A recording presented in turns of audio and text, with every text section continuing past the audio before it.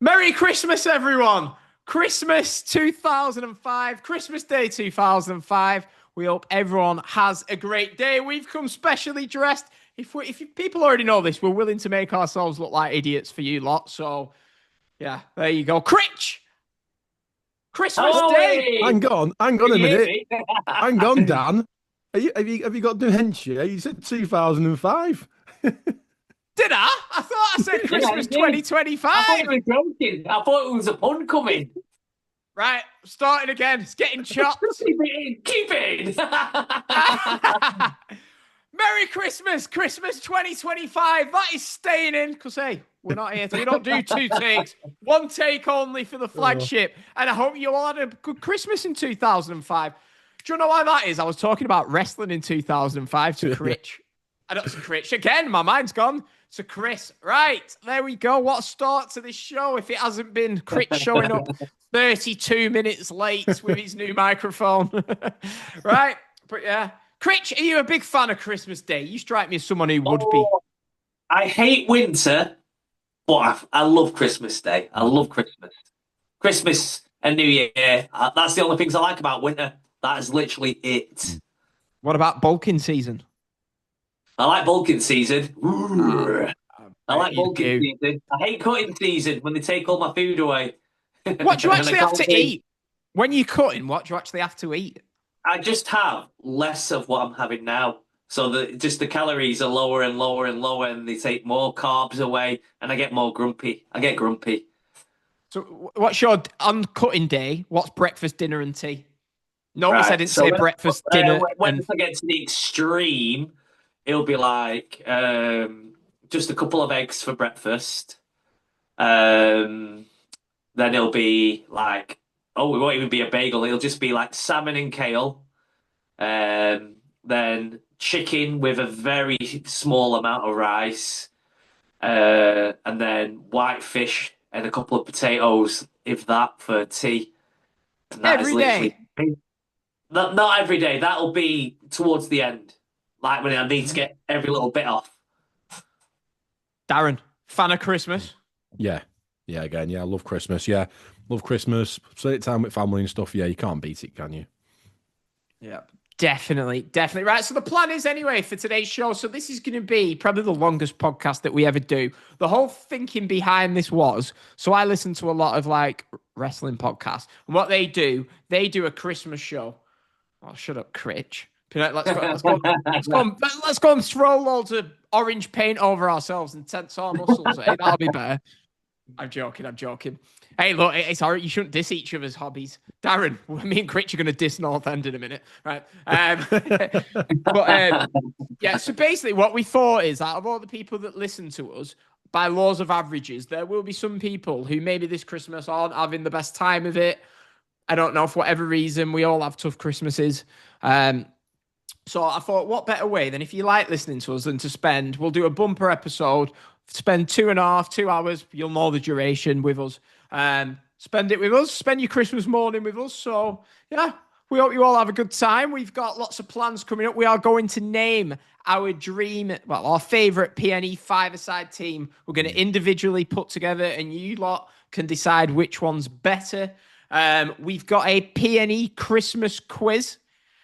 How I concentrate while he's doing that, I'll never know. A PNE Christmas quiz that is going to pit Darren against Critch. Who's your money on? We've got a Premier League strikers tier list, and throughout the show, we're going to ask plenty of Christmas and non-Christmas questions. But everyone, when I think of Christmases when I was younger, it was everyone sat round at me granddad Mick's house watching the TV, and there was always one TV show, right, where no matter what, I was a kid, so I didn't understand it at this point. I'd be there pecking everyone to come play FIFA 98 with me.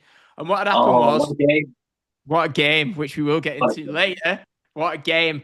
And everyone would be sat there in silence watching Jim, Barbara, Denise, Dave, Anthony, Lurkio, and Grandma as well. So yeah, I want to. Do you two like the royal family? Yeah, I mean, it was one of the things that was just, it's a British staple, isn't it? It's like with a lot of other, sitcoms as well. always doing Christmas specials. Yeah, I think it's very like British, isn't it? You know, your favorite sitcom or your favorite soap having like a Christmas episode, and it's one of the things that you all gather around the TV for. Yeah, so it's very British, isn't it? Very British Christmas, that. Yeah, I just love it. I mean, I'll be honest with you. I can sense from the tone of your voice, Darren, you're like, yeah. If someone says to me, what's your favourite TV programme? It's The Royal Family. I watched it. I can almost say it word for word.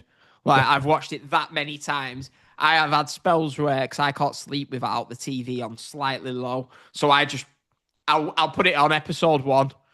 You've got Jim wondering who's been ringing Aberdeen, and then I wake up about 2 hours later and season 2, episode 3's on. But are you big a fan as me, Critch? Or are you more like Darren, thinks it's all right, or what? What's your views on Royal For Family? me, it's all right. I mean, I do like it, and I think it's good. But I never go out my way to watch it ever. But it is good. It is good. I can respect it. It's well written. British comedy it is. I love it. Yeah. Honestly. I want you all to go and sit down and watch, all the listeners today. Look, if you've got a bit of time, get Royal Family on the iPlayer. Unbelievable stuff. But look, my favourite Christmas show is Royal Family. We'll start with Darren. What would you say your Christmas special? Because I've got a few down. I'm going to go in on some.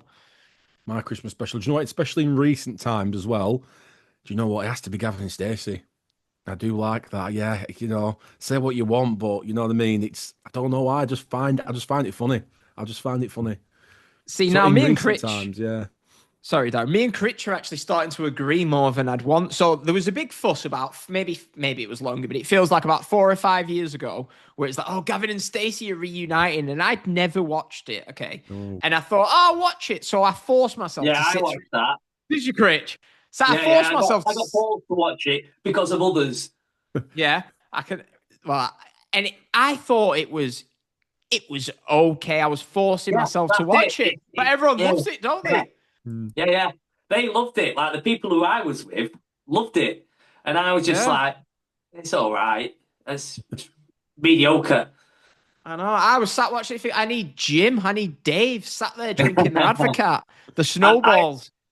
And all I can think of when you talk about the royal family is when they're stripping that wallpaper. One, two, three, four, five. Everybody in the castle, come on, let's ride to the. I love that one. That makes me laugh every time. And he's there with like a food spatula trying to strip the wallpaper. That is my favourite episode. Well, it's my mum's favourite episode of the royal family. I can just picture me, my nan and my great grandma just sat pissing herself to it. God bless her. But look, so we've asked Darren. He's gone with Gavin and Stacey. I've gone with Royal Family. Critch, what is your favourite Christmas special? I don't know if there's a Christmas special, but I'm sure they will have one. It's got to be Only Fools and Horses. I just don't think that show can be topped. No, the writing, the characters. For me, it's just amazing. I don't know if they do a Christmas special one. They probably will do. They do every type of special, but what a show that was. They've done like Christmas they have. Version one, yeah. Because was it New Year where they dressed up in that Batman and Robin, and they were running through the I think it was like New Year one. They thought it was a fancy dress party. Yeah, it was a funeral party in the end. Spoilers. Class. See, I like Only Fools and Horses. I used to watch it when I was younger. It's not something I've watched every episode. Say like Friends, I have watched every episode of Friends, whereas Only Fools and Horses, probably watched about 50% of them. But have you not noticed? It's like a hipster thing now where everyone loved Only Fools and Horses about 10 years, until I was about 2025. Only Fools and Horses, greatest program ever. There's this little hipster thing coming now where it's like, oh, it wasn't that good. I always hear people say, no, it wasn't that good. I figured it was great, wasn't it? It was. Brilliant. Timeless. I always remember when Grandad says something about Millwall winning the cup, and then when Millwall played Man United in that final, they brought it back. But I said Friends there. What are you two's thoughts on Friends? Oh, you see, I'm probably the opposite of what you just said. So I'm more like I'll probably watch every episode of Only Fools, but like I've hardly ever watched Friends. My sister used to be massive on it, and I mean massive. Used to have like DVDs and stuff, but like, nah, not for me. What? Critch, are you the same? No, I love Friends. I love it. It's what can I say? It's definitely up and down in some parts for me, but I do love it. I think it's really good. But if someone said to me, I don't like it, I would get it completely. You've just got to like that style. See, I don't get it. I can't I get how do. you don't like I Friends. wasn't a fan of it at first. I wasn't a What? fan of it. And then, because it's constantly on, I just grew to love the characters.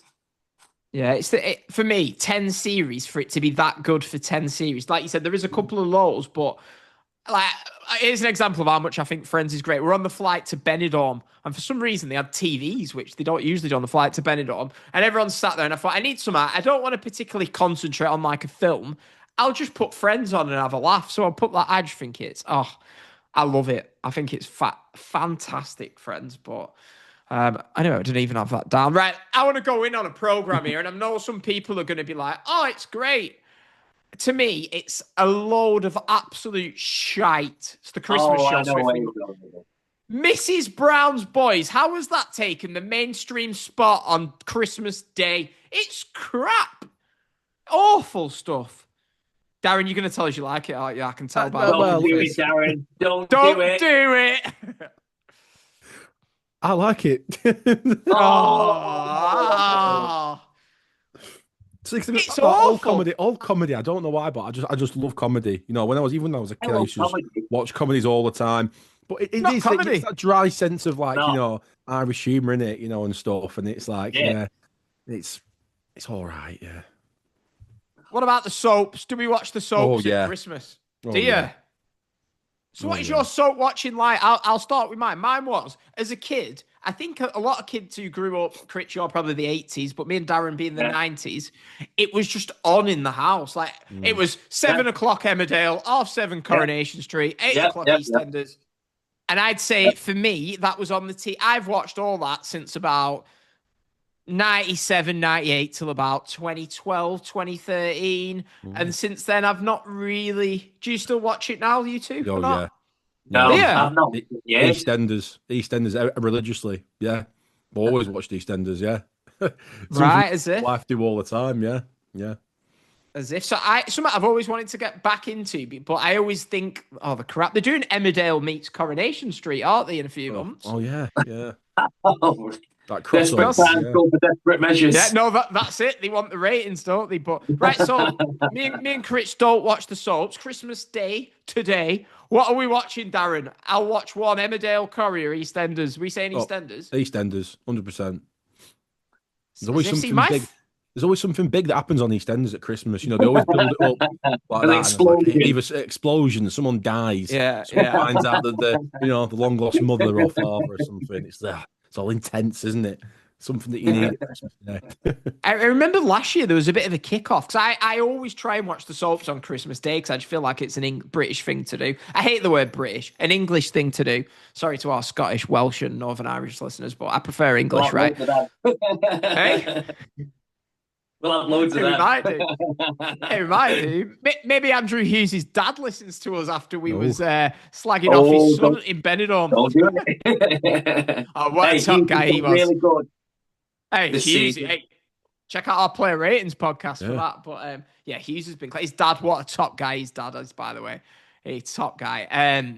Where was he even going with this? But yeah, the soaps, you've got to watch them, aren't you? On Christmas Day. Are you not watching them, Critch? Do you not watch them? You know what? If it's on in the background, I'll glance over every now and again, but I'll be on my phone. I'm not going to lie. Right. Probably winding up Blackpool fans, casting that rod, and then just keep glancing back at the soaps. On Christmas Day, you winding up Blackpool fans. No days rest for Critch when it comes to Blackpool.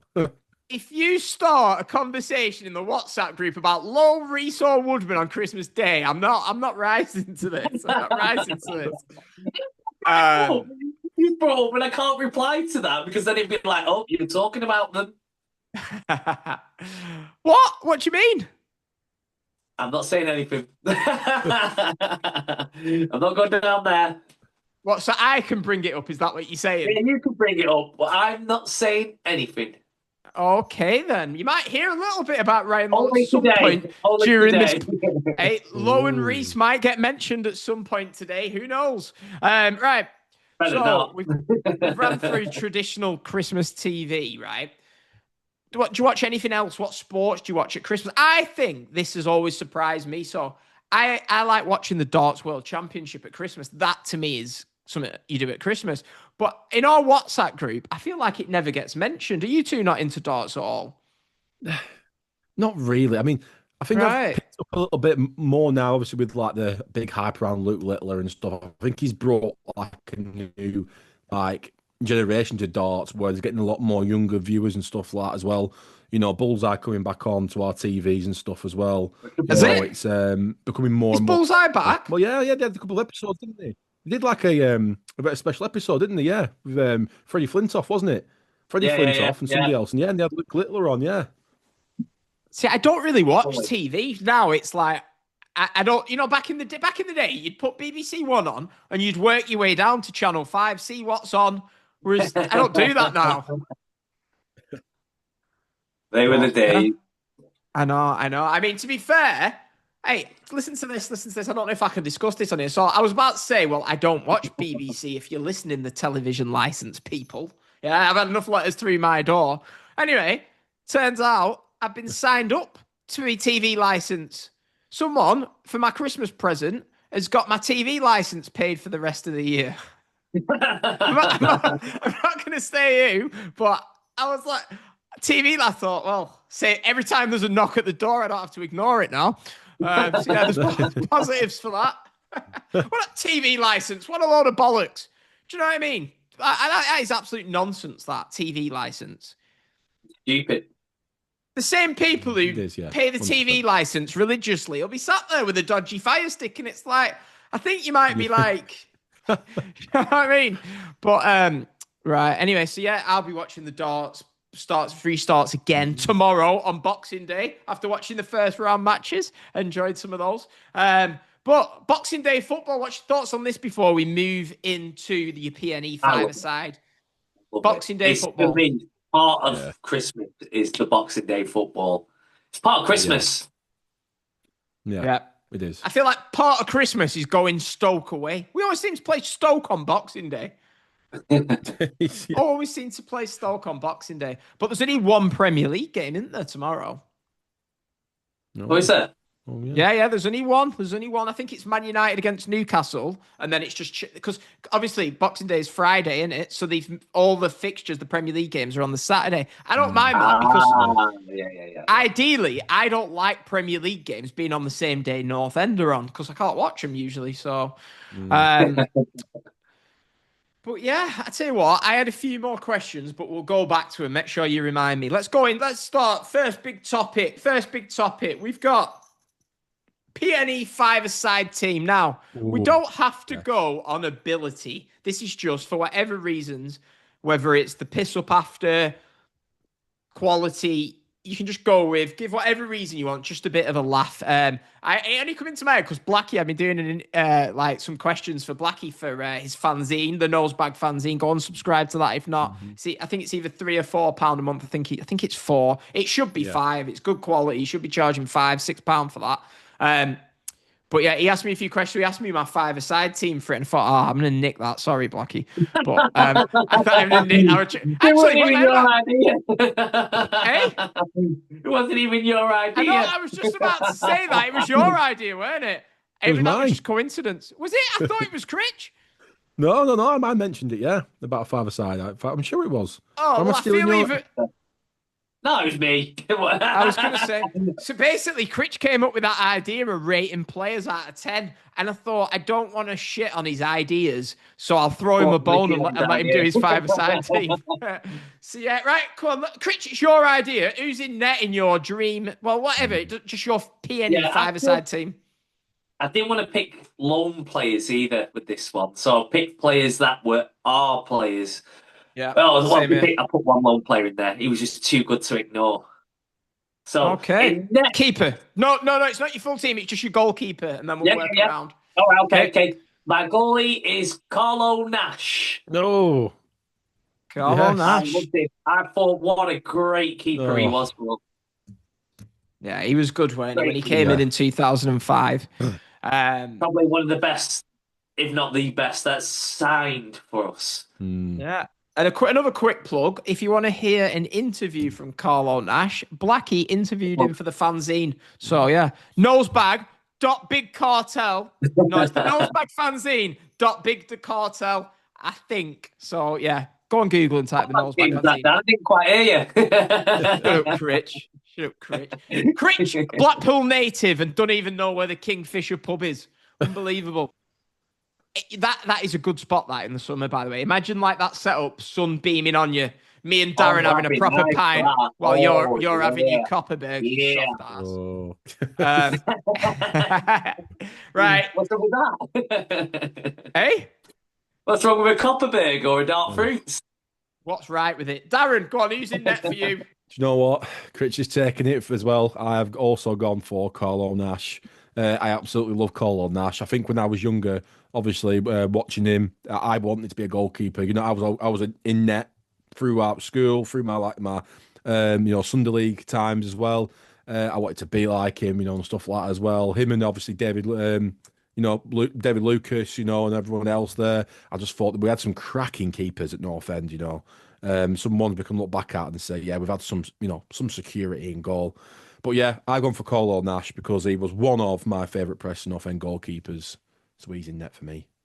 Okay, so I have got someone written down, but I think I'm going to go with someone else, right? So the theme of my team is I think they'd be great to go out with. So I've got Teppy. I've got Teppy in there. Teppy. Okay, no, but wait. I've got Teppy in there. But Teppy's going to get dropped in a second, right? So go with Teppy. We can't do back passes. That's the only problem with Teppy. That's all I think of. Do you remember that one at Norwich on the Sunday night?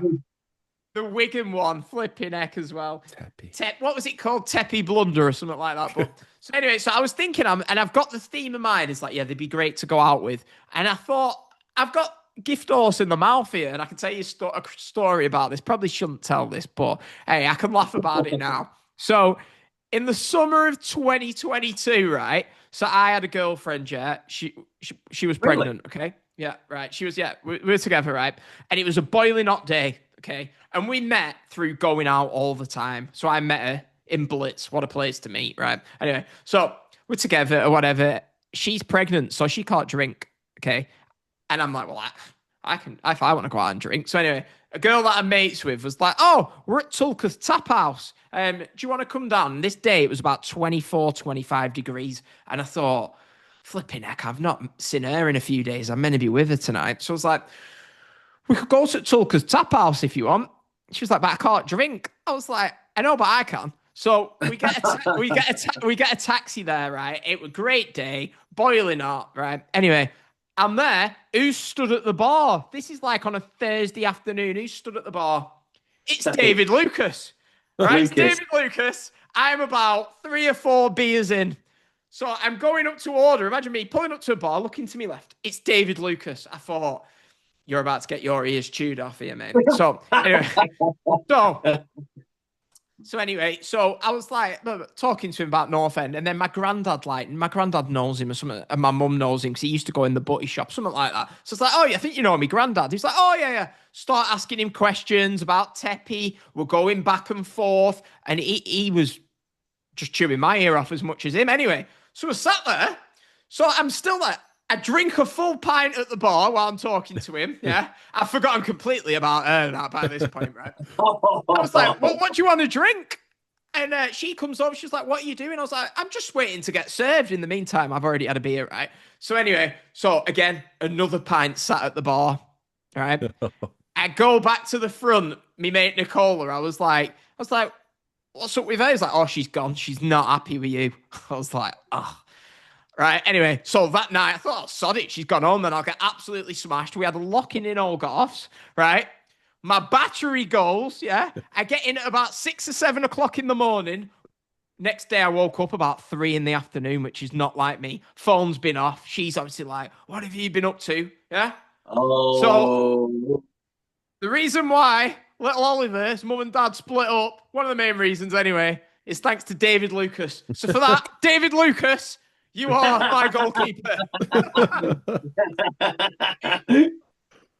And here I am on Christmas Day, probably spending it alone watching reruns of our flagship show. Right. I might edit that out. Oh, we'll see how I'm feeling. See how much I get annoyed over. Anyway, right.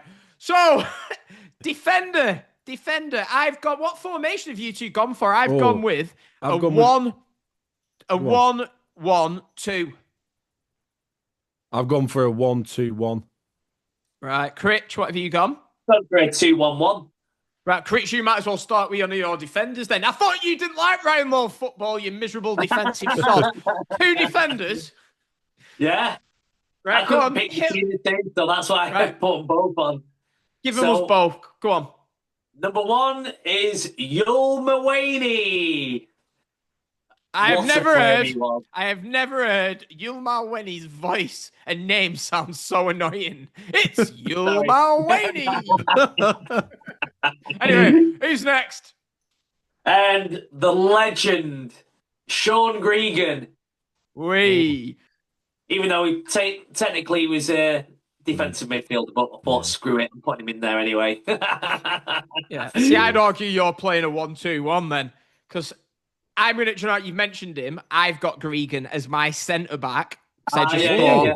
Well, he did play centre back at times, but he's better as a defensive mid. He had a shocking game against Barnsley once at home at centre back. But I just wanted to claim I'm not that good at memory. It speaks for itself, doesn't it? Gregan, just great player, great guy to go out with. I once seen Sean Gregan in the Trafford Centre after we'd lost the game the next day with 2 sausage rolls in his hand, by the way. Seriously. Right, Darren, go on. Who's your centre back? Oh, I've gone for Graham Alexander at centre back. Big Grezza. Great player. Just, who's his class? Definitely centre back. I think you'd be surprised with my team. I think I've gone for, quite strong, a bit of a not afraid to put a challenge in type team. But yeah, he's my centre back. Yeah.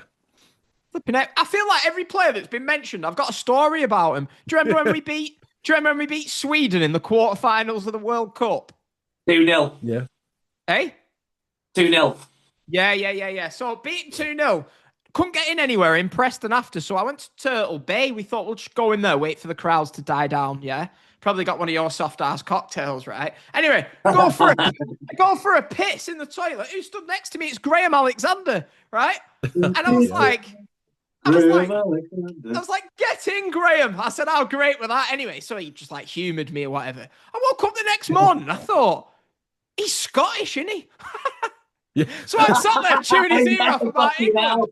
I know. I was like, oh no. And then I seen him and his dad were in the Scotland end when England played Scotland a few years later, and I was like, oh no. So he clearly don't even like England. But yes, Darren, you've gone with Grezza. Critch has got 2 players in Yul Mawaney and Sean Gregan. And I've got Gregan as well. So Critch has named 2 players. So we'll go to you, Darren, to name your second outfield player. Yeah. So I'll just name you my 2 midfield players, obviously my formation. So I have gone for Paul McKenna as my first midfielder. And also I have also gone for Sean Gregan, also in the mid as well. Defensive mid, pulling the strings there as well. So yeah, very strong pairing there in the midfield.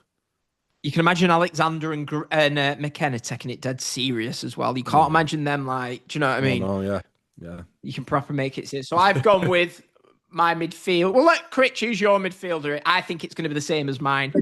I've got one midfielder, and I think I've got Mike Regan's at centre back. Go on. No, I don't know. I've got McGeady. Oh, Christ. I think he likes a compensation. I didn't even think. Oh, I had to do it. 4-star McGeady there. 5-star McGeady. 5-star McGeady. I've gone with a 5-star PNE player. Maybe he's high 4s. Well, that is, despite dropping into my first baby mum's Instagram DMs while he was still playing with us. We'll forgive you for that. In fact, I enjoyed it, right? We'll go with the man. He's borderline. He's probably my favourite PNE midfielder. I think I prefer him to Gregan. And that is Ben Pearson. What a player. Absolutely loved Ben Pearson. Oh, Ben Pearson. Unbelievable. But prime Ben Pearson, it's a crime that he didn't become a top Premier League player because he was so good. So We've had good. that before. Have we? Well, Yeah, I think we both said we knew a Leeds fan, and we said that we Calvin believe Phillips. that Pearson is just as good as him, as good, if not better, at that time when they were both playing at the Championship. It's not And like then us one two, went one Critch, way is and it? one went the other. To repeat ourselves, it's not like us two, is it? We don't ever speak about the I same would subject, never do we? do that. I would never mention previous players or managers. Never. So Darren, you've got two up front. I've got two up front. No, I've got one. I've got one up front. Yeah. Oh, you had two in midfield, didn't you? Yeah. Right. So I'll start with mine. I'll finish my team off. Okay, with my two then. strikers. So I've got Lucas in net. Yeah. Gregan defense. Pearson midfield. My strike two. Is that even a phrase? The first ever top goal scorer in my time watching North End, which is Andy Saville. Ooh. I'm going to go with Andy Saville. Oh. Okay. What a player. Well, for that season anyway, it always baffled me because I imagine these days, if you got 30 league... No good. No. If you got 30 league goals in League Two these days, you would automatically be good enough, I think, to make the step up. But he didn't really get much of a chance, I didn't feel. He played them first few months. He got a goal against Millwall, I think it was. And then I think he got shipped out to Wigan. Always strange. I always found that strange. But, right. So I've got Saville. We've got one left. Are we all going to do the same one here? I'm curious if we will. I think we are. I don't know. We are. Are we going with the same one? You can't see that. That is 14 Garner. So yeah, Joe Garner for me. Any ET gone? No. No, I haven't, and I love him wrong as well. with you? I know. Imagine him on the night out after. You've got Gregan, Pearson, and Garner. You'd be arguing with bouncers all night. He would have been my number two. Okay, so who have you gone with? The one, the only, Ricardo Fuller. Of course. Ricardo Fuller. What a player. I just love him. Even now. My great-grandma, I feel like another story here. My great-grandma, my nanya, she went to Acregate Labour Club, yeah? And she was like, I got these two North End players. Some lad said that they played for North End, so I've got them to sign me piece of paper for you. Ricardo Fuller and Dixon Atuwu. Oh, wow. Like, oh, yeah. I don't think I've got it, though. I'm annoyed at myself for not looking after it. I've got a big briefcase. Upstairs, I've got a briefcase, right? I don't know why I started doing this when I was a kid. Got a briefcase, and inside it's got every match ticket of every North End game I've ever been to. There's literally, I reckon there's hundreds and hundreds of tickets in there. But right, so Critch has wrapped it up with Ricardo Fuller. I've gone with Joe Garner, who is a star above Ricardo Fuller.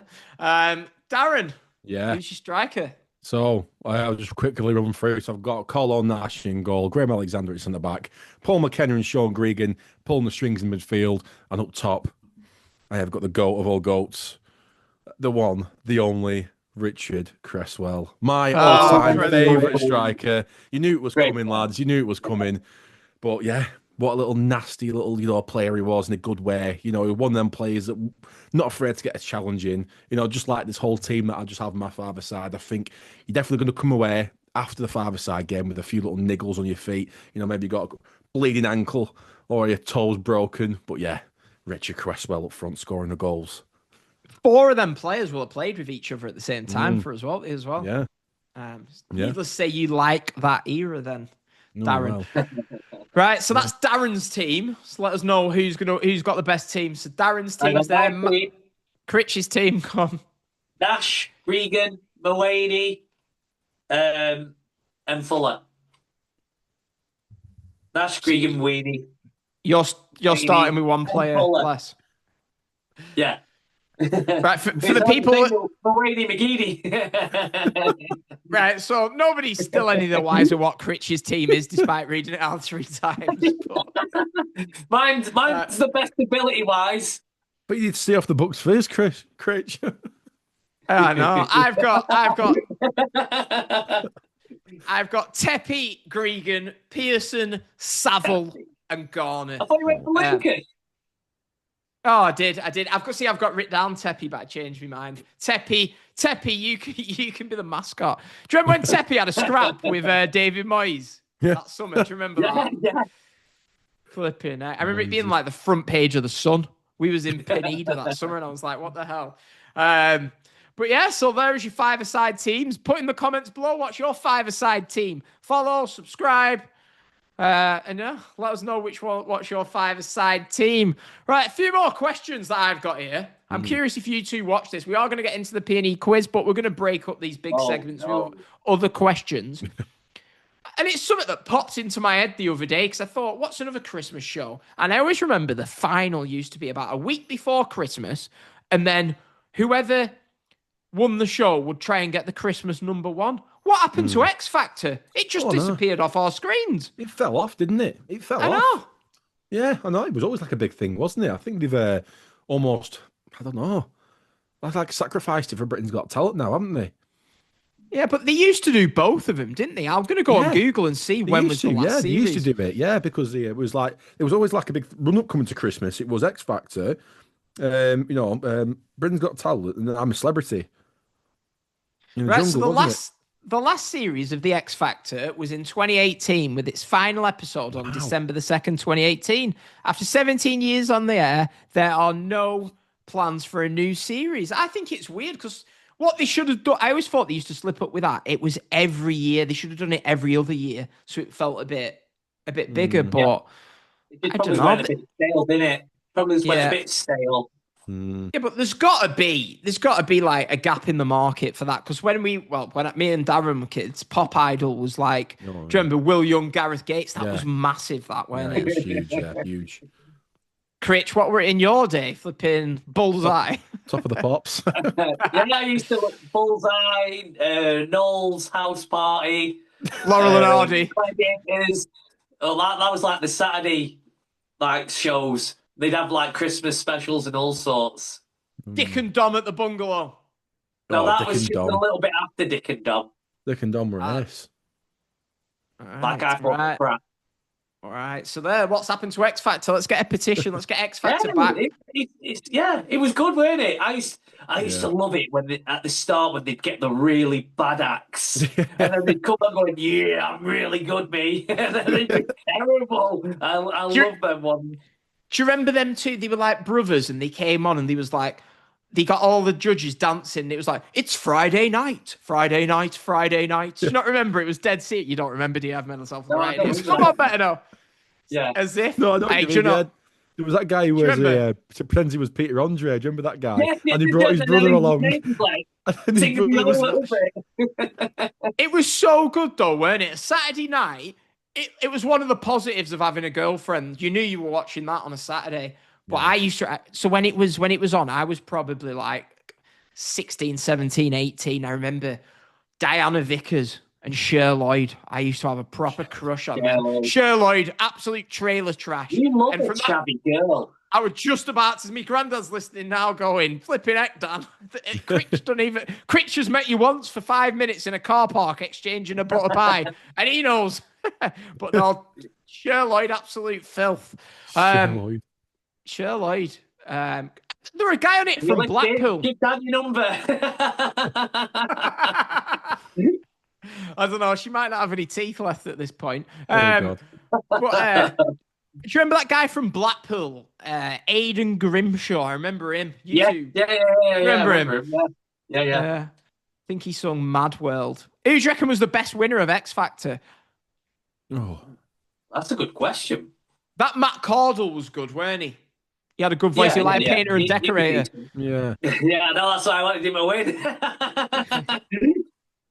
But there you go. Anyway, right.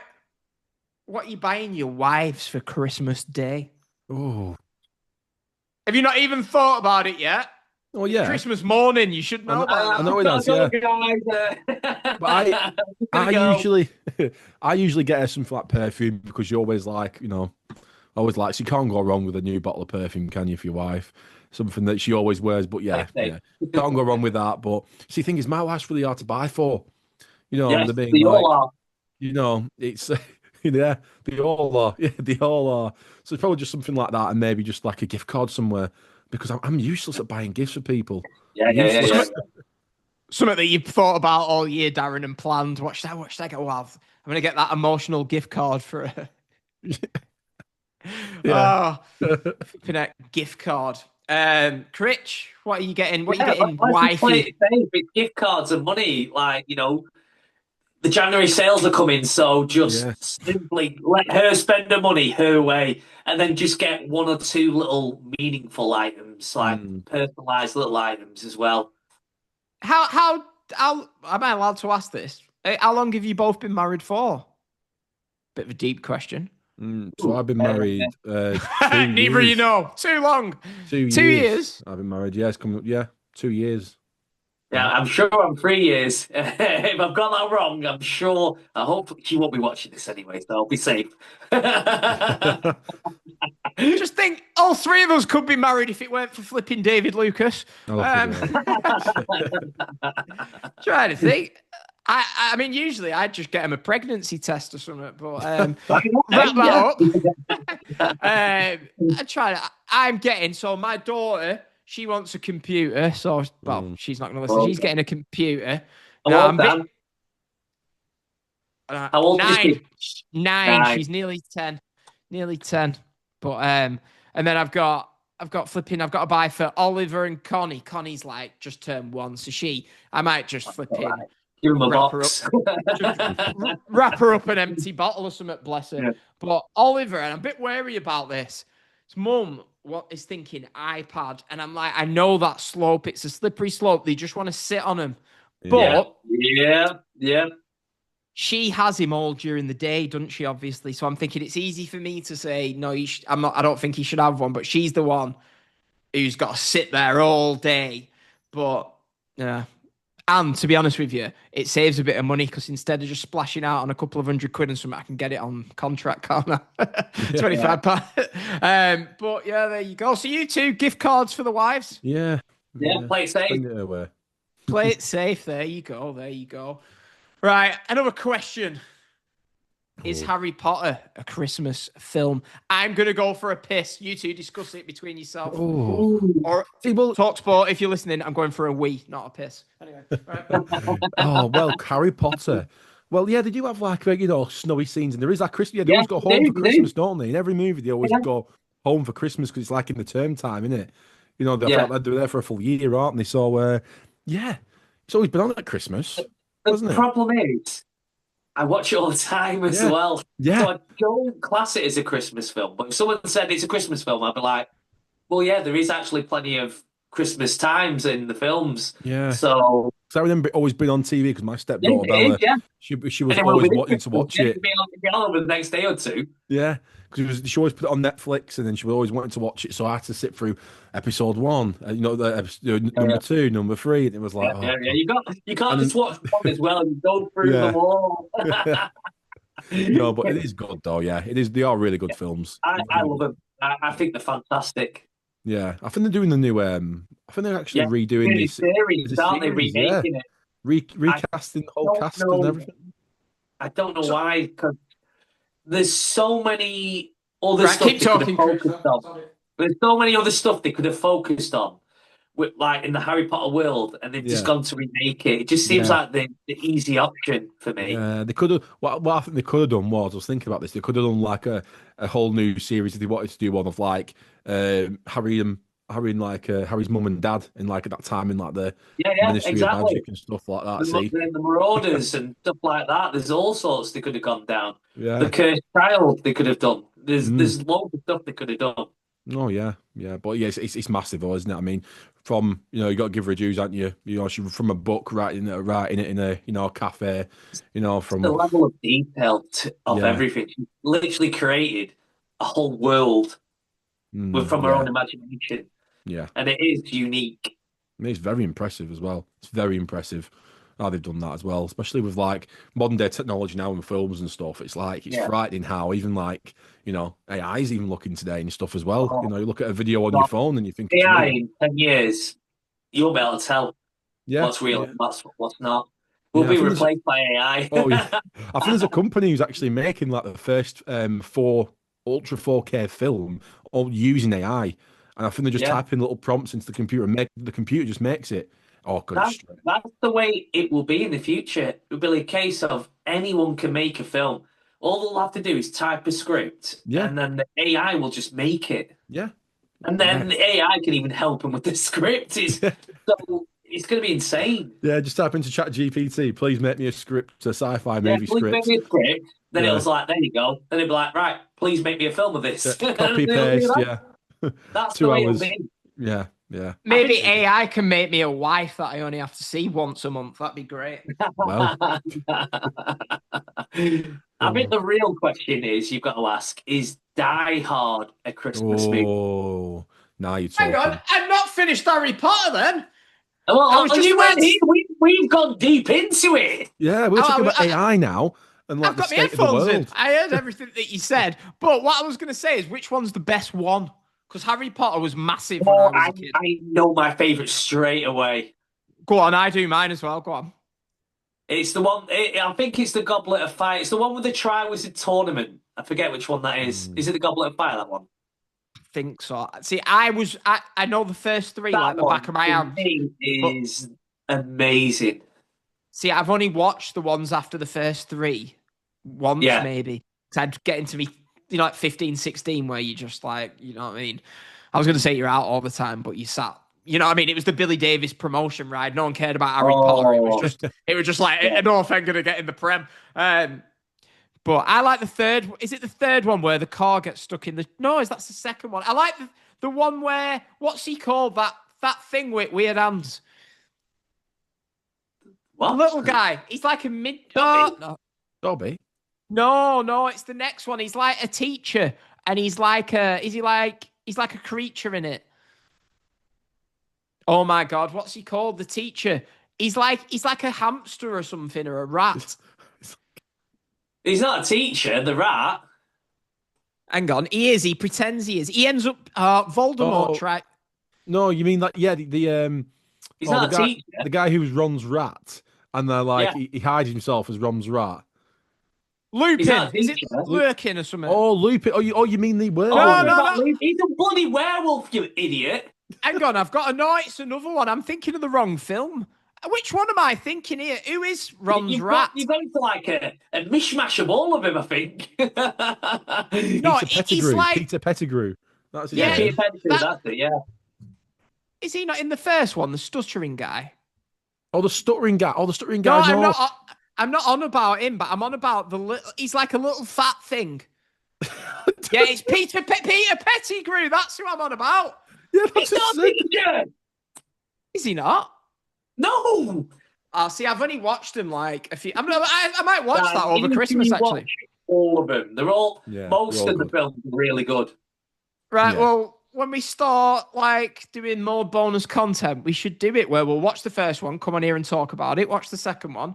I'm saying that I'm not really sure. I'm not really sure if like I'm picturing like Dave, proper North End fan, North End tattoo. You know what I mean? Stone Island. I'm not sure if he wants to listen to us talk about Harry Potter. But that's my only worry. Well, everybody has the guilty pleasures. Yeah, I know. Everybody has a guilty pleasure. Oh, I like going a bit off topic here. What's your guilty pleasures? What's your guilty pleasure? Is there such thing as a guilty pleasure? Because is it not just a pleasure? No, there's some stuff. It's like, why on earth do you like that? Love Island. I hate it. No, I'm not guilty about it. I've grown up loving wrestling since I was a kid. The amount of abuse that I got at school, I'd be like, I like wrestling. I love wrestling. If you don't like it, piss off. Yeah, I still remember myself as a kid having like the World Heavyweight Championship with that foam backing, jumping off the end of my bed, like giving my pillow a elbow drop. The amount of times do you still watch it? Yeah. How have we never had this conversation? I talk about wrestling. I always mention it in the WhatsApp group, and I'm thinking, surely someone must like wrestling. I went to a couple of shows as well. Flipping out. If I'd have known that, Darren, I'd have been pressuring you to divorce your wife and come to Vegas with me in April. Oh, hey. Can you imagine leaving Critch holding the fort? Critch is solo podcasting about Charlton away. Well, today North End won 2-1 with a last-minute winner as they head into the top 2. But we're not going to talk about that. We're going to talk about something more important. What did you think of Ryan Law, Freddie Woodman, and Emil Rees? Stitched you up with that video the other week, didn't I? About where you say Ryan Law. Yeah. Other week, bloody last month now. Everyone was like going, and the replies, and I was like, the thing is, because I obviously, spoiler alert, think the guy who got us to 10th is a decent manager. So I think he did a good, but I think he did you agree, Critch, with me, he did an okay job. If you looked at it on a piece of paper, you'd say we're not going into it. We're not deeply going into it. We're not doing this. It was a yes or no answer. Right. We're not doing this. So what I do... Stop. I'm sure regular listeners to the show want us to complain about it. Move on. Move on. But, so I'm sat there... He got me! Yeah, I'm sat there thinking, that. I'm sat there thinking I've stitched Critch up here. This is great. But as people are replying, giving reasons why he's a bad manager, I can't help but get offended myself. And I'm like, well, actually, Critch is right because... right, so I cut you off there. So have you two got any guilty pleasures? And then we'll go back to Is Die Hard a Christmas film? Oh, guilty pleasures. I don't know. Let's think about wrestling. Yeah, no, the wrestling one. Yeah, sometimes I watch wrestling from time to time as well. But one thing I've done recently, especially with my stepdaughter now as well, is because when I was a young kid, I used to love, like Power Rangers. Yeah. So did I back in the day. I absolutely used to love that. And then, oh God, so I'm probably going to stitch myself up now. But the logo to the Power Rangers, the actual lightning bolt, I've actually got that I've got a tattoo of that on my leg as well. That's how much of a fan I am as well. But anyway, so I tried to get her involved with it and stuff like that. And also I'd be like, oh, just watch this, Bella. Come on, let's sit down and watch this together. Everyone thinks I'm doing it for her, but really I'm like, oh yeah. Hey, Power Rangers! Yeah, so that's fine, yeah. Right, so Critch, we've got Darren Lyons and Power Rangers. I've got two. I've got two guilty pleasures. Ryan Law. So when it comes to... I'm not going there. So when it comes to films, I love Paddington. I think it's such a great film. I love the message of it. I love how it's English. I love it. I think it's so good.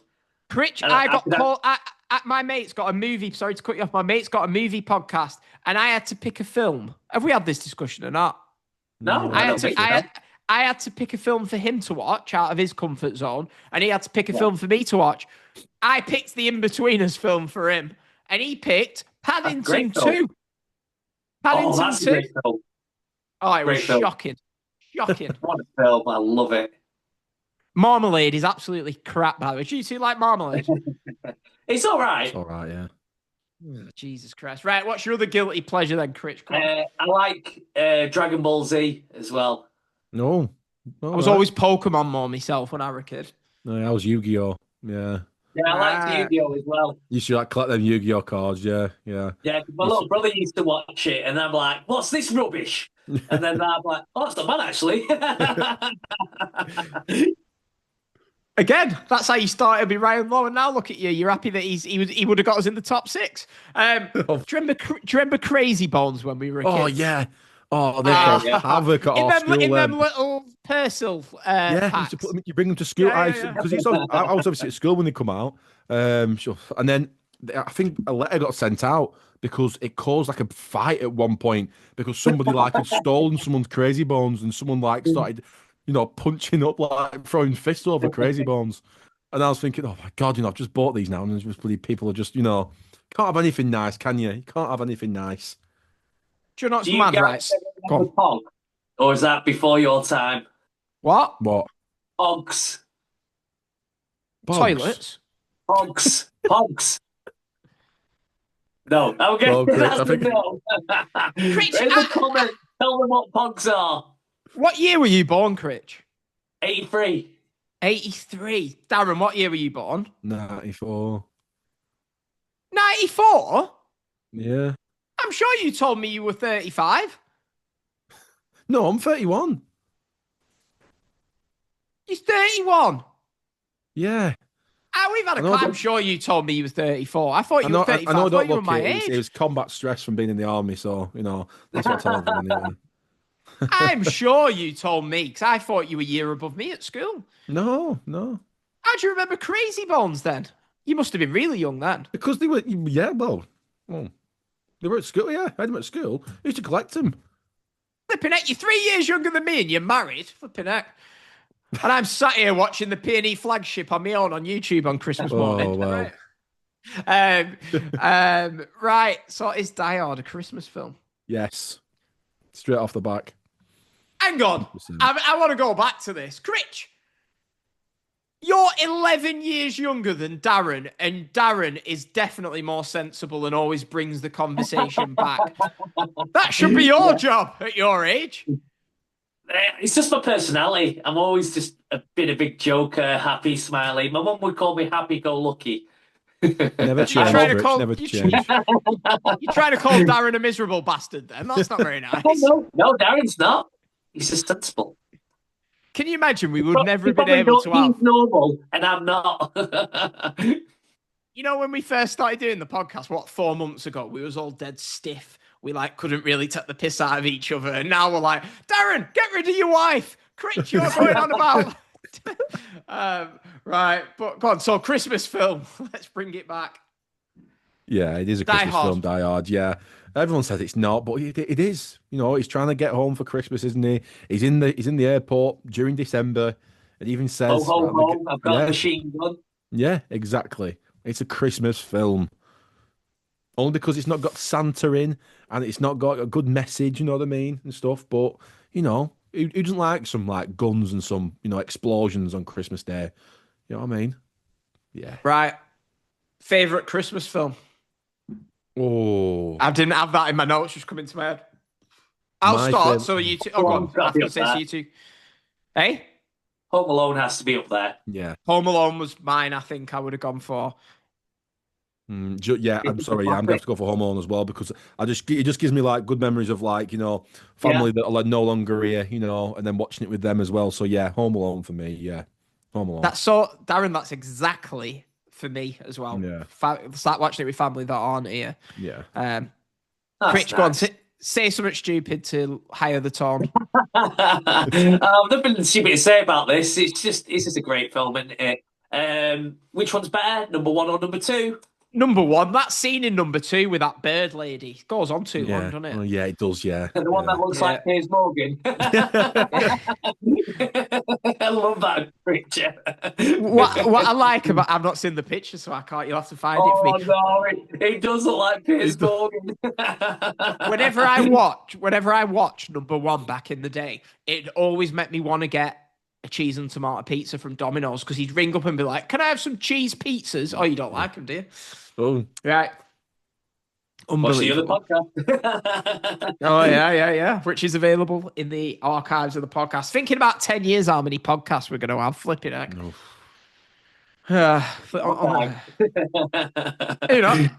One of us might be dead. You never know. That'll be me. Who says Christmas has got to be positive? I know. I think the word we're looking for, without taking a word from Chandler out of Friends, is anyway. Right. Where are we going from here? Let's have a look at the schedule. Should we go into the PNE quiz? Are we ready for that time? Let's do it. Let's just get that one over and done with. I'm going to get the piss taken out of me. Oh, are you sure you're a Preston fan? That's what I'm worried about, Critch, to be honest. Right. Darren, you can go first because your questions are... I have one more question, but we'll discuss this after. Quickly, before we start, perfect time for Christmas dinner. Oh, perfect time for Christmas dinner. See, recent times, obviously, now I'm working and stuff.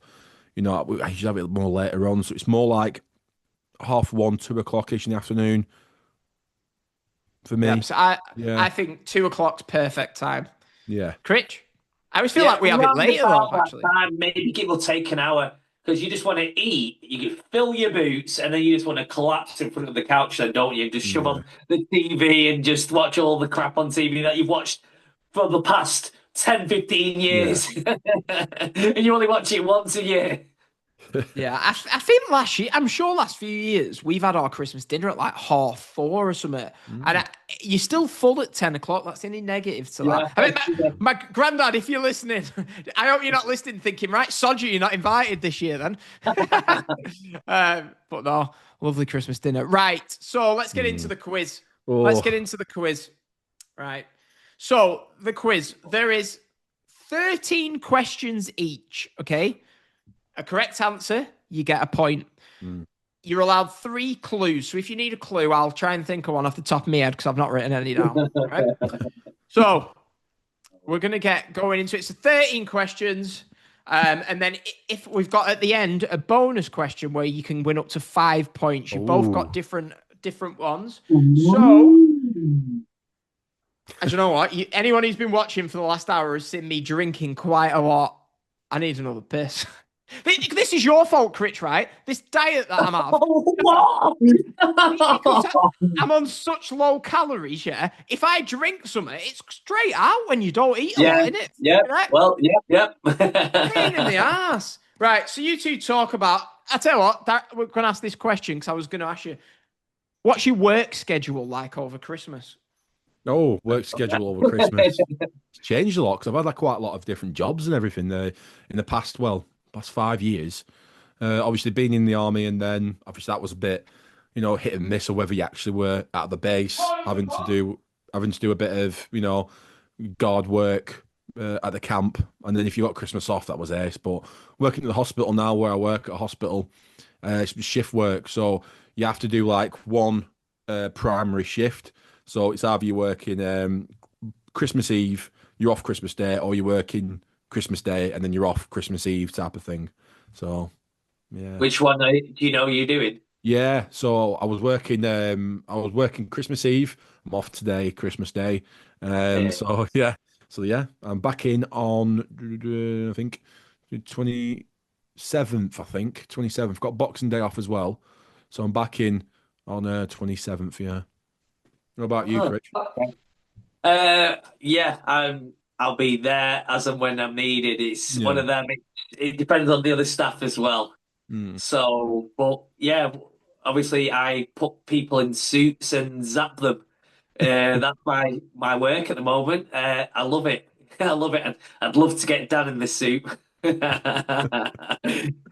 I thought you were a painter and decorator and worked at a gym. Yes, I was a painter and decorator, but now I work for Pulse and Power. And what I do is I put people in EMS suits, which stimulates the muscles and helps give them strong, fit bodies and lean muscle gain. Bloody hell, I think I need 2 of them suits. I was just about to say, steroids have come a long way over the last 20 years, haven't they? as if. So I thought Pulse and Power. I thought that was like. I can't explain.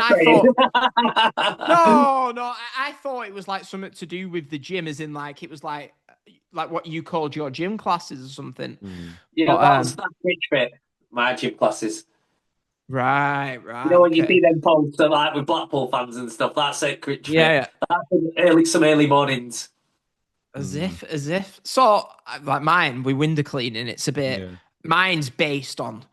You don't really want your window cleaner showing up on Christmas Eve, do you? Do you know what I mean? So what I try and do this year, Well, it's frosty. I didn't hear what you said. What's that? I'm just saying, what if it's frosty or icy? Oh, sod that. Mate, I always say this. Look, people be like, it's raining. I don't want you to clean my windows this week. I'm like, listen, right? You're part of a monthly thing, okay? In the summer, if you're like, do you know what? I don't really want to use my phone this month, so I'm all right, thanks. It's like, whoa. You're a monthly customer, all right? Yeah? Do you know what I mean? Because the amount...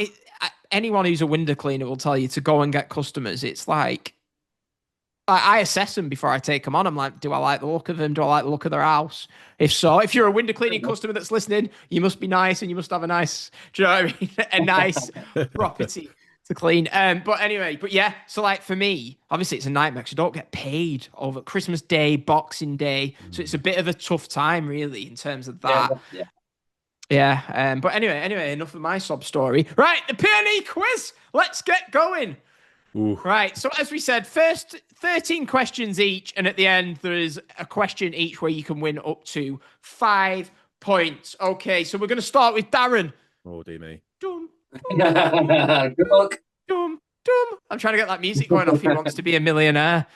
I'm trying to do my best, Chris Tarrant. Right. Let's start with this question. So let's see how much you pay attention, Darren. Oh God. Which club in the mid-2000s did North End draw at on Boxing Day in consecutive years? Mid-2000s on Boxing Day. Consecutive years. Boxing Day. These questions are hurry on. Do you know what, Dan? I actually think I'm going to have to use one of my first clues here. I really am. It's been mentioned in the podcast already tonight. Oh, Stoke. There you go. They are. I'm not. You might be wrong, yeah. I'm not telling you. Oh, right. Okay. We're going to run through them. So, right. We'll try it out. Right. What colour was North End's second choice kit last season? Is that for me? Or is that for me? Or Chris? No, they're just all. Darren's going to do his 13, and then it's. All right. Okay. PNE's second choice kit last season was blue. It was the Preston flag design. Okay. Now next, what score did North End beat Hull on Boxing Day last season? Beat Hull on Boxing Day last season. Oh, I don't think it was that many. I'm gonna have to hurry you on that, Darren. I'm gonna go 1-0. 1-0. Who scored North End's first goal that day? Oh no, you just took. So it wasn't. No, I didn't. Oh. I was just saying that. So it. Who scored North End's first goal that day? I'm good. Do you know what? Oh, was he injured? Was he? Boxing Day. Let's see. Last season, Boxing Day.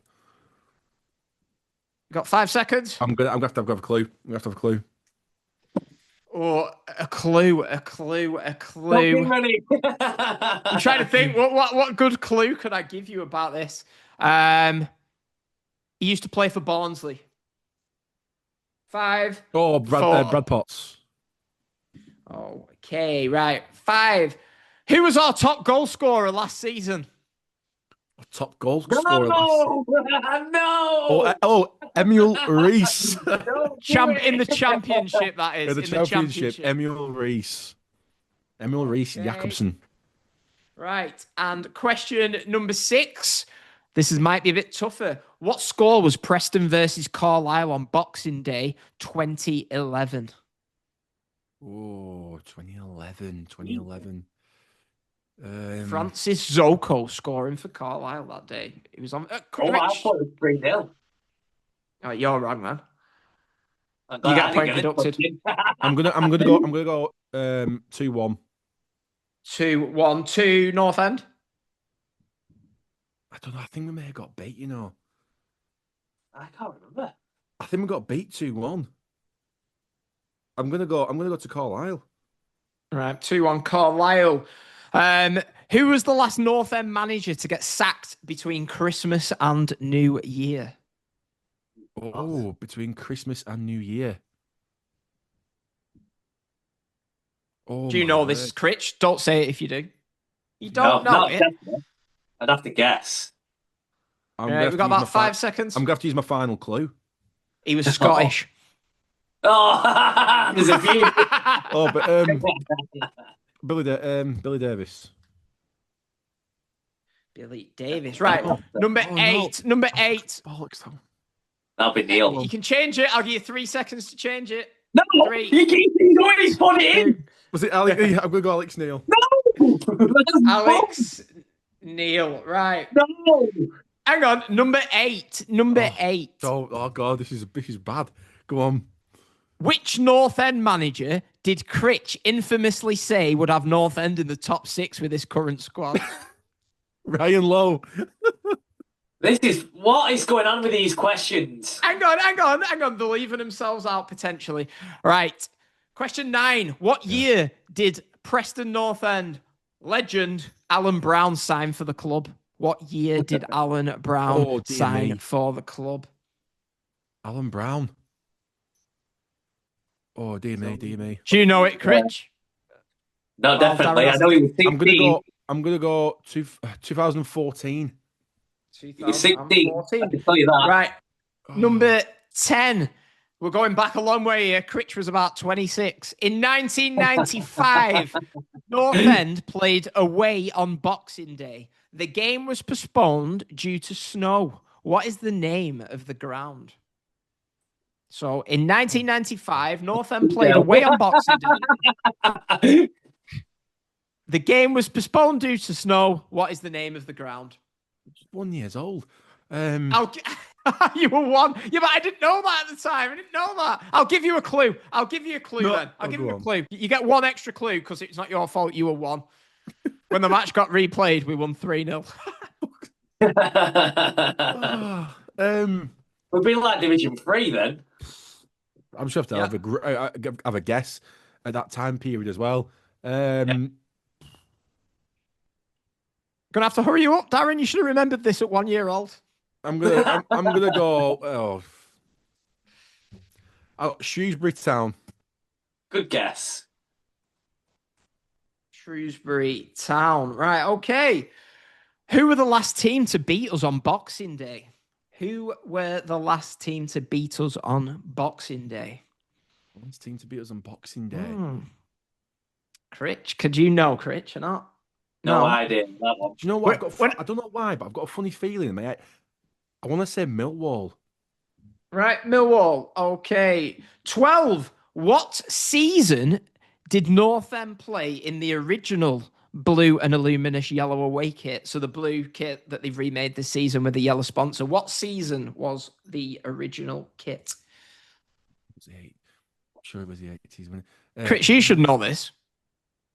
No, I can picture the video they made. I'm going to go 98. 98. 98, 99 or 97, 98? Oh. You got me. 97, 98. 97, 98. And finally, Critch, you'll remember this game. We all do. Just before Christmas in 2003, the Burnley net got fuller and fuller. However, which player wrapped up the 5-3 victory? So Fuller gets a hat-trick. Yeah. Who scored the 5th goal for North End that day? Freaking all these questions are hard. I thought I'd made them too easy. Some of them. What year again? What year again was that? That was 2003, 2004. The Burnley net got fuller and fuller. Who scored the 5th goal? If I'd have known, Darren, I thought you were my age, but to be fair, you would have been about 9 or something. You were 9. Critch were flipping. Critch were the biggest nightclub in Blackpool. I can remember that commentary, but I can't remember who scored the 5th. I'm sure it was like a You're going to have to do a guess, Darren. 2003, 2014. Who scored? 5, 4, I don't know. I don't know. 1. Pass from Darren, right? So there we go. Right now it's the turn of Critch. Okay. I'm sorry, guys. My memory's awful. I think you might have done better than you thought you have with that. Okay, right. I'll give you that. I think some of them questions were bloody selected on purpose. No, but you might be in for a surprise coming up. Right. Dear me. On Boxing Day 2023, North End beat Leeds United 2-1 thanks to a great winning goal from Liam Miller. Do you remember that? Yeah. Mm-hmm. Who scored the opener for North End that day? Ricky now. Oh no. we beat Leeds 2-1. Is it going to be do you know what? I can give you. I was going to say I could give you a clue if you wanted, But if you don't want So it, give you're me going a to go clue. with Give Reese. me a clue. That's not my final answer since he had a lot of help. Emil Reese was just about returning from injury, I think, the game after against Sheffield Wednesday. So I don't think he was playing. Maybe he was on the bench, but he didn't come on. So that's your clue. Can I have a hint towards the player?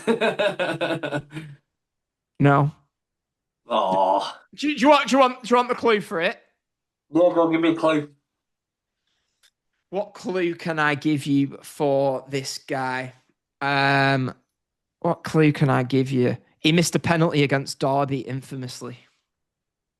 Oh, no, I can't remember that. My memory's that bad. Have you got that, Darren? Yeah, I think I have, yeah. So he missed a penalty for North End against Derby, and he got the opening goal for North End in this victory. Just name a player from 23-24 who might have scored then. No, Alexander wasn't playing then. I'm just trying to think who it could be. Right, 5, 4. I can't think. Pass. It's gone. It's going to be a long afternoon for Critch here. It is. Right. I worry for you getting this one. In the full COVID season, North End won 1-0 away on Boxing Day. So we won 1-0 away on Boxing Day. Who did we beat 1-0? COVID, empty stadium. And I'm pretty sure the guy who scored the winning goal also scored on Boxing Day 2023. But I could be wrong because I did have Barkhausen in my head, but it might be the guy who scored the first goal. So who did we beat 1-0 on Boxing Day? 90th minute winner in that blue kit. Do you need a clue? Yeah, give me a clue, please. Wayne Rooney has managed them this decade. Plymouth. Okay. They were the only team. I did have them in mind, so when you just said that. Right, I want you to think about this, okay? So, in our first season back in the Championship, who got sent off for North End in our final game before Christmas? So, in the 15-16 season, who got sent off for North End in our final game before Christmas? Have a clue. He was on loan at the time. Oh, ooh. And we did put him. Did we do him in a tier on our loan thing? I'm not sure if we did. I think we did.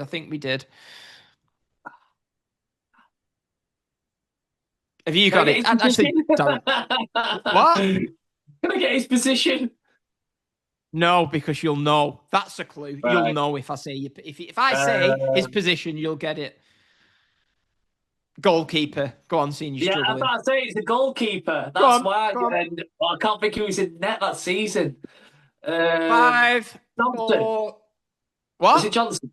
No, Sam Johnson. Sam Johnson. Yeah, Sam Johnson. I'm going for. Because he was that era. Right. Question number 4. I really do. I didn't realise that you might struggle with some of these questions because this is probably the toughest one. That memory's shocking. On a Friday night, just before Christmas in 1996. Right. North End beat Blackpool 3-0 at Deepdale. Yeah. David Reeves scored 1. Who got the other 2 for North End? One of them was a lob over Steve Banks. Sorry, who got the first one? David Reeves got the first goal. Who scored the other 2 for North End that night? 96-97. David Ayres, Nugent, not Nugent, Nogan. Which one are you going with? I'm going to go Nogan. Nogan, right. This next one, I've got a feeling you might get this one. Oh. Who was the last North End player to score more than 15 league goals in a season?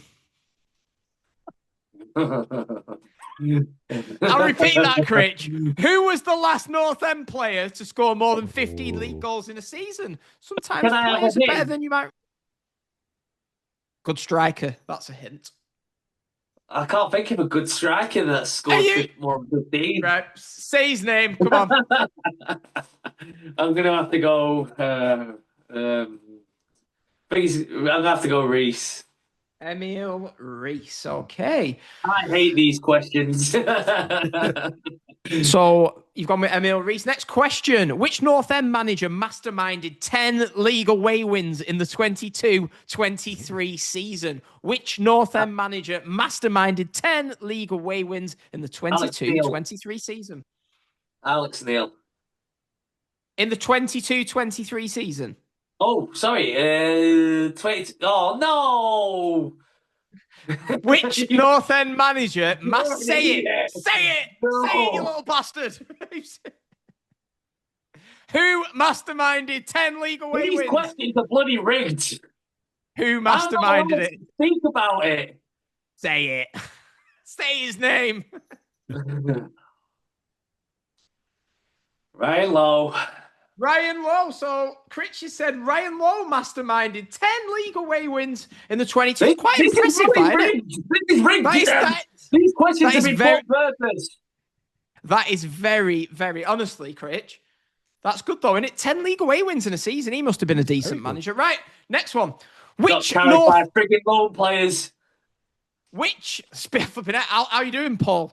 Which North End striker has scored more championship goals than any other? Oh, no! And you don't even need to finish that bloody question. Will you please answer me? Which North End striker has scored more championship goals than any other? I'm sure we need to fact check this one. God, There must be another player who, like, from Division 1 days. the championship.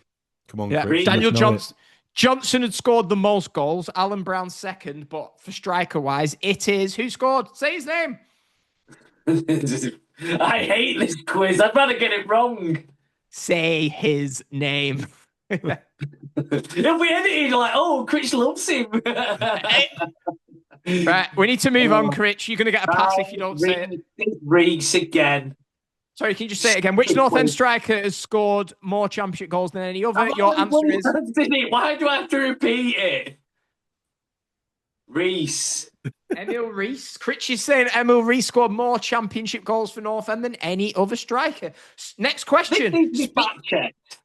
Speaking of Emil Reese, on January the 2nd, 2023, Emil Reese suffered a serious knee injury. North End would go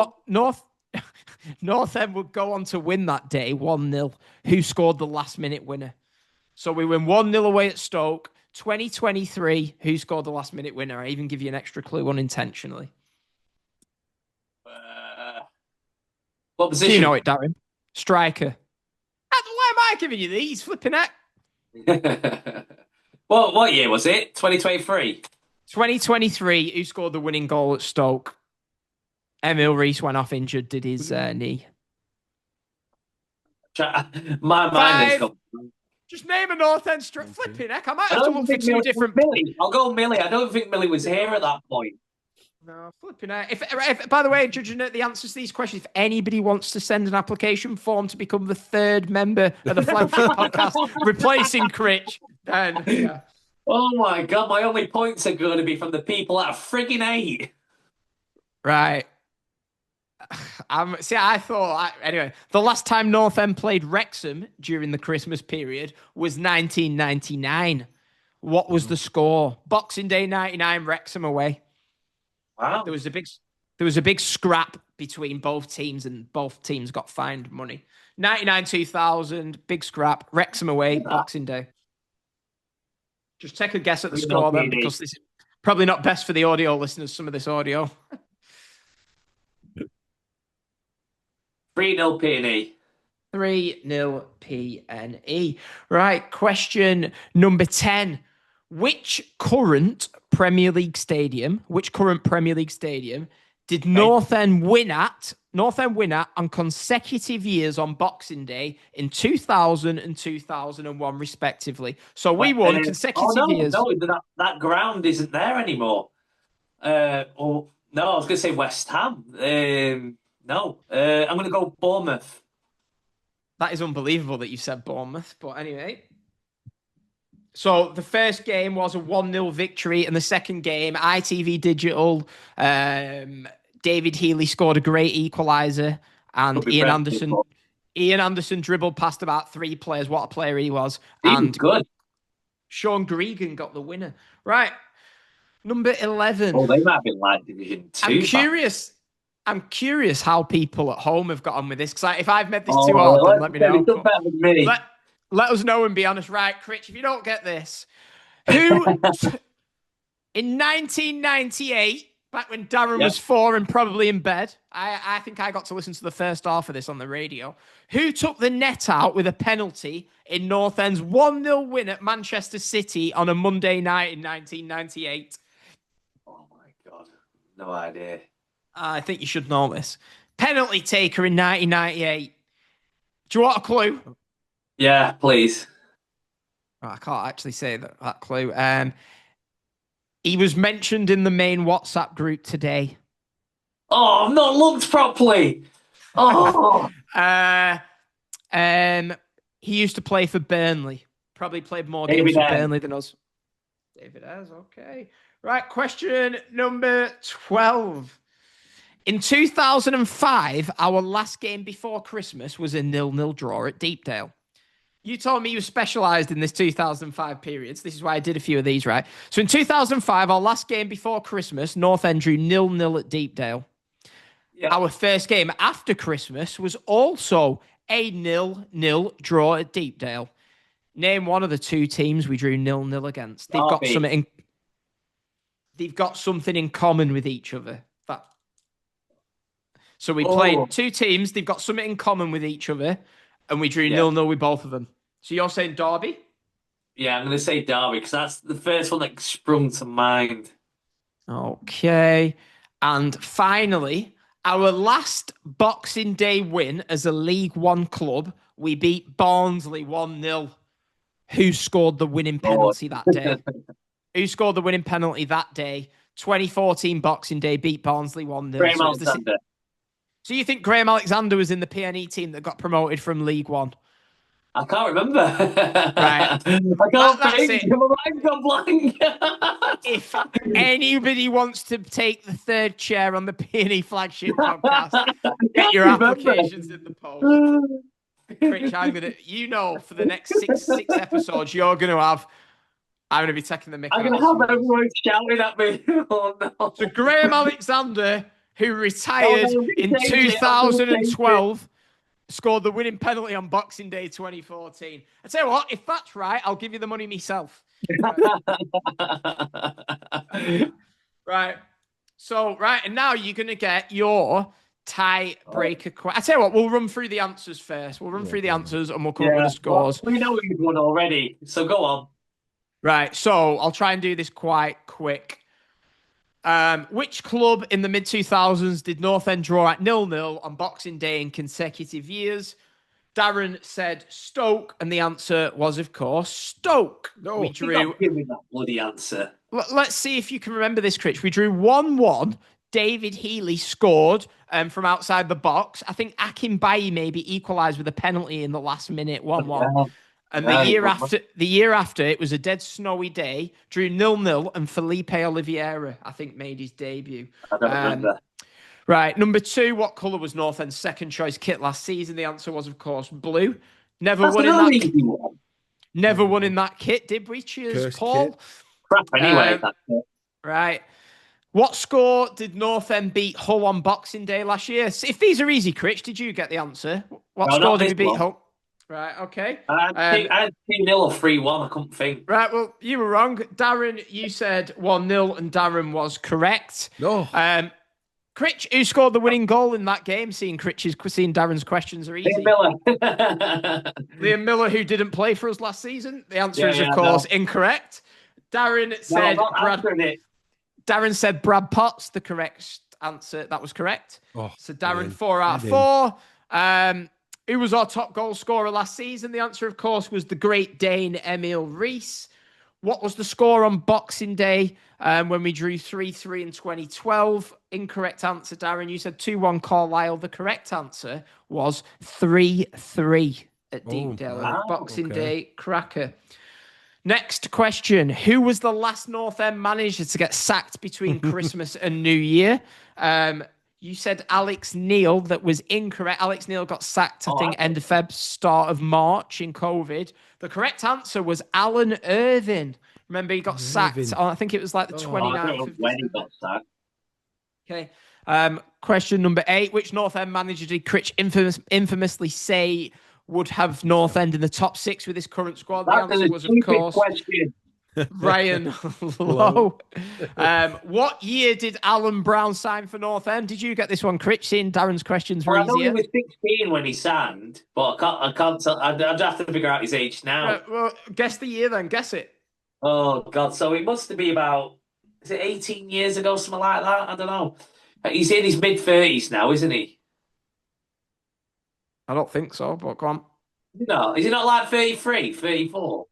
How old's Alan Brown? So I'll give the answer away. If he signed for us when he was 16 in 2014, I think he was 7. I thought he was like 17. He was about 18 when he signed for us. When he signed.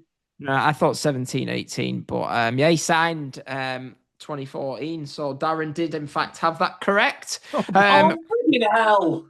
Question number 10. In 1995, North End played away at Boxing Day. The game was postponed due to snow. What is the name of the ground? Darren, you said Shrewsbury. The answer was, and I know this because my granddad picked me up Christmas Day. I was 4 years old.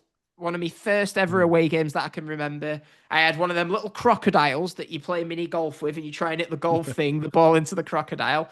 And we get halfway to Rochdale for the match to be postponed. And then I remember as a near 5-year-old saying, Granddad, can we go to the rematch? He went, I didn't. We won 3-0. But yeah, there you go, Rochdale. So incorrect. Rochdale. Question number 11. Who were the last team to beat us on Boxing Day? Darren, you said Millwall. Yeah. Now, this was in the year 2022, I want to say. And it was under the great man, surprising that we lost. But it was at home, so we probably did lose. It was to Huddersfield Town. Wow. Well, I guess that one. Being the good manager that he is, he soon put that right as we dumped Huddersfield Town out of the cup a few days later. 4 goals. We're at 4-1. Oh, God knows. Right. So there you go. Number 12. What year was the original blue and yellow kit? You said 97, 98, and you were correct. Oh, banging. There we go. So, by my reckoning, Darren, you got 9 out of 13 correct. Bloody, wow. Okay. Right, let's move on to Critch, who I'm going to start with. Should be ashamed of himself. Right. On Boxing Day 2023, North End beat Leeds 2-1. Who scored North End's first goal? Critch couldn't even name a player from 2023. The answer was Alan Brown. Alan Brown. Yeah. Wouldn't have got that. Did you not? Right, okay. So wrong. The question's well harder than what he got. But it's not because I asked. He got the Stoke question. We'd already spoke about it. Well, how come Darren knew the answer to that when do you know what? I had a feeling that you might come at me with this, Critch. So, funnily enough, before we started, I read out the questions to Darren from you to see if he knew any, and he knew quite a lot of them. So, yeah, because I wanted to make sure that you couldn't come at me with, no, this is unfair. So, yeah, there you go. Right. You conspired against me. Right. In the full COVID season, North End won away 1-0 on Boxing Day. I even gave you a clue which team managed the team. Of course, it wasn't Plymouth because they was in League One with Ryan Lowe at the time. Was it Birmingham?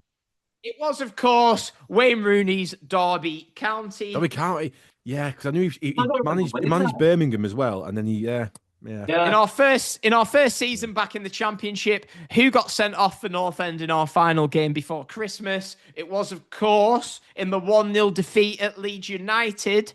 Was it Hudson who made his debut coming on? It, of course, wasn't Sam Johnston. It was England's number 1, Jordan Pickford. Oh, I don't remember that. I don't remember him getting sent off. Question number 4. On a Friday night just before Christmas in 1996, North End beat Blackpool 3-0 at Deepdale. David Rees scored 1. You said Kurt Nogan, who didn't actually play for us at that time. The correct answer was Gary Bennett. No. Hang on, didn't you put a video of that recently? I'm sure I saw a video of that recently. I think that was Mickey Conroy. So that was Mickey Conroy, I think. Right, yeah. I just saw it as I was glancing. Yeah. Right. Number 5. I think who was the last North End player to score more than 15 league goals in a season? The answer was, of course, Emil Rees. So look at Emil Rees getting you out of jail so you could get a correct answer. Number 6. Which North End manager masterminded 10 league away wins in the 22-23 season? The answer was, of course, Ryan Lowe, getting you out of jail as well. I should have just done the entire quiz on Ryan Lowe and Emil Rees. Should have got that right. Which North End striker has scored more championship goals than any other? The answer is, of course, the lazy Emil Rees, who somehow managed to become our top championship goal scorer despite being lazy. I don't know what that says about the rest of our championship goal scorers this century, but hey. Speaking of championship goal scorers who haven't scored as many goals as they should do, Critch answered Milutin Osmajic, who of course didn't actually play for North End on January 2023. The answer, who scored the winning goal at Stoke in the 1-0 win, looping header. Watched it with my great-granddad and my granddad on my granddad's birthday at his house. And the answer was, of course, Super Cheddy Evans. Yeah. Question number 9. The last time North, this was a difficult one, this. Critch, you said to me, I said, what's your speciality? You went, late 90s and early 2000s. So I thought, all right. That's been very late 90s. he must know his stuff. So Christmas 1999, or Boxing Day, we played Wrexham away. What was the score? Critch said 3-0. The score was 0-0. I actually asked Darren this question. This is like nearly 30 years. Like, it's 20 odd years ago. I've slept since then. Well, there you go. Right. So next one, and I asked Darren this before we came onto the podcast, and he said, Darren got it. Darren gave the exact same answer as you. Which current Premier League stadium did North End win at in consecutive years on Boxing Day in 2000 and 2001? You both said Bournemouth, which would have been incorrect because the question was which current Premier League stadium. So if it was Bournemouth, the answer would have been, is it the Vitality or Deansport? Oh, right. Yeah. I was trying to throw in a trick question with that, but I thought you'd have got it right, Chris, but you didn't, because the answer, both of you, was Molineux. Wolverhampton Wanderers. I don't rarely remember winning that. Yeah, we won both years. Won 1-0 and 3-2. Right. Who took the net out with a penalty in North End's 1-0 win at Man City on a Monday night in 1998? Of course, we spoke about him in the WhatsApp group before. He scored a lot of thunderbolts the season before. Takes all penalties, 98-99. Darren, did you know this? I'll let you off because you were 4 at the time, so it's fair if you didn't. I think anyone should know this. I think you should know this if you're a North End fan. Penalty taker in 98-99 without mugging you off. Crit, send your applications in the post.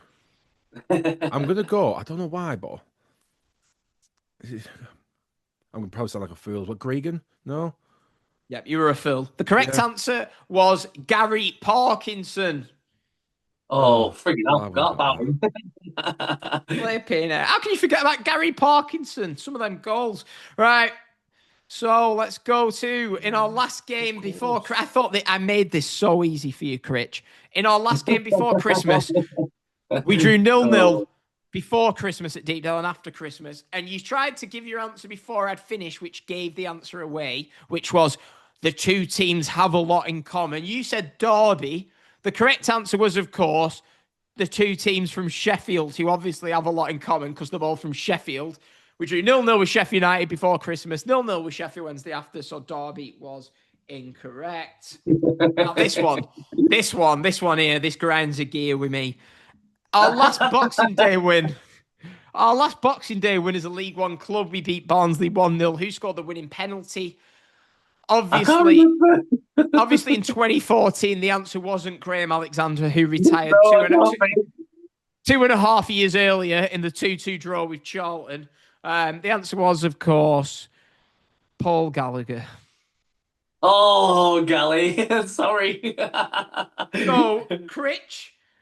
Darren, you got 9 out of 13, okay? Reasonable. And Critch, you got 3 out of 13, and your only correct answers were Emil Rees, Ryan Lowe, and Emil Rees. Right. Quickly, I'm curious if people at home get this. I'm going to give the more recent. Darren's got a try now. Right, I'm gonna switch this. Originally, Critch, you had Darren's question, but because of the time that Darren was born, okay, I'm gonna change it because I can't ask him a question about this. So we're gonna you can potentially get 5 points here, okay, and but Critch, if you can steal Darren's answers, you could potentially get 10 points. So you are still in the game. There's a glimmer of hope. A glimmer of hope.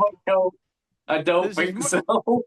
There you go. So, right, we'll start with Critch's one. No, we'll start with Darren's one first because then Critch still has a chance. So, in 2005, the playoff final, we lost 1-0 to West Ham. Yeah. Okay. A point per correct answer. Mm-hmm. Name the 5 substitutes. Oh, you're killing me. You're absolutely killing me. Oh, my days. If you're right. Because I know that Nash was in goal, so it must have been. I'm going to go Lucas on the. Oh, no, was it? Lucas had left by that point, so I won't. Okay. I'm going to go Cresswell, because Cresswell up front with... Oh, no, because Thingy... Oh, Nugent was up front, but was he up front with Cresswell playing that game? Oh, my God, I was there as well. What, man? Don't do I've not got it in front of me, but I'm pretty sure Nugent and Cresswell started up front that day. Did. Oh, my days. I think Lewis was on the left. Brian O'Neill. All right. Can you name a clue about one of them? Because if I get one of them, I might get like. Right. Critch thought he scored a penalty in 2014 when he clearly retired. Graham Alexander. Right. Alexander, 1. He's got. Hang on. Because of his song. Dixon Atuwu. Dixon Atuwu, correct. Plays for Preston and he's 6'2". Right. I'll give you another clue. The song. No, hang on. Go on. Tra la la la la. I'm not clipping that. I'm gonna sound like a right with this hat on. I sound like a right idiot.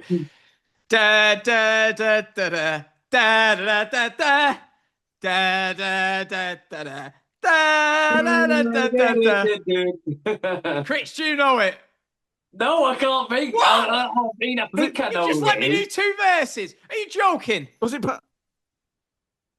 Patrick Hadjimang? Patrick Hadjimang.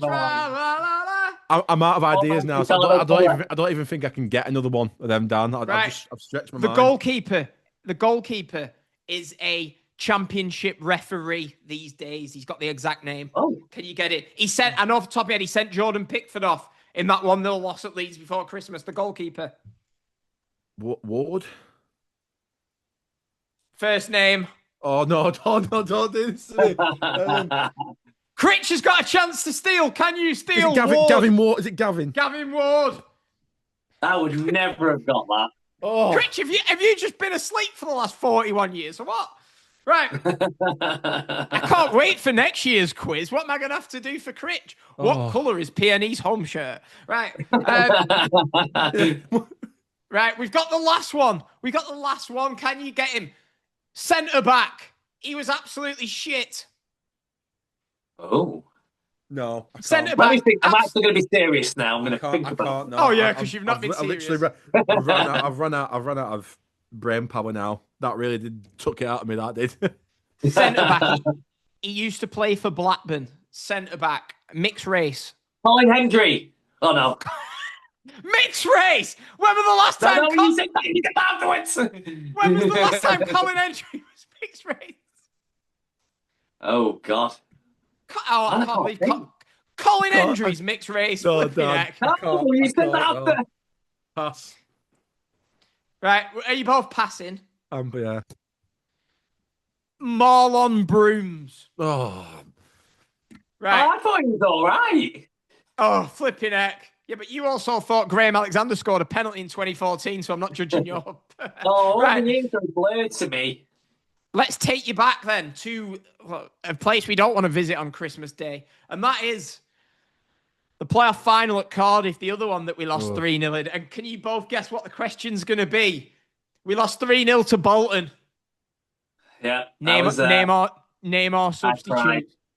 Yeah, I did too. Name our substitute. Did you cry both times? I did. Yeah. Yeah.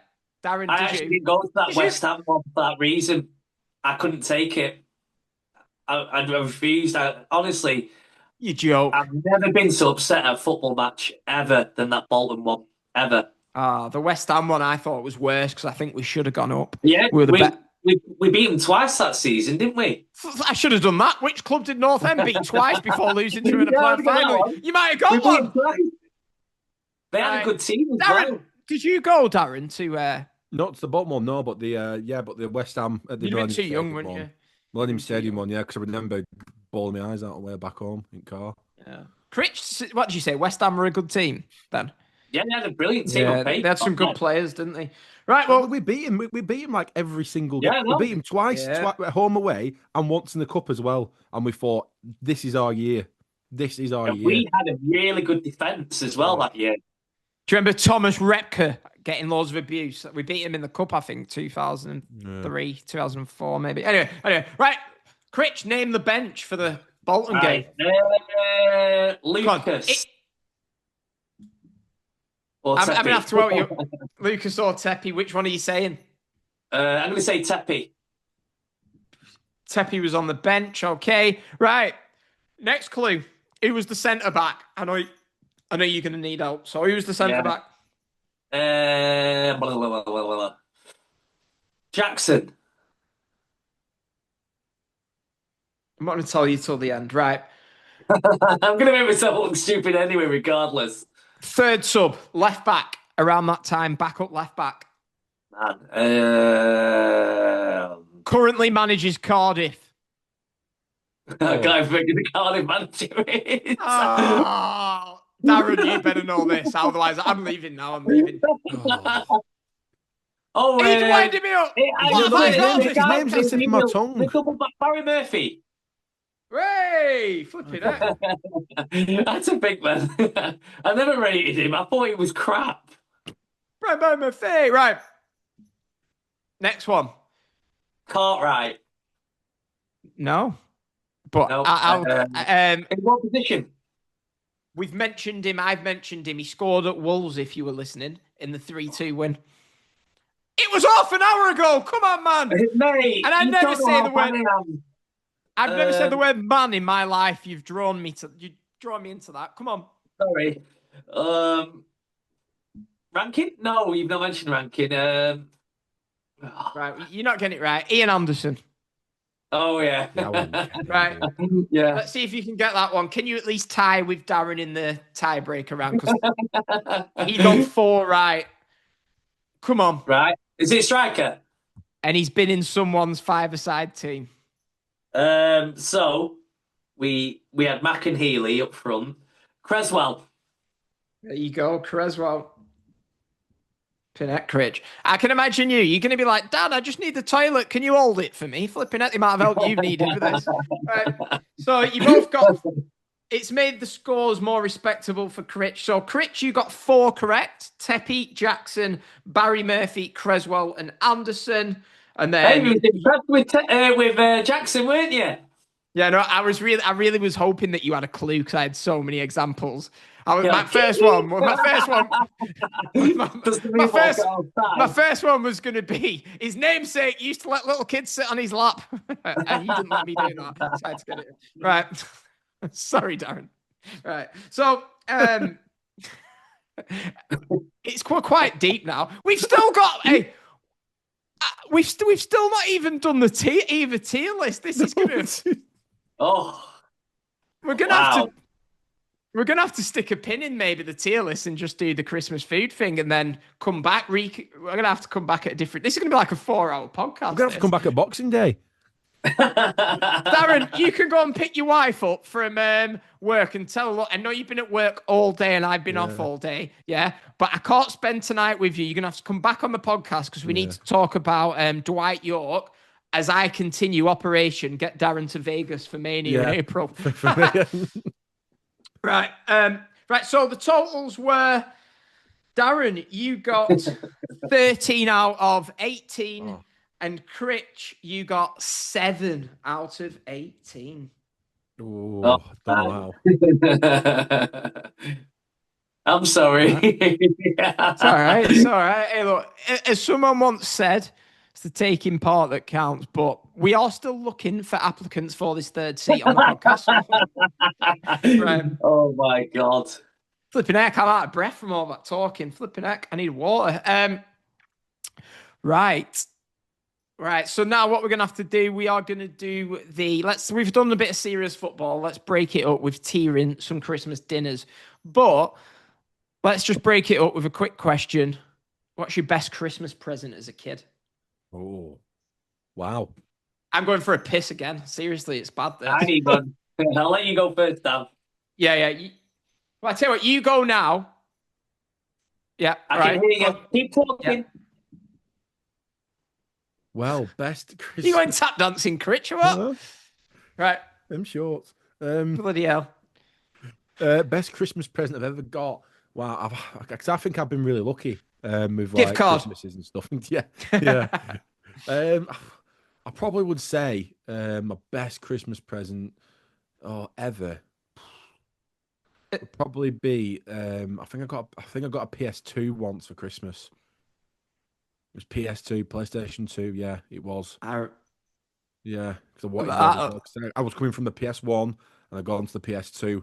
And then I was like, oh, yeah, it was brilliant. Like, the games were so much better. I thought, wow, this is the future. This is the future, Looking at the graphics and everything, I thought, nothing can top this. Nothing can top this.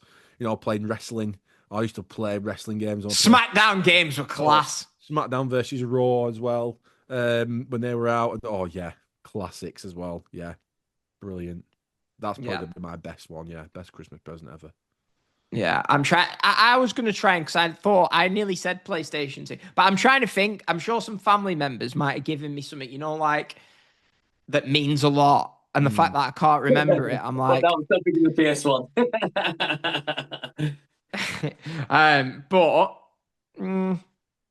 I feel like I should. Right. So I'm going to say this, but it's going to get a bit like emotional. So I'm going to switch it back around. So people would have known the podcast that I did. So that is, I'm trying to show it in the camera. So I got that. So that you can't see it because it's not that close. So you can't see it, but that is, my son that was stillborn. That is, it's got his ashes in it, and it's got basically the portrait that I've got on my arm there. No. It's basically got that engraved on it. So yeah, I feel bad. I made you feel serious now. But anyway, so I'll go back. I really do appreciate that present, Chloe, that you got me. But to bring it round, I'd probably say my favourite present, because I'm not going to call that favourite present, was the Dreamcast. Do you remember the Dreamcast? Bloody hell, yeah. I remember. So everyone was like, everyone was obsessed with PlayStation. I think my dad was like, there's this new thing coming out. It's called a Dreamcast. And they didn't have many games for it. And at the time, it was huge. I think Arsenal was sponsored by it, weren't they? Yeah, they were. Yeah, they were. They were because they had the swirl. And I think it might have been there were 2 games on it that were class. I feel like not Virtua Striker. It was something. And it was brilliant, this game. One of the best football games. And I used to play Virtua Tennis 2 on it. What a game that was. Do you remember that? Yeah, brilliant. But another present which was good. I didn't know these existed. So I used to be still am a right geek. This is probably why I remember a lot of these scores. So my dad got me. I didn't know they existed. So I used to be sat there. When you were a kid, you'd get the blank VHS and you'd wait for North End to come on the news, I used to, and record it so I could rewind it and watch it. Yeah. So my dad knew that I liked this, and I obviously I was 12 or something, and there was something, and it was a DVD player that you could record. You could record onto a blank disc. So I just the VHS. Yeah. So it was called DVD plus RW. Gets it me. It must have cost him a lot of money. And you'd put the disc in and you record. So what I used to do, so you'd press record and pause like a dork. I'd sit there, make my own North End highlights videos. I've still got the discs upstairs for this. So the Premier League in 0304. I'd like make my own highlights of the Premier League, the Yeah. Match of the Day show, the Premiership it was called on ITV, weren't it? So I used And to then do like that. make my own. Go on. Do you know, actually, with that, especially, I moved from I used to get my dad to record obviously the pay-per-views for wrestling on the VHS tapes, and then obviously when we got a DVD player, I started putting them on the discs and stuff as well. So obviously recording that when I used to get home from school because I couldn't stay up to watch it. So I used to go to school and then come back, and it was the first thing I did was put it on. And I can remember one pay-per-view, I don't know what it was. I want to say. Go on, give me a clue. I'll get it. No, I know more about wrestling because than I think it was just like I think it was like something that No Way Out or something, but it didn't record. It What didn't year? record, and it was the wrong channel. I think I was a kid, so it must have been like Right. 2006, 2007. Right, 2006 was main You're event. not going to remember that, surely. Kurt Angle against The Undertaker, main event. Rey Mysterio, Randy Orton. Yeah, because was it the year where he put his Rey Mysterio put his Royal Rumble shot on the line to Randy Orton. Yeah, Was it and he that lost. year? Yeah, Yeah, it was. Orton wins, but then he gets back into the match. They have the three-way at Freeway, Mania. and he wins at Mania. Yeah. Yeah. Well, I have a similar story. That's why I got into wrestling. SummerSlam 2000. You were too young to watch at this point. Well, no, I used to watch wrestling. Oh God, I was well young when I started watching wrestling. Yeah, loved it. Right. So it was SummerSlam 2000, and it was The Rock against Triple H, Kurt Angle main event, and I watched it religiously. I was like one of the wrestling crits. You'll remember, maybe you was a bit older, but it was massive late 90s, yeah. And I watched every pay-per-view for about 6 months. My dad would record it. So and you would have had like Sky with the satellite dish outside. What? So to have Sky back then, you needed a satellite dish. Yeah. I'm sure my granddad's still got my Sky at the moment. Sky streaming, it's crap. I'd sooner someone properly come and do it. But anyway, so watched it for 6 months. I was dead into it, and there was a 6-man Hell in the Cell. It was The Rock versus Triple H versus Angle, Rikishi, right? Night before, obviously can't stay up. I ran downstairs at about 6 a.m. because he'd set the VHS to record. It hasn't recorded. Yeah. And obviously being a kid, Back then. Yeah.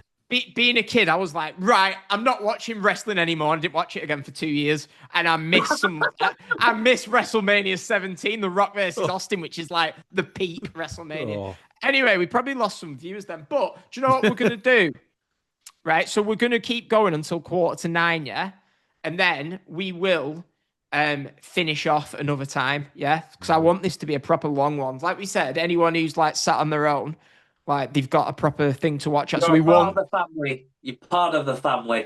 yeah, of course, yeah. We one of us. Give us a message. We'll message back. Critch will chew your ear off about Ryan Love. So if anyone wants to speak, you're on your own this Christmas, yeah? Just give us a message. Message the messenger on the Facebook account. Message Pulse and Power. Message the Real North Ender. Definitely. But You're never alone. You're never alone. Right, I still never went for that piss, did I? So I'm going to leave you with a question. Okay. Yeah, I didn't even get asked my favourite Christmas present, which I would have said the PS1. Oh, right. Talk about the PS1. That sets you up. My next question before we move on is PlayStation or N64. So what would you choose? PlayStation every day of the week. It's not even close. What about GoldenEye and Mario Kart? But they are good. But the PS1 just had more everything. Oh yeah. I remember getting the PlayStation, like the first PlayStation. It was like such a big thing. It was like, oh yeah, I've got the PlayStation as well. It was just the graphics, like you've never seen anything like it before. Nowadays, it's like everything's like a movie now. All these games. But there's no difference between these. Putting these games and these racing games actually was like, oh my god, the graphics are just like they're unreal. How can this be like a game and stuff? It was like, before that, it was all like, computer, like going like the big computers and playing games like Snake and like, Minefield and stuff and chess. And it wasn't like, having the PS1, I felt like I was like so privileged and everything as well. It was like, it was amazing. You know what I mean? But the graphics and everything, but nowadays. So popular at school. Yeah. So popular. Were you just talking about your phone, Darren? Were you just talking about games on your phone for a sec? No. Talking about games on like it. Do you like? I heard you say Snake. Yeah, no, but before like having the PlayStation, the only way that I actually play games because I didn't have a games console was obviously through school and playing on the computers at school through then.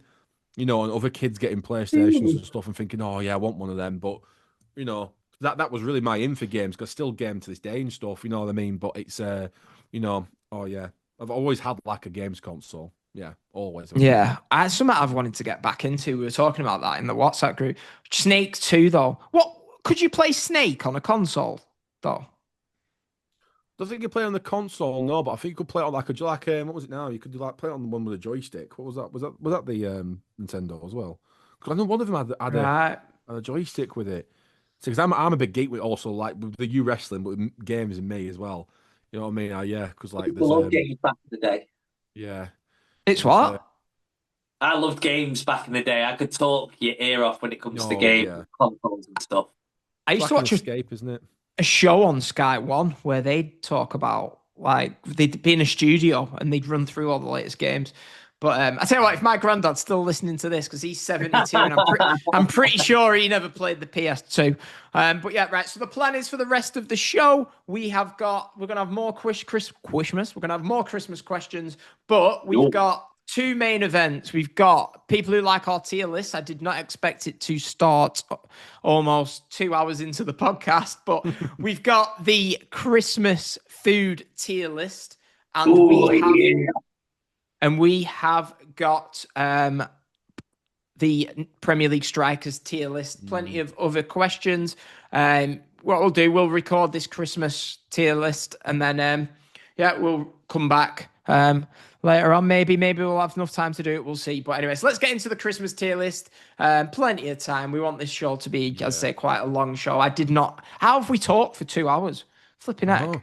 Do you know when you were talking about this, Dan, when we were talking about doing the Christmas special, lads, like we were saying, looking at some other episodes, weren't we? We're thinking the 4 hours and 3 hours, and we're thinking there's no way we'll get 2. I know. but look at us now. What did you say, Critch? Your microphone didn't pick it up. Sorry. I don't know what happened there. No, you said something a second ago. What did you say? I forgot now. a bit like your North End knowledge in that quiz. Oh, the 9 different blank. I know what he was about to say. He was about to say something about Ryan Law being a good manager. No, that was definitely not the case. Definitely not. Do you know what? I know we always talk about this. We had him digging all the time. Why start, Darren? Right, no, I don't get this, right? I don't think he's a good... I know you... I'm not used to you being ready to cut me off, right? I don't think he's a good manager, yeah? What I think he was an okay manager. And because I never used to be on social media, yeah? I've come onto it with a podcast and everyone hates him. And I'm like, he wasn't good, but he wasn't bad. So when everyone's like, oh, I can't stand him, I'd be like... I didn't really have that many feelings towards him. So I think by default, I just defend him because all you lot are wrong. Right. Anyway. Right. Christmas tier list. We're going to run through some Christmas food. Lighten the tone a bit. Right. We'll start off with something I hope everybody has on the plate. Because I had a Christmas dinner the other year. I was living in town and I had Christmas dinner. I think I can't think why. I had Christmas dinner at the Golden Cross pub in town. Ooh. My mate ran the pub and we got a big table and everyone came around for Christmas, right? And someone, it was bloody horrible, right? Actually, one of the baby mums, one of the baby mums' grandmas made it. And honestly, it put me off for ages. She's the reason why I don't eat gravy, because she made this beef with gravy. And honestly, we drank after it. All I could taste next day with this beef. But are we turkey or beef on our Christmas dinner? I just thought it was turkey. I didn't realize you could have beef. Yeah, I've always had turkey as well. Yeah, both for me. It's both, Darren. People do have beef. I never even knew it was a thing. Yeah. Well, when you think of Christmas, you think of Christmas turkey. You don't think of Christmas beef, do you? Yeah, I don't know why. I've always had beef on mine. On Coronation Street, nobody ran over the cow, did they? They ran over the Christmas turkey. But, right, so let's start then. We'll start hot. Obviously, you know the rules of the tier. It's basically, we try and level them out, but we do a basis of 5, Jermaine Beckford, unbelievable, the greatest ever. 4, very good, very, very good. Aidan McGeady levels. 3, yeah, it's good. It's good. Ridiculous. 2 is, it's all right. And 1 is, You are absolutely Yeah. Liam Delap. Ooh. Well, I'm just going to say now, there's a few ones on here. I've got a Oh. couple of ones, not many. Right, let's start. I've got friggin' loads.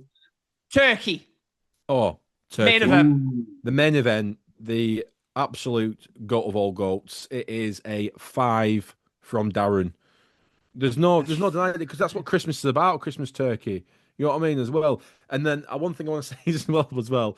So especially at Christmas, my dad takes his time with like even cutting the turkey as well. It's I don't know what it is, but he gets like proper into it as well. He gets his best knives out and he's like cutting it, and I just take the right mick out of him all the time. But yeah, turkey for me, it's a 5. Love a bit of turkey. See, I find myself, I can't do it this year, Critch, because you've put me on this diet, right? What I usually do at Christmas, so when I'm working, I get a Tesco meal deal, because I always have a coffee during the day. So I get a Tesco meal deal, right? I listened to what I did the other day. Tesco meal deal. So I get a cappuccino, yeah, or whatever, because they're like £3.30 anyway, and it's £4, probably £4.10 these days. So you might as well get a butty with it. So I always get the Christmas special butties that are like turkey, cranberry sauce, whatever's on it, right? Okay, and then I get like the pork pies with cranberry in it, right? Okay, love them. Right, this year, do you know what I did, Darren? I mean, Critch, because you told me that. Like, because I've been going to the gym, yeah. I got the coffee. I got the turkey, cranberry, bacon sandwich, okay? I got the pie. Do you know what I did? I had a bite of the sandwich, put it in the bin, and I had a bite of the pie and put it in the bin, and it broke my heart. I thought, why? Eh? Why? Been a good boy, that's why. Because Critch has told me that, because I've been going to the gym, there's no point in me going to the gym if I'm not eating well at the same time.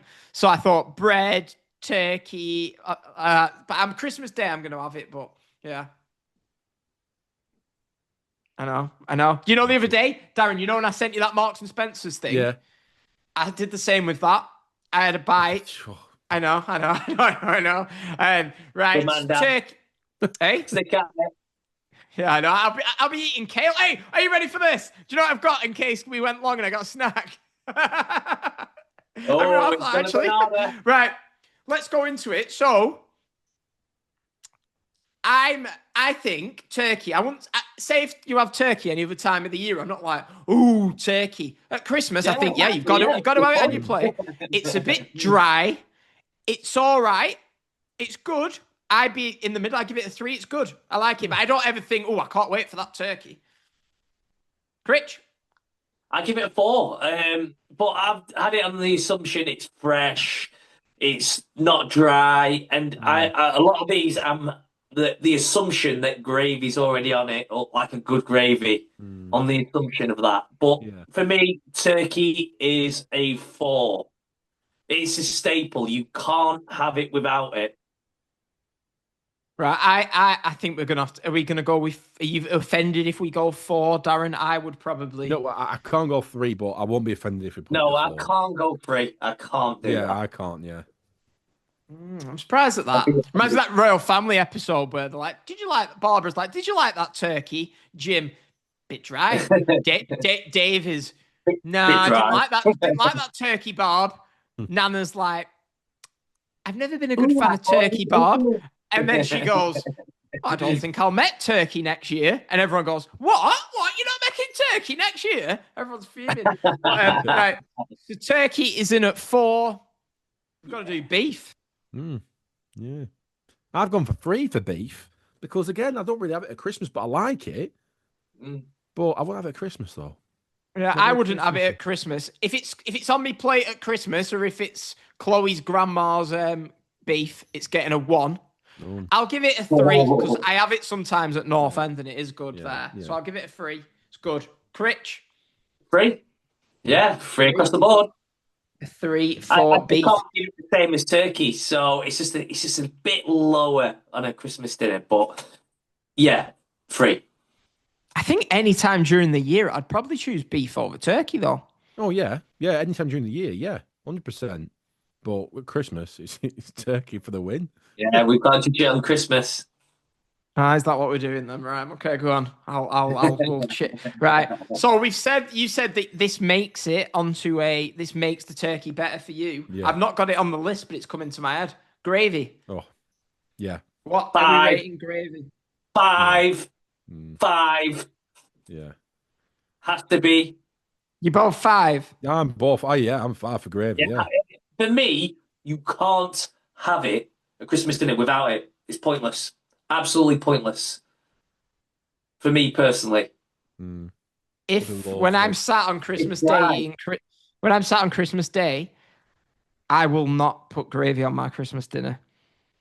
In fact, I go as far to say I don't like gravy. I think it's horrible. It's a horror on your plate, Dan. Bloody hell. Don't like. I've got a 1. I don't like it. I think it's horrible.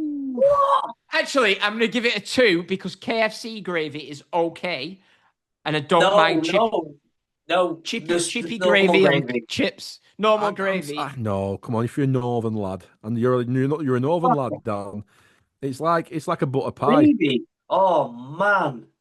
Where is your butter pie? What's she doing down there? Is she making your butter pie or not? Is she making your butter pie? Should I give it a shout? Yeah, we forgot about that. That was the cue, Critch. Yeah. Oh, sorry. Go and tell us to go and get a butter pie. So for people who make this is a bit. I basically travelled. Me and Critch. You ready for this? Because Critch, we spoke on the podcast. He's never had a butter pie in his life. So I went and got him a butter pie. Yeah. I went and got him. I wish you'd have muted. There's a mute button on your mic, you dick. Right. So I got him. Oh my god! Right. Let's look at the interrogation room. Look at that. Right. So I basically technical difficulties here. Tell me about it. Well, we're getting cancelled. Right. So basically, Critch, I'm telling about our meeting in that car park. Me and Critch. Critch, obviously, can we say where you live? And have we ever said it on the podcast? Yep. Right, so Critch lives in Blackpool, yeah? Right, I live in town. We met in a car park outside the Kingfisher pub because I brought him a butter pie for him to try. So live on our Christmas show, Critch is going to, for his breakfast on Christmas morning, he's going to have a butter pie. Do you have ketchup? Do you have ketchup? Do you have ketchup? Am I allowed a bit of ketchup on it? Right, what I want you to try it without ketchup and then put a little bit. I think it's got to have ketchup. All right, perfect. But I'll be back. Yeah, sorted. Right, so we are going to carry on with the tier list. That just came out of nowhere, that. So without Critch being here, what do we settle on for gravy? Do you know what? But the thing is, though, it is, one of them things. Just gravy is just. I will. Because I think I'm quite alone. I always, whenever like there's a conversation, do you like this? I'm always a bit like, I'll stay quiet about that because I know people are going to be like, what? You don't like gravy? It's not getting a 5 though because I'm part of it, but it can have a 4, even though I'm a 2. I'll settle for that. I'll settle for that. Yeah. Right. Do you know, like I said, that grandma who made the beef, it was in this gravy and it just tasted of beef. And ever since then, I've not, but I was vegetarian for a few years, weren't I? So obviously, I think I didn't mind gravy before that. So having gravy after it, it's never quite tasted right to me. But right, so gravy's going in with turkey at 4. Flipping heck, how long does it take to make this flipping butter pie? But as soon as it gets to, do you want to say 22? We'll press pause and then. Yeah. Is that right for you, or is it better off? No, that's fine. Yeah, that's fine. Oh, hey up. So here he is now. Critch's trying his first butter pie. Oh, you need to. I promise, I swear on my daughter's life, I've never had one before, ever. Wow, this is the monumental moment, everyone.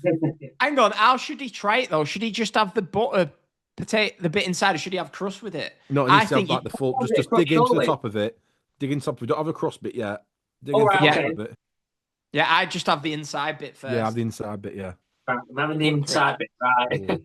Go on. Critch trying his first ever butter pie. Come on, mate. Right, here we go. Because I don't want it slated, then I'll get slated. You will.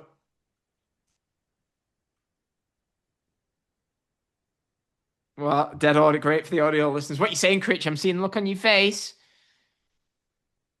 It's all right. Oh!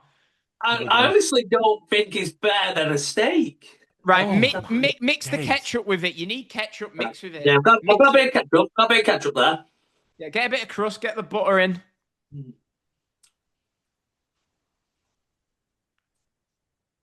What you saying? What? Is it better with ketchup? It's all right. I wouldn't say it's amazing. Oh. Were you born at Blackpool Victoria or Royal Preston Hospital? I was actually born in Preston. Preston Royal. Flipping heck. I can't believe you're not sure on it. Do you know what? I think we've actually just done. We've actually made butter pies a Christmas food now by doing this. It's actually, we've done it on here. I'm a bit disappointed, but while Critch is eating that, I'm so not that is, that is a Clayton. The worst thing is, it should taste really good because I'm guessing you're on a strict diet at the moment. So that should be a treat. This is the first time I've been off plan for a while. I can't believe it. So we settled with a 4 for gravy, but Darren, butter pie for you, for me, it's a 5. 5. But maybe it's because we've grown. Did you eat it as a kid? Maybe it's because we've grown up with it. Well, no, I was. Yeah, I mean, it was always, like a butter pie. You know what I mean? It was always one of them things. Obviously, growing up, obviously where I lived, and it's just one of them. It's one of them Preston things, isn't it? A butter pie, and and Bovril, and all them other type of stuff. I don't Bovril. I don't like that. I don't like gravy, do I? So I definitely don't like that. But yeah, butter pie. Come on, Critch. I mean, I was really excited for this segment actually, and you just disappointed me. To me, it's I don't know. It's right. I thought it was going to be really good, but I'll give it 3 out of 5. It's middle of the road. That's the best your microphone sounded all night. So wherever you sat, stay there. But I'll stay here. I can't believe that. He thinks it's all right. Do you know what I think you've slipped up with, though? I don't know what you do, Darren. I literally fill the entire thing with ketchup. Like, there's loads of ketchup. I don't even like ketchup, but on the butter pie. Me and my dad will get like a butter pie sometimes before the match. I mean, what I've ketchup with, we'll have it just as is, because the way that it's too dry. No, but if you mix it in a little bit, the butter melts in with the potatoes and stuff as well in the pie. It's piping hot as well. Because I remember they changed the pie suppliers, and we're getting into a different segment here, but they changed the pie suppliers to what they are now. Last season, when a certain manager that we won't mention because people might get aggy about it. Don't mention it. The pies were rubbish. I boycotted them for a bit. But now they changed the pie supplies. Now they're a lot better. So well done, North End. Ryan Lowe, Paul Eckinbottom. Ryan Lowe, Paul Eckinbottom. Ryan Lowe, Paul Eckinbottom. Anyway, sorry, what was that, Critch? Enjoy your pie. I used to be wrong anyway, Critch, because you don't like. They changed the pie supplier. What year was that? No, it was only since last season. And last season they changed the pie suppliers. But before that, there was some. I think they got them straight from I think do you know the place where the prisons make them, don't they? That they have prisoners making them. No, seriously, they do. Yeah, they do.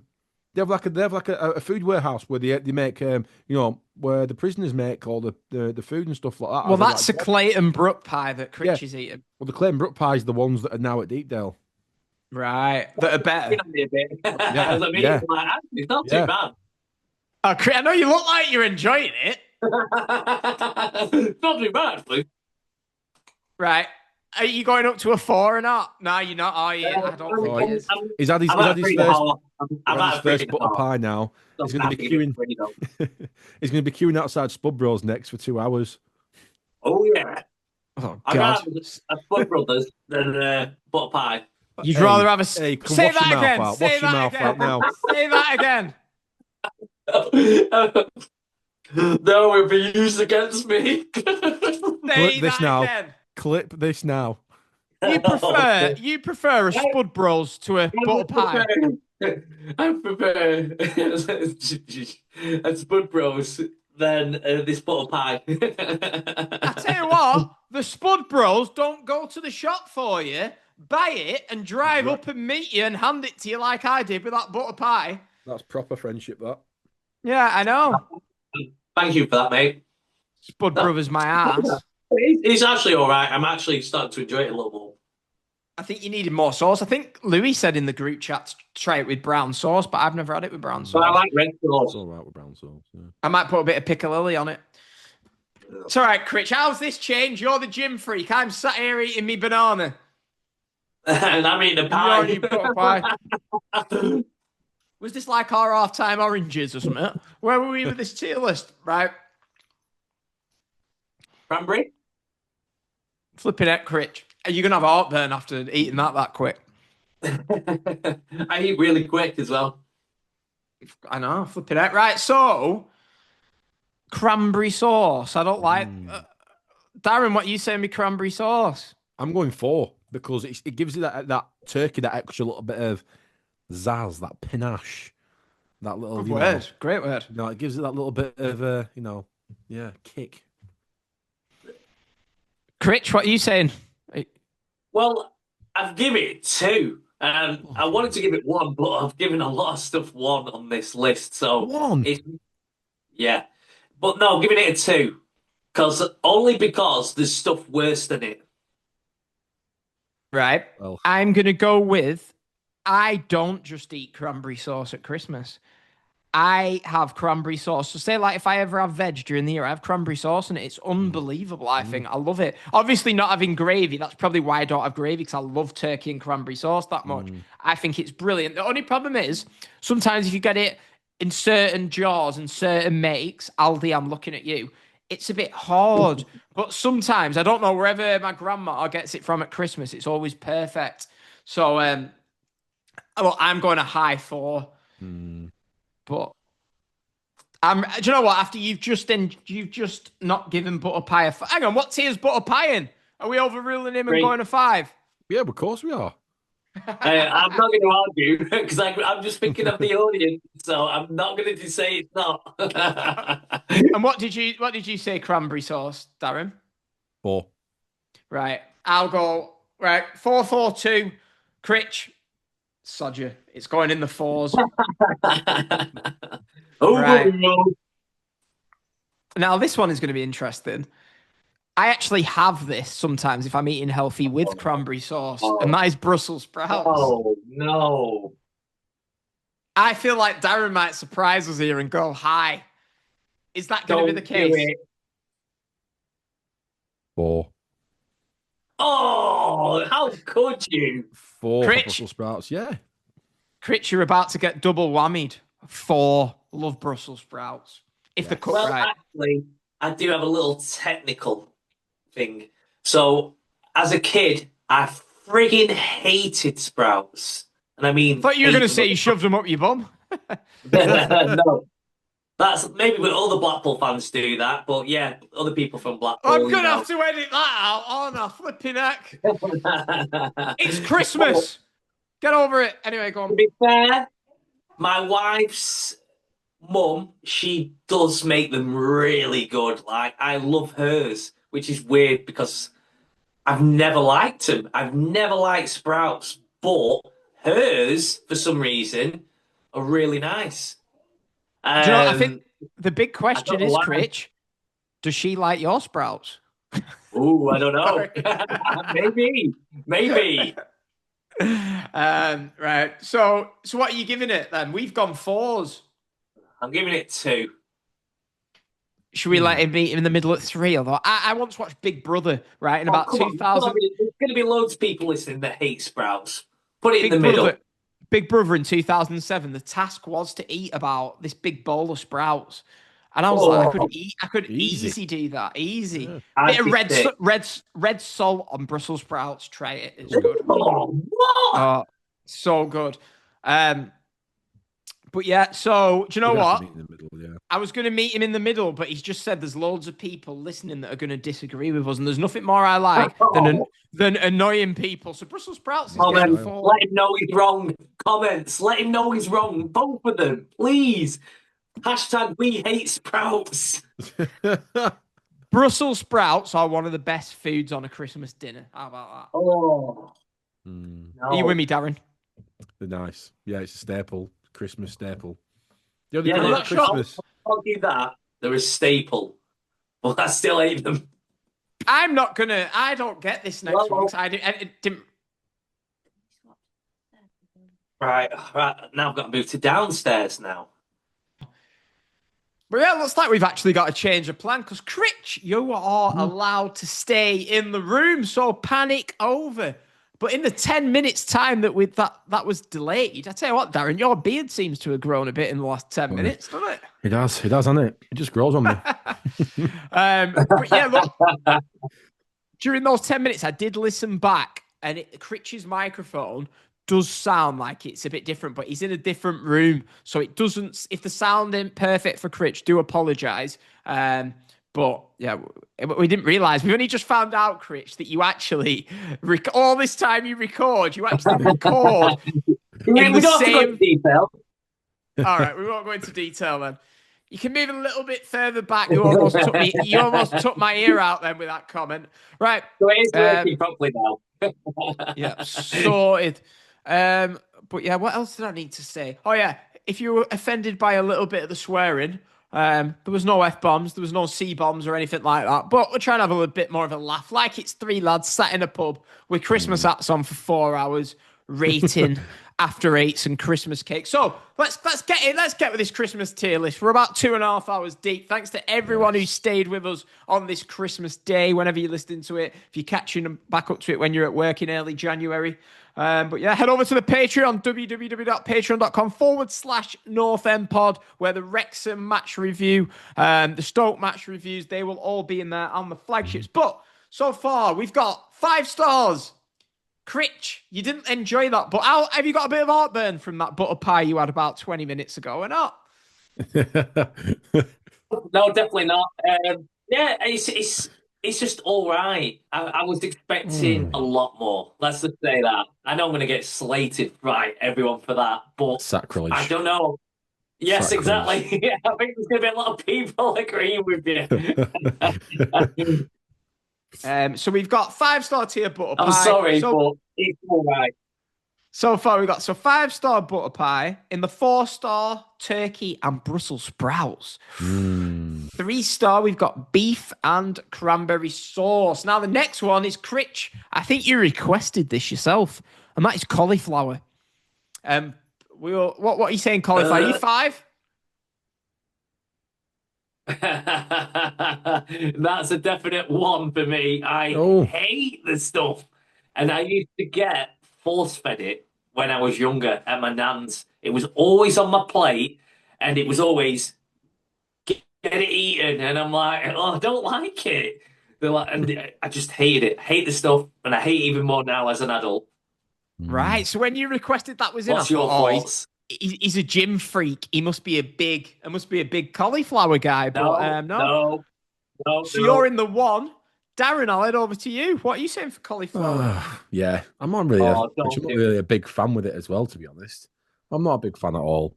You know, if you talk about Christmas, talking about food, you want all the unhealthy stuff, don't you? You want all the turkey and all the other stuff as well, and the gravy and that. But you know what? Cauliflower for me, I put it as a 2. Yeah. But what about the cauliflower cheese? Critch, I'm guessing that's your worst combination ever, cauliflower cheese. Yeah, I think I'd rather eat dog food than eat that. What about you, Darren? Do you like cauliflower cheese? That seems to be a popular thing at the moment. I'm not a fan of it. Well, anything just to dull the taste of actual cauliflower is even better than just eating it raw. So, yeah. I'd rather have cauliflower cheese and cauliflower on its own. Bit of red salt. I've just gone with it's fine, I guess. So I've gone with 2. Critch, you're 1. Darren's 2. Are you passionate, Critch? Are you passionate about a 2? Or a 1, sorry. Hey, if you want, I'm not bothered. I hate the stuff. As long as it's getting a low ranking, I'm not bothered. What about you, Darren? Are you 1 or 2? What should we do? I'm fine it being in either, to be honest. Do you know what? Yeah, I'm fine it being neither as well. I think that Critch definitely doesn't like it, so I think we should just put it at 1. Well, let's see. Critch is probably missing his gym session. Seeing we've been recording for almost 3 hours. We'll let Critch have a 1. Yeah. I won't go as far as to say that Emil Reese wasn't a good striker, but we'll let Cauliflower have a 1. Oh, this is going to be an interesting one, I feel. Yorkshire pudding. We'll start with Darren. Oh, I love a Yorkshire pudding, you know. Oh, I love a Yorkshire pudding. You know what? But the thing is, in recent times, I've had it with my Christmas dinner, but usually we didn't used to have it with like Christmas dinner. It wasn't like one thing that we used to always have like every Christmas, only in recent times, like the past couple of years. But I do love it on a Sunday roast as well. I've given it a 4. It's not 5-star tier for me, but I've given it a 4. I do love a Yorkshire pudding. Or for you, Critch? Well, I'm going to have to do a special mention to my nan, because when I was a kid, she used to do these homemade ones, and they were massive, like squares, like really big ones that puff up, and they were amazing. But obviously, with a Yorkshire pudding, you need it with gravy. You need it with the gravy. But for me, my nan's, I would give a 5. But little circle things, I'd give a 4, because they are an essential piece. You can't have it without them. It's essential. See, now, you said you like it with gravy. I think we established about half an hour ago. I'm not the biggest fan of gravy. For me, I've never understood this Yorkshire pudding you need thing. some moisture in there. I've never understood this Yorkshire pudding thing. It's a bit... I think, Critch, you signal. Are you getting a bit of bad signal on Critch's end, Darren, or is it just me? Seems to be freezing quite a bit. Only a tiny bit, yeah. Yeah. It just, your signal seems... No, I mean, you seem to be freezing quite a bit. Like, you froze now for a little bit. Critch down there, making the most sense he's ever made, Darren. See, he's already froze again now. Critch, when he realises that we've got Emil Reese as a guest on the next podcast. Well, don't tell him that. While Critch can't interrupt me, that gives me a great chance to start great. Sorry, I just took myself off the Wi-Fi and put myself on the mobile network. You know what it's like in Blackpool? 50p Poundland Wi-Fi. Critch, I'm going to kill you. I am going to kill you. Your microphone sounds perfect now. So for all the viewers at home who've just sat through 2 hours, 40 minutes of Critch's microphone sounding awful. Yeah, but you don't need to tell them. Turned his Wi-Fi off. It's because he's turned his Wi-Fi off. Right, Yorkshire pudding for me, I think. Everyone's like, oh, I love Yorkshire pudding. I'm like, if I put a plate full of Yorkshire puddings in front of you, they're all right. No, yeah, fine. Exactly. Yeah, I agree with that. But everyone's like, oh, Yorkshire pudding's amazing. Why is it? It's okay at the very, very best. But I'll go as far to say is, if I have it on a roast dinner, I feel like it affects my enjoyment of the rest of the stuff because it's quite filling. So I'd sooner just knock it on the head. So it won't even be on my dinner. Never has been. Never will be. Oh.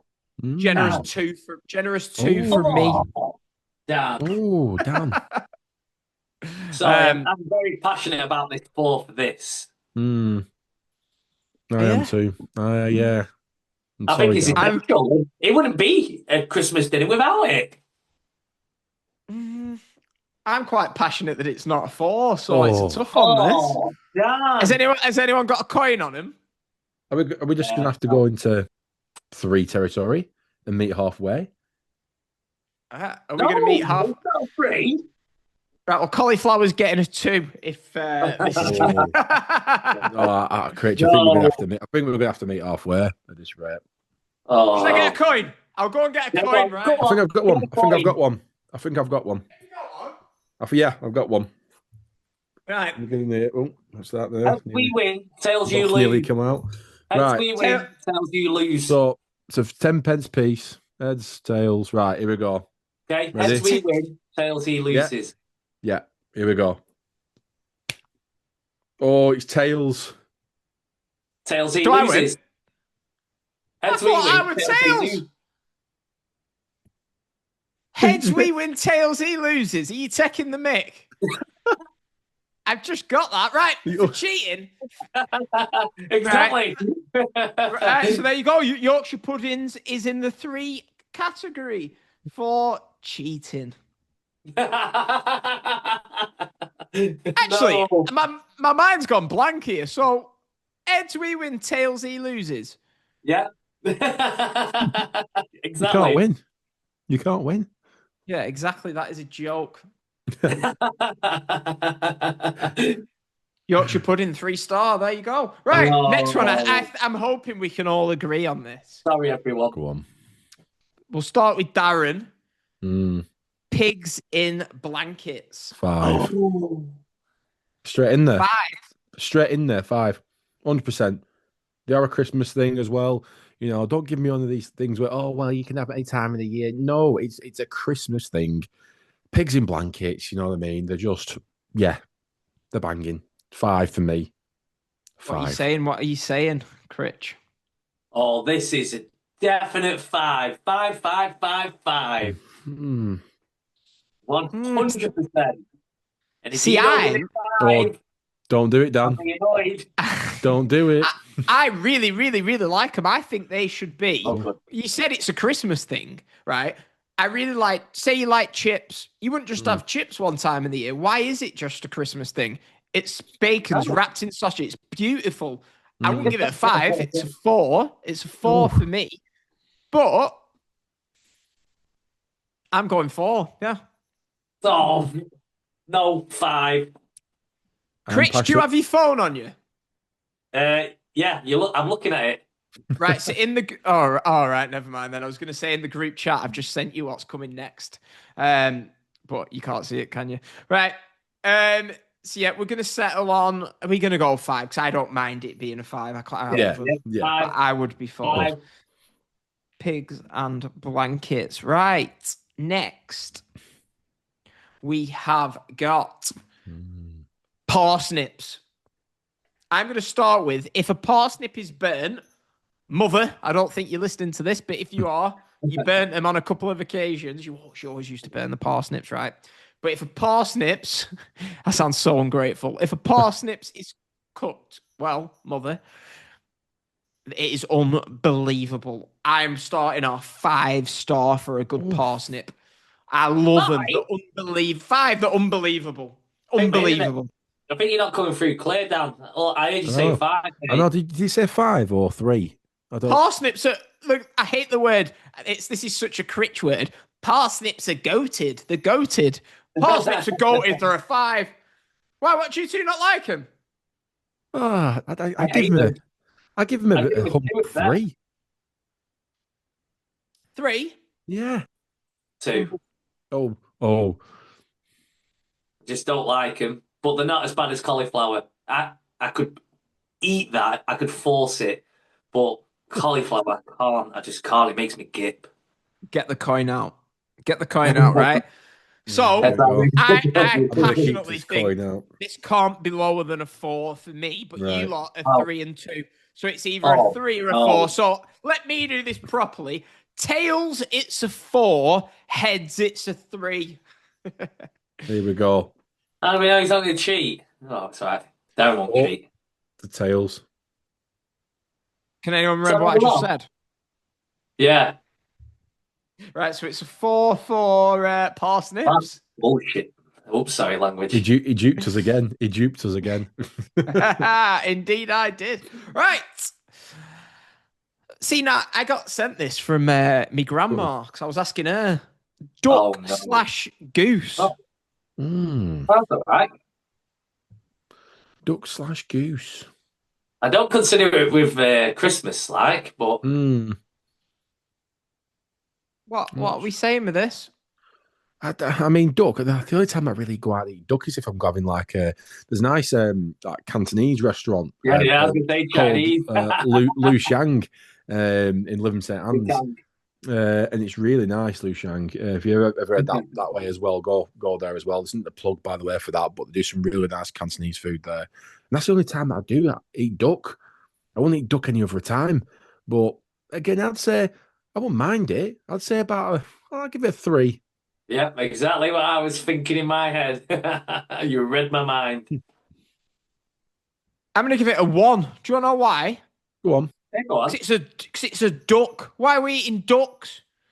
Why nice not? little animals. Do you know what I mean? The kids You'd eat a enjoy going to chicken. feed them. Well, I'm a recovering vegetarian, so I'm duck's a bit too far for me. Do you know what I mean? Dan's got a line, an imaginary line. We don't go past that. I've always said, look, I'm not here to be a difference maker. I'll follow the crowd, right? But if it was made that eating meat was illegal, which I think it should be, well, I've just lost a lot of Patreon subscribers there. But I think it should be. But me standing up for it's not going to make any difference. So sod it. Pass me some chicken, but I'm not having any duck. So, someone's who's friends with a podcast on Facebook's ringing me on a video call. Oh.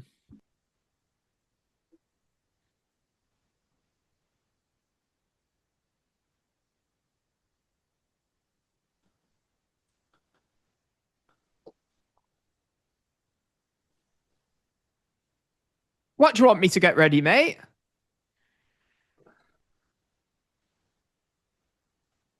Eccleston? What are you asking me, mate? I like your Christmas jumper. Yeah, we're live on air, mate. Say hello. Oh. Hello. How are you doing? Are you having a good Christmas? Oh, that's good, mate. That's good. If you send it me in a message, what you're asking, I'll reply. We're literally recording live, mate.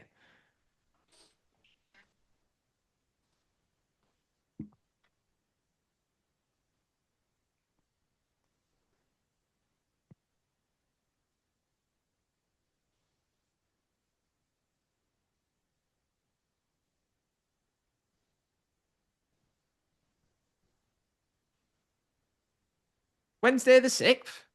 We play Coventry on Tuesday the 9th. But obviously that's in the past now. Good result.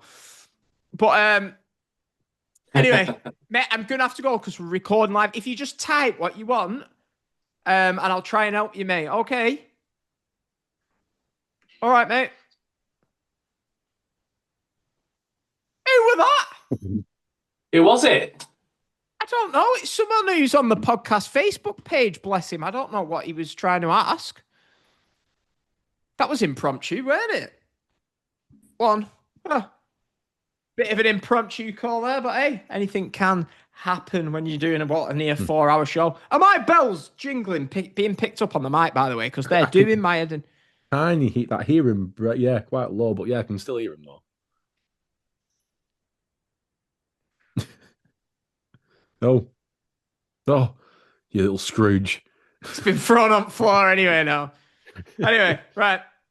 So where were we up to? We just slagged off people who eat ducks.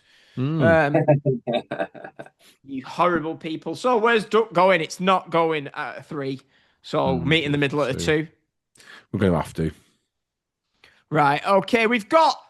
It's one of them things people have for starters. I feel like I've had it when I've ate out a few times. Prawn cocktail. Oh, yes.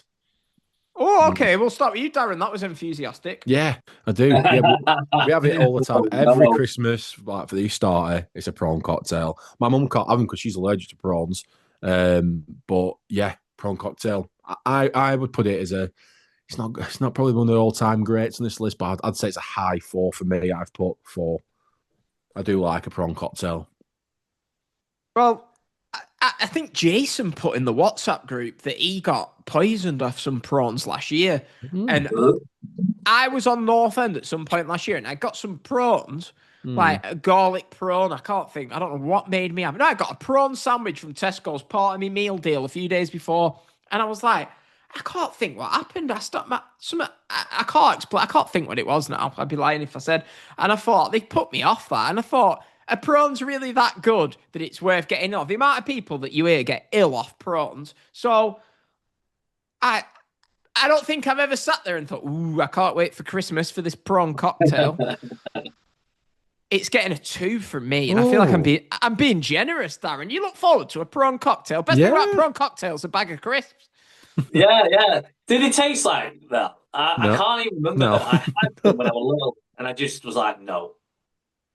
You've never had prawn cocktail crisps? No, I've had prawn cocktail crisps, and I like prawn cocktail crisps. Okay. Right. Yeah. So what are you saying for this then?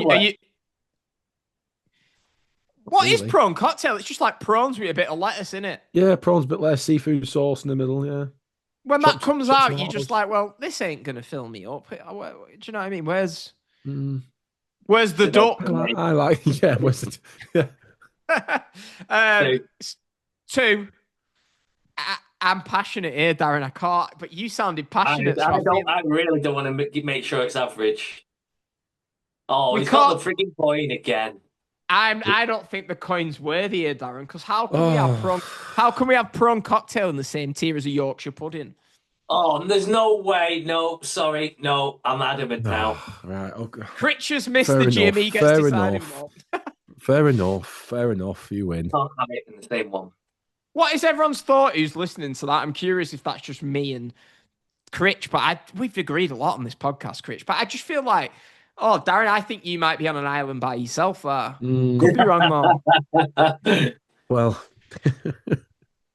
we have to put it as 2, aren't we? Yeah. Well, we'll have to put it as 2. I'll agree with you 2. Go on. Thank you. I feel like we discussed this in the alcohol thing, but what advocate? You see, I can't rate this, you 2, because I've never had it before. I've never had it. Right, well, it's getting a 3 then. It's good. It's good. It's not like try it. I'll have to try it this year. Normally, it's really hard to find, right? But if you go in Aldi, I went in Aldi before. It's everywhere. It's in about 3 different places. Bottles of it, yellow. You can't miss it. Get warnings. Warnings, advocate. Chestnuts. My grandma gave me that. I don't even know. Yeah. I thought a chestnut were a name of a non-league football team, but for me, anyone had it? No, not really. No. You hear about it in songs, don't you? You know, chestnuts roasting on open fire, but I've never actually roasted any on an open fire before, have you? No. Right. I've ever had it like, you know, when you're out and about and you see it for sale, like in a little hut or something. Yeah. That's it. Yeah. That's the only time. And even then I've had it and I'm like, ugh. Yeah, I've never roasted a chestnut in front of an open fire, Darren. I own a TV. Right. So chestnut, no rating. Bucks Fizz. Bucks Fizz, yeah, classic. A classic, isn't it? It's what Critch were drinking during that Christmas quiz, weren't it? You must have missed a lot of it. What are you saying, Darren? I'm gonna go. Again, I don't think it's that. You know, it's not that amazing, but I'd say a 3 for Bucks Fizz. You know what I mean? It's one of them things. It's like it's average, isn't it? It's not amazing. I don't have it, me. I don't know. Maybe I'm just a miserable sod. I've never associated Christmas Day with drinking, but I know a lot of people do. I know a lot of people are like, "Hey, we got smashed. Let's pass me the first beer." Whereas to me, that was either Christmas Eve, and then I'd ruin Christmas Day for my family, or that would be Boxing Day after. I'm only joking. I'm only joking about that. I'm trying to think if I ever ruined a Christmas Day through drinking. I remember when I was 16, my mum had to pick me up from like Deepdale. I had sick down my t-shirt, but apart from that, so maybe that ruined it for my mum, but I think she would have probably laughed. Oh, dear. Critch, new background. I've been there to San Francisco, you know. It's pretty, you not got a Christmas one? I got that. No, I've only got 3 and I'm just sitting that down with Halsey. Hang on, let me have a look. It's got Bloomfield Road behind him. Great for the audio listeners, by the way. All you have to do is walk outside. What were we even talking about there? Bucks Fizz. Yeah, so I've never associated it as like a drink. Critch, can you please just take it off? It's distracting me. There you go. Sorry. That's like, I feel like I've just told off the kid at school for like, do you know what I mean? Like, do you know when the people used to like spit fountain pen stuff at the kid next to him? What was it that? Like a little spitball thing, wasn't it? Like a little paper thing, like, you know. Thing, yeah. But yeah, I've never associated Christmas Day as drinking. I don't know. Maybe that's because the kids or something. Do you 2 drink on Christmas Day? Yeah. I have 1 or 2. Never been a. Normally tend to Boxing Day, if any. Yeah, you're always a bit full though. Yeah, exactly. That's the other issue. Yeah, very true. But I know a lot of people do associate Christmas with like drinking. Even when I would go out and I was 21, 22, well, 28, 29 all the time, I'd go out for like Mad Friday. We used to call it Black Friday in town, but then that got changed for the thing. And New Year's Eve, but Christmas was always, I don't know. But yeah, so that was a long-winded way of saying Bucks Fizzes. Two. Two. Are you passionate about your 3, Darren? Not really. Yeah, Not Bucks really. Fizz is getting a 2. It's getting shoved in there with a duck and the prawn cocktail. Ooh, Critch, I know what's coming here. This is my. You know what's coming, don't you? Oh yes. Oh, mince pies. Oh, amazing. Absolutely love them. Bit of milk in them. Hate them. Oh, cream, anything. Milk. Oh. I'm tempted to go 5 just because I know Critch is going to go low and I'll have to balance it out. out. I'm looking at the notes and it's like 1. I'm a 4. Very, very good. Yeah. Oh no, my God. I'm sorry, Critch, but I'm a 4 as well, and especially if you ever try it down, the Greg's mince pies as well. Get yourself to Greg's. You can't tell me. You can't tell me that I've been dieting. Let's go back a sec. There's no way mince pies are going higher than Yorkshire pud. No way. No way. Mate, if I put a Yorkshire pudding on a plate to the left or a mince pie to the right with milk, you're having mince pie all day. I'm not touching the Yorkshire pudding. Yeah, but they're freaking horrible. Hang on a minute. What's he got on his hands? It's got like a dainty. Is that manufactured on or is it stuck on? AI. Take it off, you knobhead.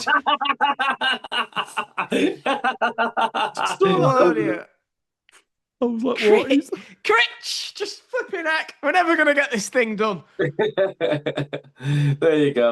I think we're talking about, we're hoping people are watching or listening. Like, we've done this so that if people are on their own and stuff, someone's just thought, right, I've had enough of them. I might be on my own. I might be lonely this Christmas. There's nothing else on. I'll go and see what King Charles has got to say, whatever he's saying. Yeah, so anyway, mince pies in the 4-star tier there. Putting me foot down because I want it to be 5. Right. Oh, Critch, you're going to give this low and I'm 5-star all day. I'll give it lower than mince pies if I could. Cheese board, 5-star. Cheese board, the best thing about Christmas. 0. Critch, I'm breaking my diet later today. I'm getting a big cheese board. All the kids will be in bed or gone and I'm eating this cheese board. Wensleydale cheese, Darren. Would you like it? Oh, cheese board, Dan. Me and you are both 5-star on this one. Oh yeah. Oh yeah. Well, I know I'm a little weird, so I'm not going to argue with you. Cheese board is going 5-star then. It is. Cheese board 5-star. Right. Christmas cake. Is Christmas cake the same as Christmas pudding? Well, yeah, I think it is, but it's a bit different. I don't know. One's got marzipan on the outside. The Christmas cake's like full of marzipan on the outside. And for me, it's a no. I don't like Christmas cake. I can't remember ever having it. I will have done, but it doesn't stick in my head. So you two are going to have to decide this amongst yourself. For me, Critch, personally, maybe I'm putting it as a 1. Yeah. I'd put it as a 1. For me, yeah. I would never eat it. I would never eat it. Yep. See, I put it as a 2 because I've had it, but I don't remember hating it. But that's a 1. Yeah, I had it and I just like put it in the bin. Christmas cake is joining. You what? I'd have to force myself to eat it. It's that bad for me. I might try some later today then. The diet's going to be broken. Get in.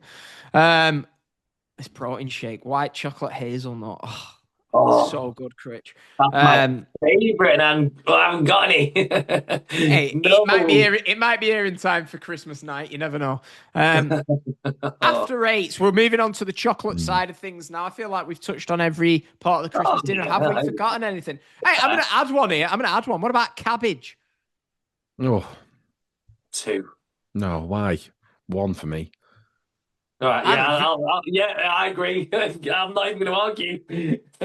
It's me. I'm a very, very, very high 4 on cabbage. It's lovely. What? Cabbage? It's lovely cabbage. Oh my God, I love it. Okay. Two. So, right, 2 it is then. 2, yeah. I'm not happy. Whoever's cooking your cabbage. Has anyone tried eggnog? I can't remember. Eggnog, is that not Advocate? I don't know. Is that what it's called? I think so. Why have I put eggnog in the notes? No. All right. Right, anyway then. Right. Moving on. Right. Let's get on to the Christmas chocolates that are still going in the same Christmas food. Here we go. After Eights. After Eights. I could destroy a full tube of After Eight mints. I'm not going to lie. As soon as they come in that packet as well, they look so like professional, and you open them and you take that black little lid off as well that's inside, and they come in their own little packet sleeves and everything. I could just squash them all down like Scooby-Doo and just like, whoa.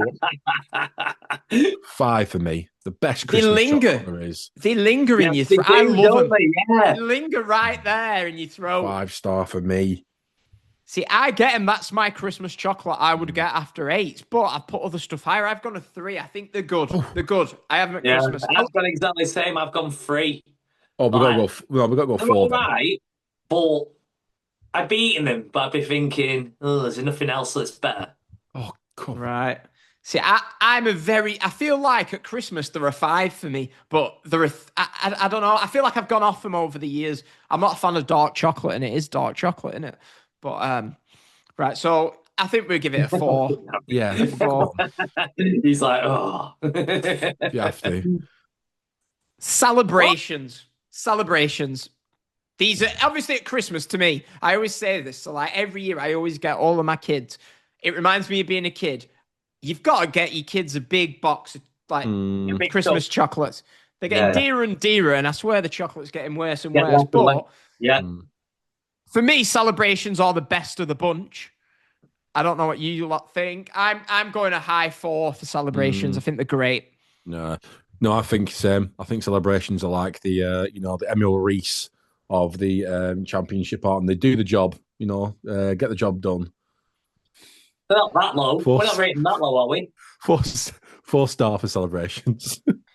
See, I think if we were doing a tier on Emil Reese, I don't think I'd put him. I think I'd have him as a 3-star. I don't think he's good enough to be 4. Even though he is our top championship striking goal scorer in the last 20 years, but that just shows how crap the rest of them have been. So, Darren, you said 4. I said 4. Pritch? I'm saying 4. 4 across the board. 4. As in, like, agree. 4-2. Any teams might have lost the scoreline like that back in the past. I thought you were doing that stupid 6-7 thing the kids do. Then I thought, has he just done that numbers thing? I don't even get it. I don't. It's a lot of crap in it. I've seen the video and I'm like, why is it so popular? Did even Tony do it? Someone did it, a footballer, and I just thought, no, it was a basketball, some kid. I know, but one of the footballer players did it. Oh, what's he called? I think it's him who did it. Who ring car crash? What were he called? He's crap, but he's good. Played for West Ham up top. Oh, yeah, I know what you mean. What's his name? Can't think his name. Not getting on top of my tongue now. Yeah. How do we not know that? Yeah, they can't. Yeah. People are screaming it. Right. What are we saying for roses? Roses. I'd say 3. I'd say 3 for roses. It's hard, isn't it, for a chocolate to be lower than a 3? I've got a high 2. The fine. Oh, it's just come to me now. Mikel Antonio. I checked. I can't. Did you check, Darren? Yeah, did you? and you tried to pretend to us. Oh, it's just come to me now. Oh, it's just come to me now. You liar. You liar. I bet you thought, hey, Dan's putting this out on audio. All the Spotify and Apple listeners, they'll be They're going to think Darren's, football knowledge is better than Critch's. That Darren might not. He might not remember what score Preston Carlisle was on Boxing Day in 2011, but he can damn sure name the West Ham striker. Right. So where were we? Roses. I went 2. Critch, did you go 2? Darren 3. I can meet it 2. I'm not really over. I won't 5. It's one of them, innit? You'll eat them because the chocolate, but I'm sure there's not many. Exactly that. But it does feel like Christmas. Roses and Quality Street are more Christmas. then the others probably. Quality Street, then. To me, this is a Christmas staple. Yeah. For me, it's a high 4 for Quality Street. You know, it's one of them things, the wrappers as well. You always find the wrappers everywhere as well. Someone always chucks them down there. All the colourful wrappers, yellow, the blues, the oranges, the greens. Yeah. They're 4, Martin. They're a Christmas staple. They're a 4 for me. See, I think they're a Christmas staple, but I never said they were a good Christmas staple. So I'm giving them another high 2. They're good. Oh. I'll probably get. Maybe that should be a 3. Then I might even get some because it's Christmas. I actually made them as a 2 as well. Really? Yeah. Wow. They're all right. Meet in the middle at a 3. Yeah, I'm protest against them. Yeah. I'll meet in the middle at 3. Yeah. The green triangles are good. Yeah. Yeah.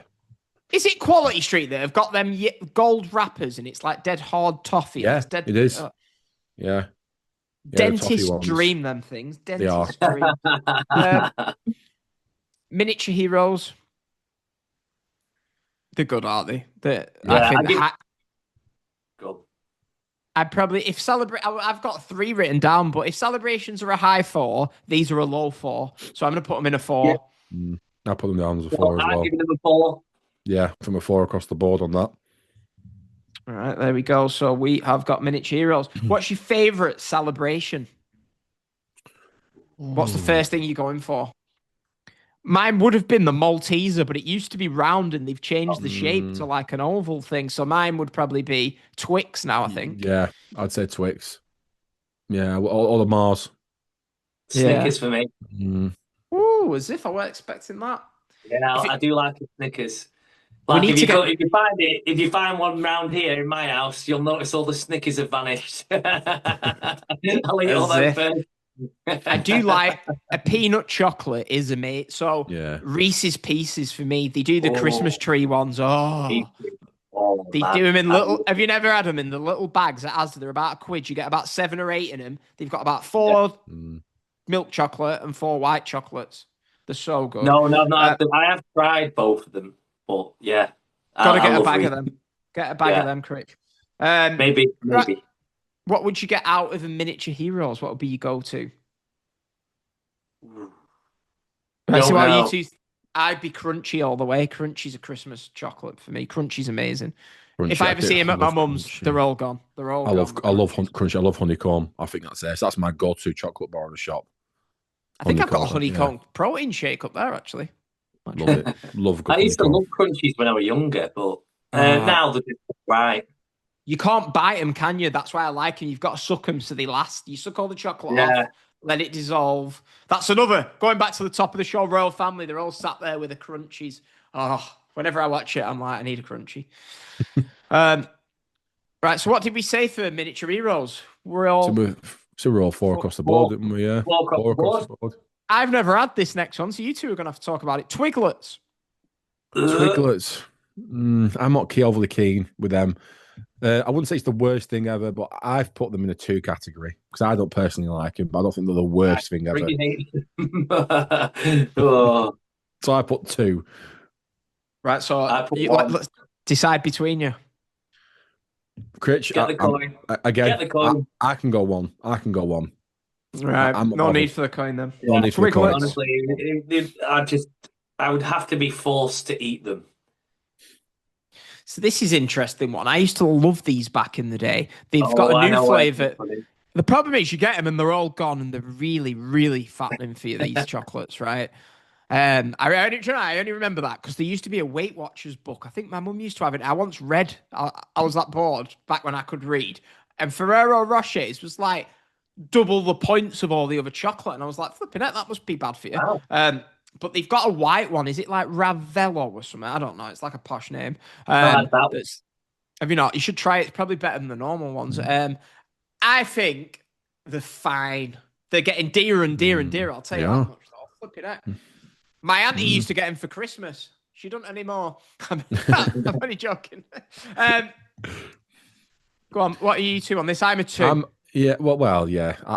I did say I put a 3 down because I like them, but they wouldn't be like, I have to get some Ferrero Rochers. Yeah. If they're there, I rated them as a 3, and it's like I think the only time I used to really have them was when I went round to my nan's house again. I never bought them. It was just the chocolate that was there when you was at your nan's, and you're just like, they're all right. I'll let you have a 3 if you two want a 3 then. Yeah, give me a 3. It's middle of the road, innit? It's not bad. Yeah. There you go. Right, so we've got 2 more left. I don't know. I'll say I don't. What is Baby Sham? Is it an alcoholic drink? Yeah, Baby Sham is, yeah. I've never had it. Neither have I. Right. Well, that gets rated 0. Along with chestnuts, not applicable. I'm sure my grandma gave me that one as well. I could be wrong though. Last one, she definitely gave me this. Mulled wine. Never. I think I've had a sip potentially. Is it hot or not? Yeah, you're supposed to have it. Yeah, it's supposed to, yeah, hot. Yeah, I think I had some at Winter Lodge a few years ago. I've had it before on Christmas markets. Yeah, Christmas markets. Yeah. I'd say I don't like it personally. For me, maybe it's just not everyone's taste, but for me, it's a 1 for me. I don't like it. Yeah, Rich? I gave it 2. So are we 1 or 2? I think we should go I'm 1. not bothered. Yeah. I'm not going to argue. I'm not sticking up for it. No way.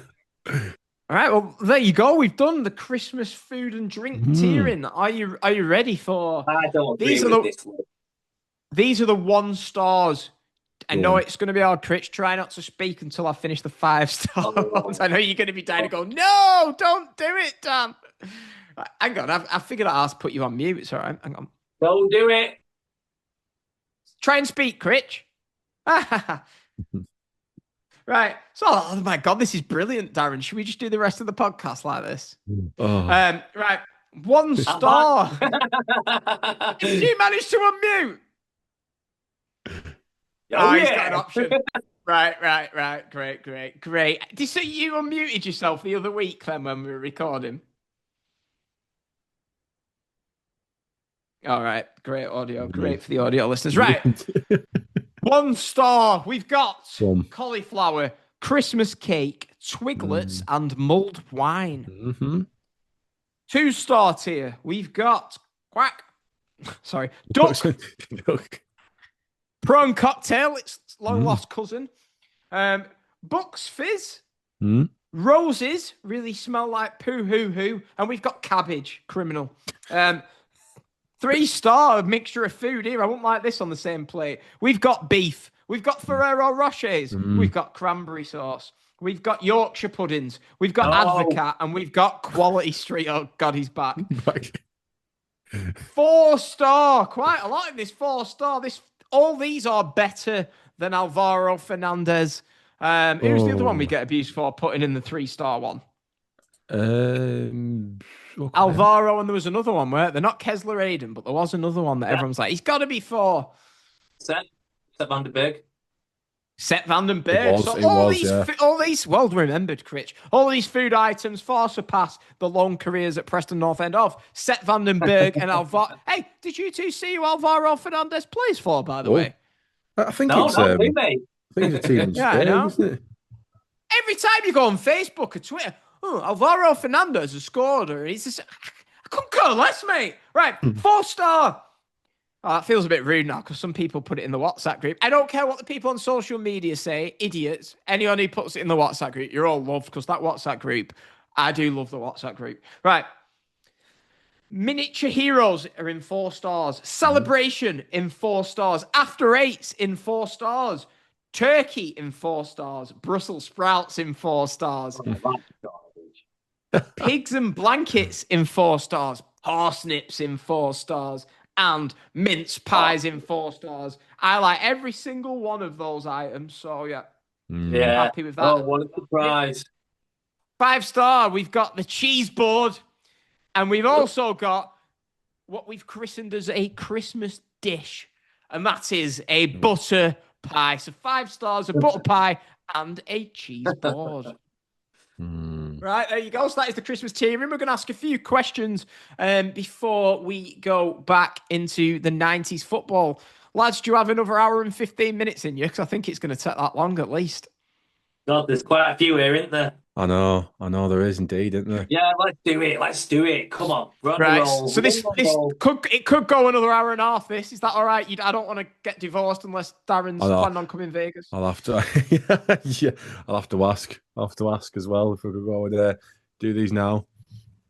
Go on a little break. Do you want to go and just ask? check. I will do. Yeah, I will. Right. You go and check Time now. out. Me and Get Critch that can take. petition slip signed.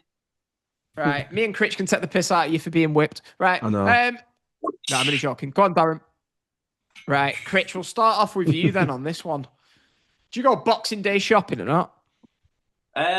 Sometimes depends if I'm visiting family. Oh, you had to bring that in. I only asked that question so I could give you loads of abuse for going shopping instead of watching football on Boxing Day. And because you said if you were with family now, I'm going to have to be nice. But I couldn't think of anything worse. I remember once, Critch, right? Baby mum OG, right? She was like, oh, let's go to the box. This is like 2016, Boxing Day sales, and North End were playing Leeds, and I think we got beat 4-1 at home. They battered us. They had a really good team that year. Bielsa was manager, and it weren't actually. No, Gary Monk, I think, was manager, and so I was like, right, I said I've got to be back for North End Leeds. So we were stood outside Primark in Blackburn at 7:00. And I don't want to delve the card here, but we can imagine what Primark in Blackburn was like on Boxing Day. Darren, Yes, have you got permission till 9:30? I've got permission. I've been permitted. Please, You're the only on the podcast. You're the only one of my mates that I would not be giving abuse to right now. If Critch went and asked that, oh my God, he'd be getting some stick. But yeah, do you do Boxing Day shopping, Darren? Boxing Day shopping? Not really. No. You asked for permission not to do that. I try and do it. You're never going to let this down now, are you? No. I try and do it all online.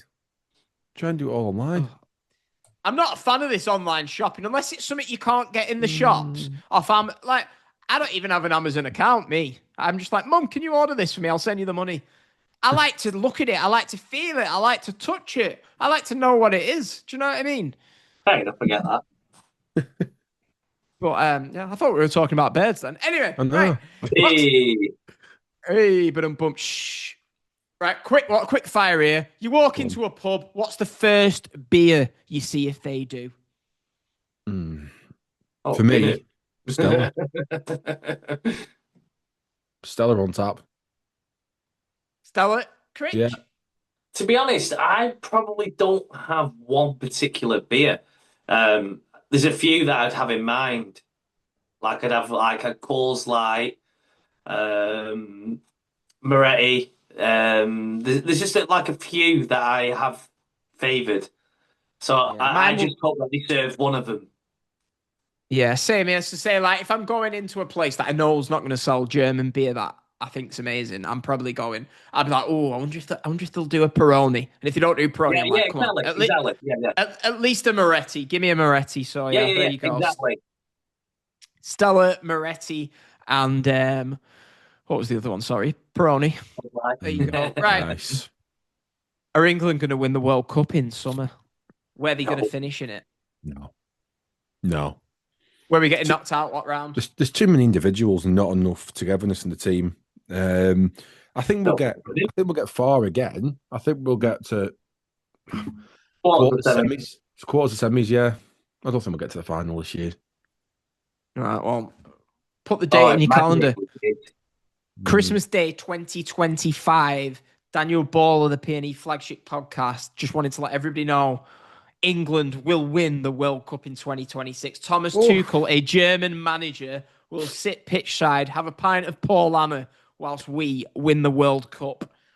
There you go. That will happen. This is it. The time is now. Paul, North End are getting promoted.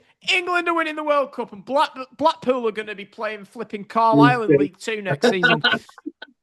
That's the dream. That's the dream. My dream would come true if all that happened. Oh, I'd love it. Right.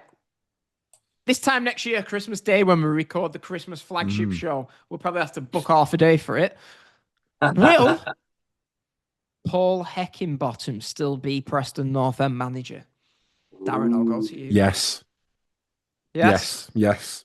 You will. Critch? I don't see why not. Yeah. I mean, I do think we'll probably lose in the playoffs this season. I think he'll get found out for the completely mediocre manager that he is. Fans will get on his back next season when the likes of Dobbin, Devine, Armstrong aren't there to carry his mediocre ass. But because I'm not that lucky in life, Paul Eckenbottom will still be our manager this time next year. Here's another one. Well, there's two ways to look at that, Dan. Will another club come and poach him? No. Oh, touch wood. And are we going to sack him? No. No, So there you go. We didn't even sack him. We didn't even sack him when he was 90 minutes away from League One. You've got I nearly swore then. You've got the Merseyside Messiah finishing 10th, getting dogs abuse. This clown comes in,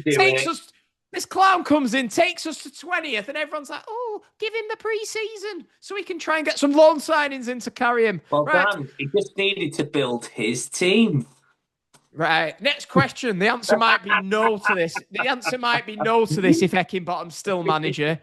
Will we still be doing the PNE Flagship in a year's time, do you reckon? Yes. Oh, yeah. Why not, eh? Why not? Yeah. Who will be the first one of us to jack it in? Because realistically... Will it? Hey? I hope not, anyway. It won't be you. It won't be you, Dan, yeah. I think I'm the likeliest to jack it in, really, out of the three of us. I think Critch might just think, do you know what? I just can't. She needs me. She needs me to spend more time with her. So you might be like, look, I'm sorry, lads, but it's the gym for me. I mean, I can't sacrifice the gym for her. Yeah, the gym. Darren might not get permission. Darren might not get permission to sign another 1-year extension by the looks of things. I'm currently on loan until the end of the night with you guys. I will still be here trying to wind up some of our arsehole fans at the age of 80. I will be going down with this ship. So, yeah, in some form or the other, stay along for the ride, guys, because the PNE Flagship will still be around in 20 years. You can't cancel me. Right. But realistically, though, I'm thinking about... So I listened to a podcast that had been going for about 7 years, and they've... At the time, they were great. There were 3 of them. They started off, and they've churned different things happens in your lives. Do you know what I mean? That could maybe stop you from doing it. So who knows? Who knows? Maybe one of us will go and support Blackpool. Critch. I'm joking. Me. I don't know. Maybe my son will think, Dad, I don't want to support Preston. I like AFC Fylde. It's the closest football ground to Nana's house, and I could be a season ticket holder there. Sod that. Right. Let's get into it. Premier League. Actually, I need a piss for about the 12th time tonight. I'm going to leave you. Well, I'll be 30 seconds. One more question. Well, what do you two do on New Year's Eve? I'll be having a few drinks this time. New Year's Eve, I will have a drink. New Year's Eve. Actually, I think I've been working New Year's Eve this year because New Year's Day. Aren't we? We're at home, aren't we, on New Year's Day? Yeah, Sheffield Wednesday. Sheffield Wednesday at home, yeah. So I'll be working. I'm the reason why I've got New Year's Day off, so I'm working New Year's Eve. So I'll be working up until about 8 o'clock that night. So still have a bit of time and a drink when I go home, yeah, to see the new year. As long as you get a little bit, yeah. I'll be able to see the new year. Yeah. What about you, Critch? What are you doing? I've not decided yet, and it's still not decided. Even though it's not far off, but still not decided yet. No idea. We'll decide. We'll decide a little closer to the day. We'll see what's happening. I've got an idea. We could you could ditch your wives off. We could do a live stream at midnight. Live stream. See. Do a live stream. Sorry, lovers, we're there kissing our mics at midnight. Do you know what you just said then about Sheffield Wednesday? I should have said that in the quiz. Critch, what team did Preston North End play on New Year's Day? How weird's this? So, we played Sheffield Wednesday on New Year's Eve or New Year's Day. Do you remember when Reach scored in the last minute? Finished 1-1, right? We played them on the 29th of December because they put little boy's name on the big screen that night. Friday night, got beat 1-0 under Ryan Lowe. Last year, we played Sheffield Wednesday at home, beat them 3-1 on the 29th of December. And this year, we play them January the 1st. What is it with playing Sheffield Wednesday at home at that time of the year? They must be... Can you imagine? And You live in a nice city. Well. And you live in a nice city like Sheffield, and then you've got to come to Preston on your... What do you mean so close, Critch? You mean because we... I know. What do you mean, Critch? You mean because we just played them, it's pretty close, or... Yeah. Like, the pictures, they're close, aren't they? It's like, it's weird, isn't it? And then straight away, like a few weeks later. I think it works out in our favour, that, because they could... Yeah, definitely. They're going to have new owners, so they might, once they're actually officially relegated, teams usually, like, just end up taking the foot off the gas and pick up points, don't they? But, but we've been planning on doing this for a while. The main event of the show, and that is... So the plan is for the rest of the show, we're going to tier these Premier League strikers, and then we've got 2 quick questions at the end. So, yeah, you probably got... we've got a list of Premier League strikers... So you've got an hour and 15, hour and 20 minutes, then we're done, because we've got a hard out, because Darren's going to get told off for missing the first half an hour of I'm a Celebrity. I'm only joking. That obviously finished a few weeks ago. Did you watch it, Darren, I'm a Celebrity? I did, yeah. Yeah, I thought it was good. Jesus. Well, it looks like not only are we finding applicants to replace Critch after his performance in the quiz, we're finding applicants to replace Darren. Maybe we won't be here in a year's time on the flagship. That sounds like it's absolutely crap. Right. Premier League 90 strikers. Let's start with... I wanted to start with one who wasn't the greatest, but wasn't the worst, just so we can get the example. So we'll start with all the stats man for this, Darren. So I hear. We'll start with a man who I think is more known for his time at Leeds United in the late 90s, early 2000s. He ended up playing for Middlesbrough. I'm sure he played for someone else as well. He's a fan favourite in my household for scoring 4 goals against Liverpool in a 4-3 victory at Ellen Road. Mark Viduka. Yeah, Mark Viduka, yeah. The Aussie. Obviously played 240 games in the Premier League, scoring 92 goals. Now actually gets the Premier League 100 club, so just shy of that as well. So, decent record. If you get even close to 100 goals in the Premier League, it's decent. Yeah. Decent. Yeah. He got 90-odd goals in 200. That's almost 1 in 2. Yeah. Played in Premier League. The stats in front of me here: 240 appearances, 92 goals he scored. 92. I think he was a really, really good player. It reminds me of when Australia used to be deep. I used to like watching Australia. They'd have Kuehl on the left and Viduka up front. But I'm not sure who Tim Cahill is, but Tim Cahill was pretty good. For me, Tim Cahill. It's a school in Kirkham, that, isn't it? It is. But for me, Mark Viduka, I have actually got, I thought it was all right. But again, it's good stats though, that. It is really good stats. It is, isn't it?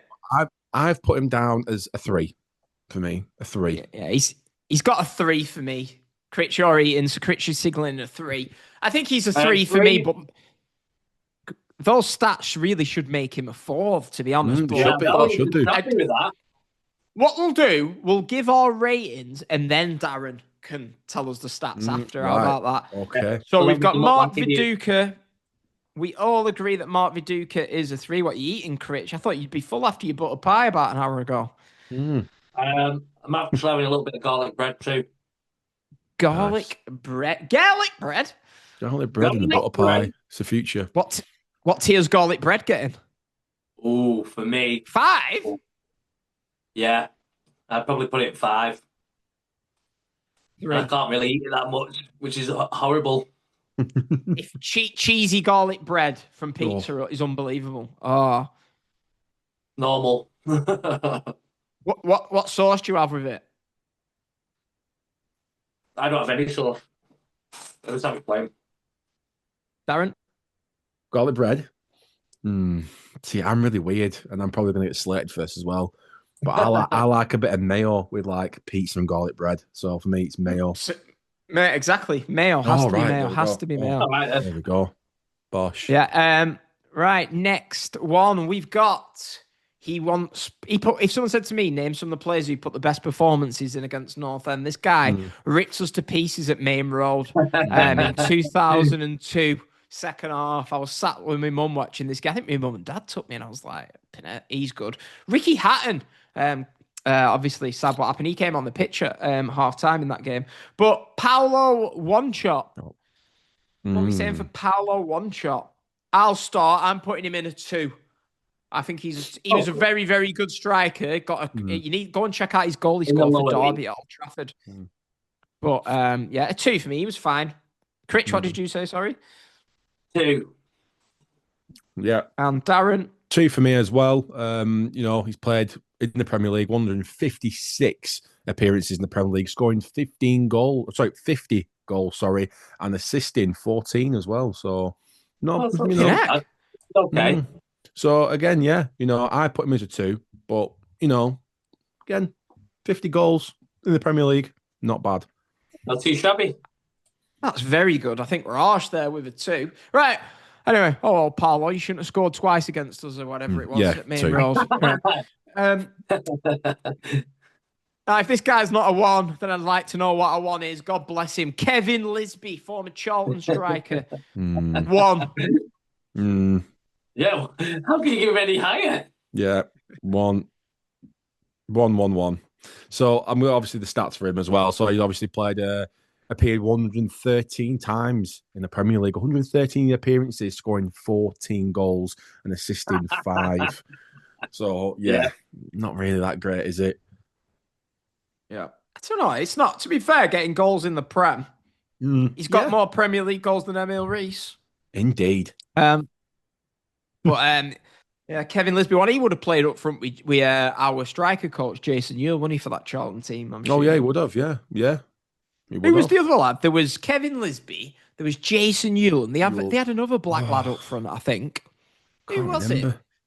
I'll have a look while we do the next one. So we've all gone Kevin Lisby 1. I've got 2 for this one. I couldn't decide. Teddy Sheringham. Oh, we're going Teddy Sheringham now, yeah. Hey, missed one. I've missed one. He's not in my list on here. I think you've jumped ahead. No, it's not that. I've got 2 different lists. So right. So it's probably Sheringham. all in different. No, Teddy Sheringham. I think Teddy Sheringham's a brilliant player. I thought he was absolutely brilliant. Again, obviously coming from the stats as well, I'll say them before I give my score as well for him.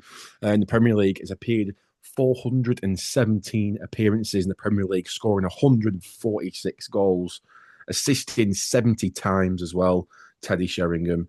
For me, I don't think he's one of the greatest Premier League 5-star worthy, but very, very high 40 here for me. I mean, obviously surpassing that 100 club in the Premier League. 4 for me, Teddy Sheringham. 4 on Critch. You're going to think I'm crazy here, but for me, I give him a 3. Oh. For me, he was all right. He was never top end for me. I never thought, wow, what an amazing player. Don't get me wrong, he was a very good player. But for me, I was never wowed by him. And I was not surprised why he was also a sub a lot of the time for United. For me, he's a very good player, but not amazing. No, I think he was. I think he was a magnificent footballer. I think he kept going until he was about 39 in the Prem, for West Ham. I think he was part of the West Ham team that beat us in the playoff final. So it's like, look, I think he is a quality player, but obviously you've got to have them all in the right tiers in terms of players we're going to come on to. I'm torn between 3 and 4 because I'd put him in 3 because he was part of the West Ham squad, I think, that beat us in the playoff final. But then I'm thinking, you know what?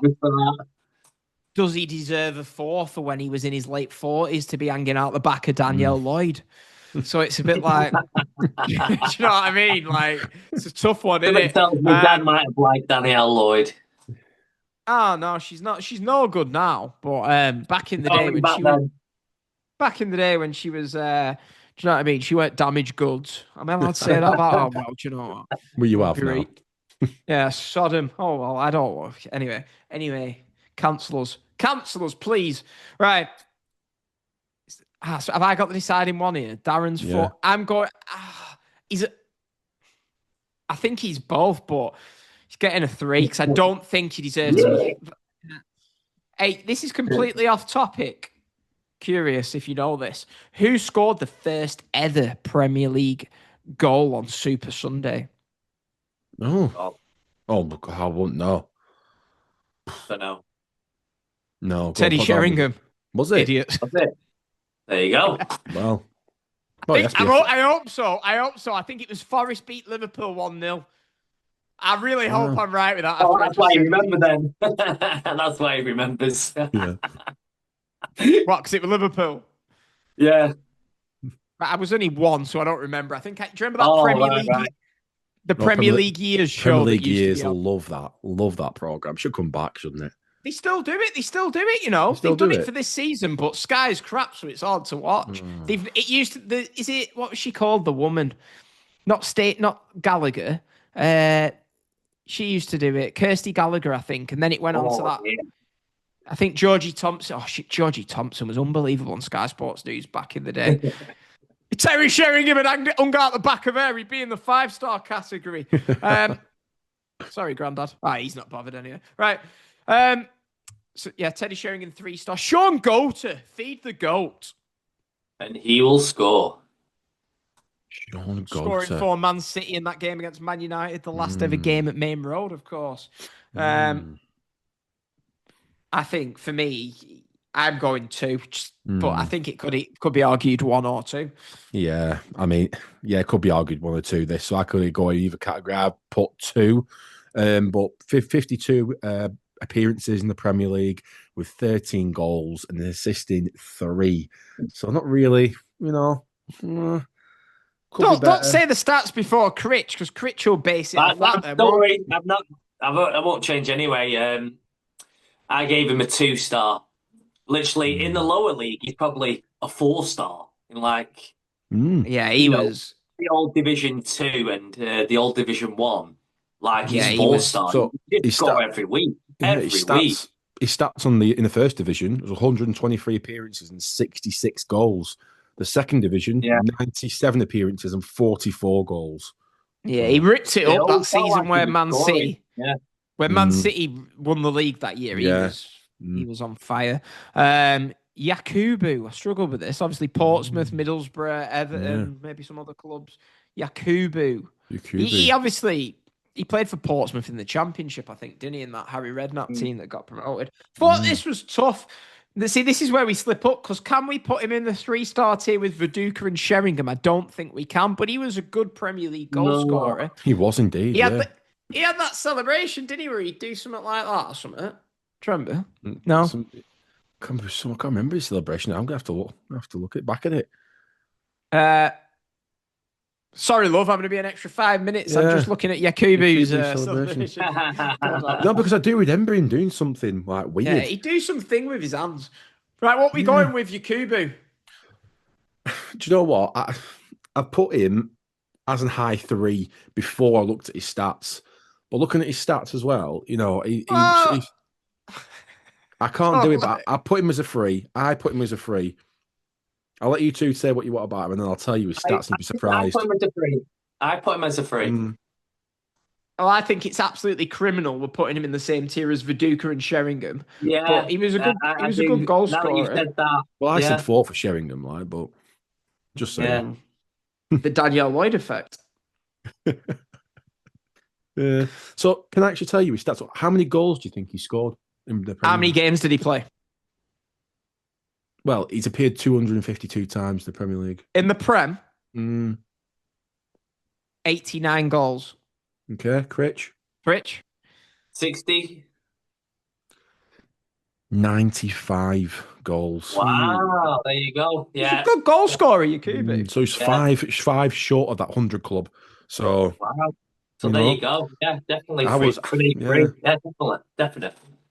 Good little feature, that, Darren. Once we've give our ratings at the end, see if you can ask me and Critch on him. I'll start doing that now. Yeah, go on. Oh, no. That looks stupid. What have we gone with? I've gone 2, you two have gone 3. Yeah, 3. I put him as 3, yeah. So you want him in the same tier as Sheringham and Viduka, yeah? Well, yeah. Yeah. I didn't want Sheringham in that category. Let's just make that clear. But anyway, yes, Yeah, I think we're wrong with Sheringham in that tier, but we are. maybe look, we can assess it at the end and maybe move a couple if we don't like how it looks. Yeah, actually, yeah. Let's That's a do good that. thing to do. We'll do that. So it needs to be in the right one, right? Yeah, because I listened to a tiering podcast about wrestlers and what they do at the end. They go through it and be like, is there any we're not happy with? Right. So we'll do that. Right. Bear in mind, we're doing this. We're planning on doing this as like a mini series. So there is plenty because there's that many strikers to go out. The next one, if you lot don't give him a 5, then I'm going. Yeah, Thierry Henry, greatest Premier League striker ever. In this one. There's no doubt. He's one of the best ever, if not the best. There's no doubt. Yeah, one of the best Premier League strikers ever, and yeah, hands down. Yeah. But again, you two, how many goals do you think he scored?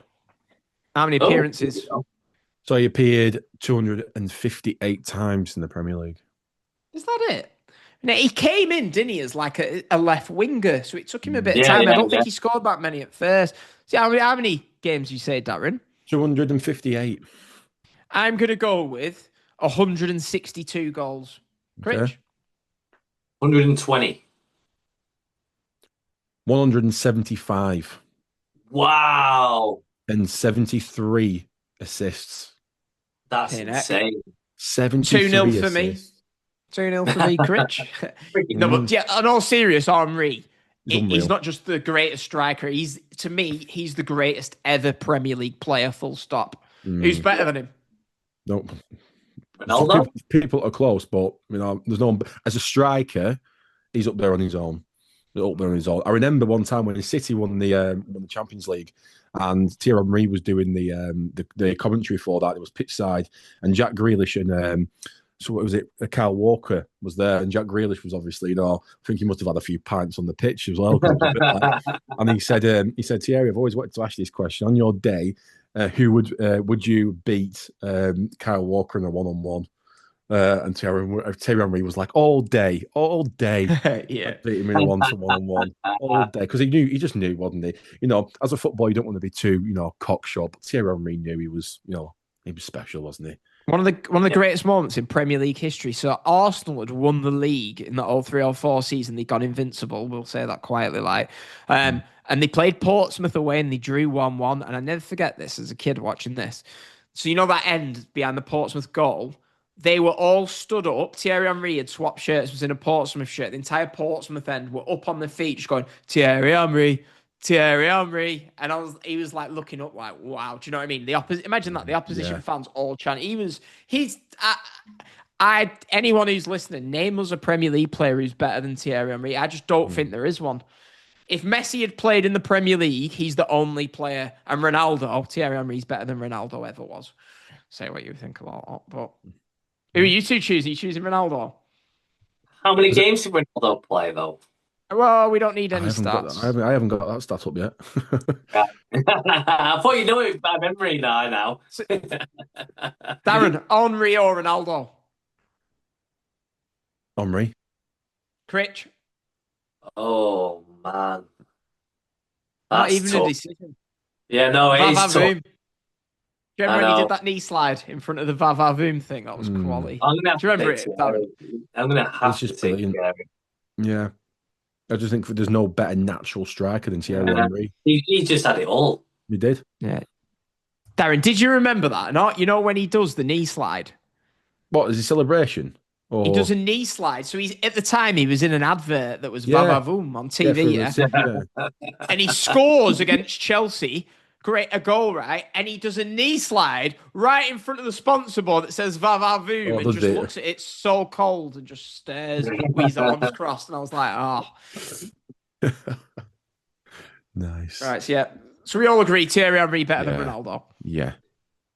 Ronaldo or Messi, quickly. I always preferred Ronaldo. Right, next question. What a critic. Seriously, I'm going to stop at you. Messi's the greatest ever footballer. Yeah, he's good, Messi. Well, I wouldn't expect any different from someone who didn't appreciate Emil Rees. So, right, from greats of the game like Thierry Henry, Emil Rees, and Lionel Messi to Darren Huckabee. Oh God! For me, I'm sorry, but I'm just going to go 1 star. I'm sorry. I know it might sound harsh, but yeah, for me, I've put him as 1 star. And this was obviously, I did all this before. Obviously, we got the stats up as well, but this you're going to be surprised at this as well. Rich? I gave him a 2 for some reason. I think it's just because there's a couple others at 1s that I think he's even worse. He's better than. This might surprise you. Darren Huckabee was a great player. He was like Richard Creswell, but way better. Okay, he was an animal. He was in your face. He was unplayable. Probably at Championship, Premier League though. It just shows stats don't mean everything, Darren. I can see when he played for Coventry, he was fantastic. Okay, back in like the late 90s, really, really good player, Darren Huckabee. I've got 2 or 3, but because we've got some players we do in 3, it'd be a 2 for me. Darren Huckabee is better than Sean Goater and Paolo One-Shot. No questions asked for me. But you're going to give me some stats to disprove me, I'm telling. Go on. Right, come on, Darren. So he's played 202 games in the Premier League. Jesus. As if I would have accepted. How many goals do you think he scored in that time? I reckon about 36 because he played a lot on the wing. Oh, here we go. Critch. With excuses. Critch. 15. Dan, you were so close, Dan. 38. There you go. 38 goals. Right, so 38. that's to me, he can't be 1 star. 38 goals, 200 Premier League appearances. He ain't joining Kevin Lisby. Yeah, see. Darren Huckabee's. How weird's this? We've got Paolo One-Shot, Sean Goater, and Darren Huckabee in the 2 tiers. They were all part of the Man City team that got promoted, I think, in 2002. a lot of bitterness from us. Yeah, they were, yeah. Mm-hmm. Oh God, I've just seen who's next. Have you 2 got the same orders as me? Go on. No. Danny Dichio. Danny Dichio, yeah. Go on, Danny Dichio. Danny Dichio. He's got no hair, but we don't care. Danny Dichio.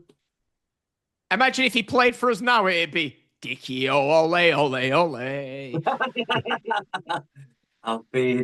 Dichio. Danny Dichio. Danny Dichio. Ole, ole. As Dave, Stewart, and Stephen are looking at each other like, oh, we're lyrical geniuses. Let's put it on the let's put it on the socials. God, what was the one that we've missed out, by the way? On my list, it was Owen. Owen. Yeah, I moved him further down because that was tactical. Oh, I put him in a place deliberately. Right, so Danny Dichio, what we going? He can't be. He was a 1 in terms of Premier League. Oh, yeah. He 0. Was, he was Premier League. We're talking about the Premier League, aren't we? So for me, yeah. He weren't much better in Championship. So. It was a 1. It was a 1. I mean, everyone, look, I bet, Critch, you like Danny Dichio, don't you? I like the effort he put in because it's like the fans were so toxic with him. Yeah, flipping heck. But he was literally... I just remember him like slowly winning us over. Like I think he was just trying like really hard. I don't think he was that amazing. He didn't get more than he probably got 5 or 6 goals that season maximum when Billy Davis was manager in 05-06. But 1 star for Dichio, right? A guy who scored. We all said 1 for Dichio, didn't we? Yeah, I did. A guy who scored one of maybe the greatest goal I've ever seen at Deepdale. Friday night against Colchester. We got beat 3-2, and this guy ran from the heart. Do you remember it, Darren? I can't remember. I know the guy, but... Lamano Luar, unbelievable goal at Deepdale, unbelievable celebration. I'll try and find the goal for you. I'm sure Captain Guerrero will have had it up. And he just ran past our entire team. Put it this way, it was better than the Fuller goal against Leicester, and that was unbelievable. You remember that, don't you, 2? Yeah. Unbelievable. So, Luar, what can we do with him? I just don't think, maybe like 1 great goal's enough to put him in. We're talking about the Premier League. These are Premier League strikers. People are featuring the Premier League. I don't want to sound harsh, but for me, I think there's a lot better people in this list, and we've tiered other people higher. I've gone 1. Yeah, 1. Why are you saying 2, Critch? He's a 1. I thought I remember him doing all right. Like I said, I've done all my list. Quick stats as well for Danny Dichio. 146. Cut him off. Sorry, Get Chris. ready, boy. 146 appearances and 24 goals and 9 assists. That's more than I thought. Surprised at that. Yeah, I'm just a bit shocked. I remember Newcastle had him and they loaned him out to Portsmouth. They let him play against them and he scored in the last minute to equalise against them. Did that somersault celebration. And I was and then they soon stopped doing that. But yeah, so Luar, is he in the one? I've got one. I got one as well. No, I'm not going to protest against it. I'm not that. Put me one for all I care. Fernando Morientes, Liverpool striker, signed him from Real Madrid. For me, he never really came in and did nothing. No, exactly. No. With a name like that, you think, oh, he's going to be spicy, isn't he? He's going to be good. Yeah. Fernando Morientes. You think he's going to be like a top quality name. It's going to get you loads of goals as well. It's just one of them, isn't it? But yeah, it was a difficult one for me as well. I have got down here, I've got him a 2. Same here because it's cruel and it can't give him a 1 because he was so good. But is that right? He was so good in his career. We can't put him in the same tier as Danny Dichio. No. I kind of want to now. What was his stats, Darren? So his stats here, he's played 41 Premier League games and scored 8 goals. Nah, that's probably... He can't go in a 1. Yeah. Right, so he's getting a 2 then, Fernando Morientes. Yeah. The man who was in Benidorm in the summer of 2023 with the North End fans, as all the little leeches who slagged him off for years, was like, oh, can I have a picture with you, Andy? Couldn't hit a barn door at Deepdale. Andy Carroll. Hit a barn door. Scored a hat-trick last week for Dagenham and Redbridge the other week, you know. Oh, good for him. How the mighty have fallen, honestly. How the mighty have fallen.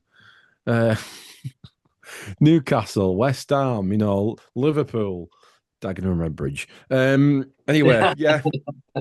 For me, I don't know what it is. I think I've got a bit of a personal... To be honest, we're talking about his Premier League career now, and you know what? He did it all right in the Premier League. Did well. He was an animal at times. He was again, but again, looking at these other players we put in the stats down here in front of me, call me harsh, but I've put him as a 2.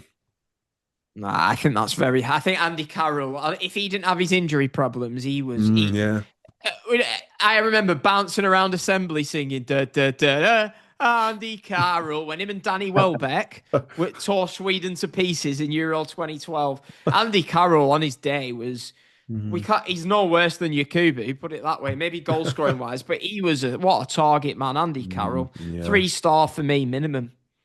I gave him a 3 also. I thought I was going to get laughed at. Nope.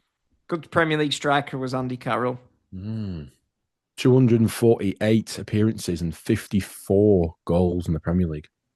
1 in 5 for this type of player. He would have been really good at defending set pieces as well.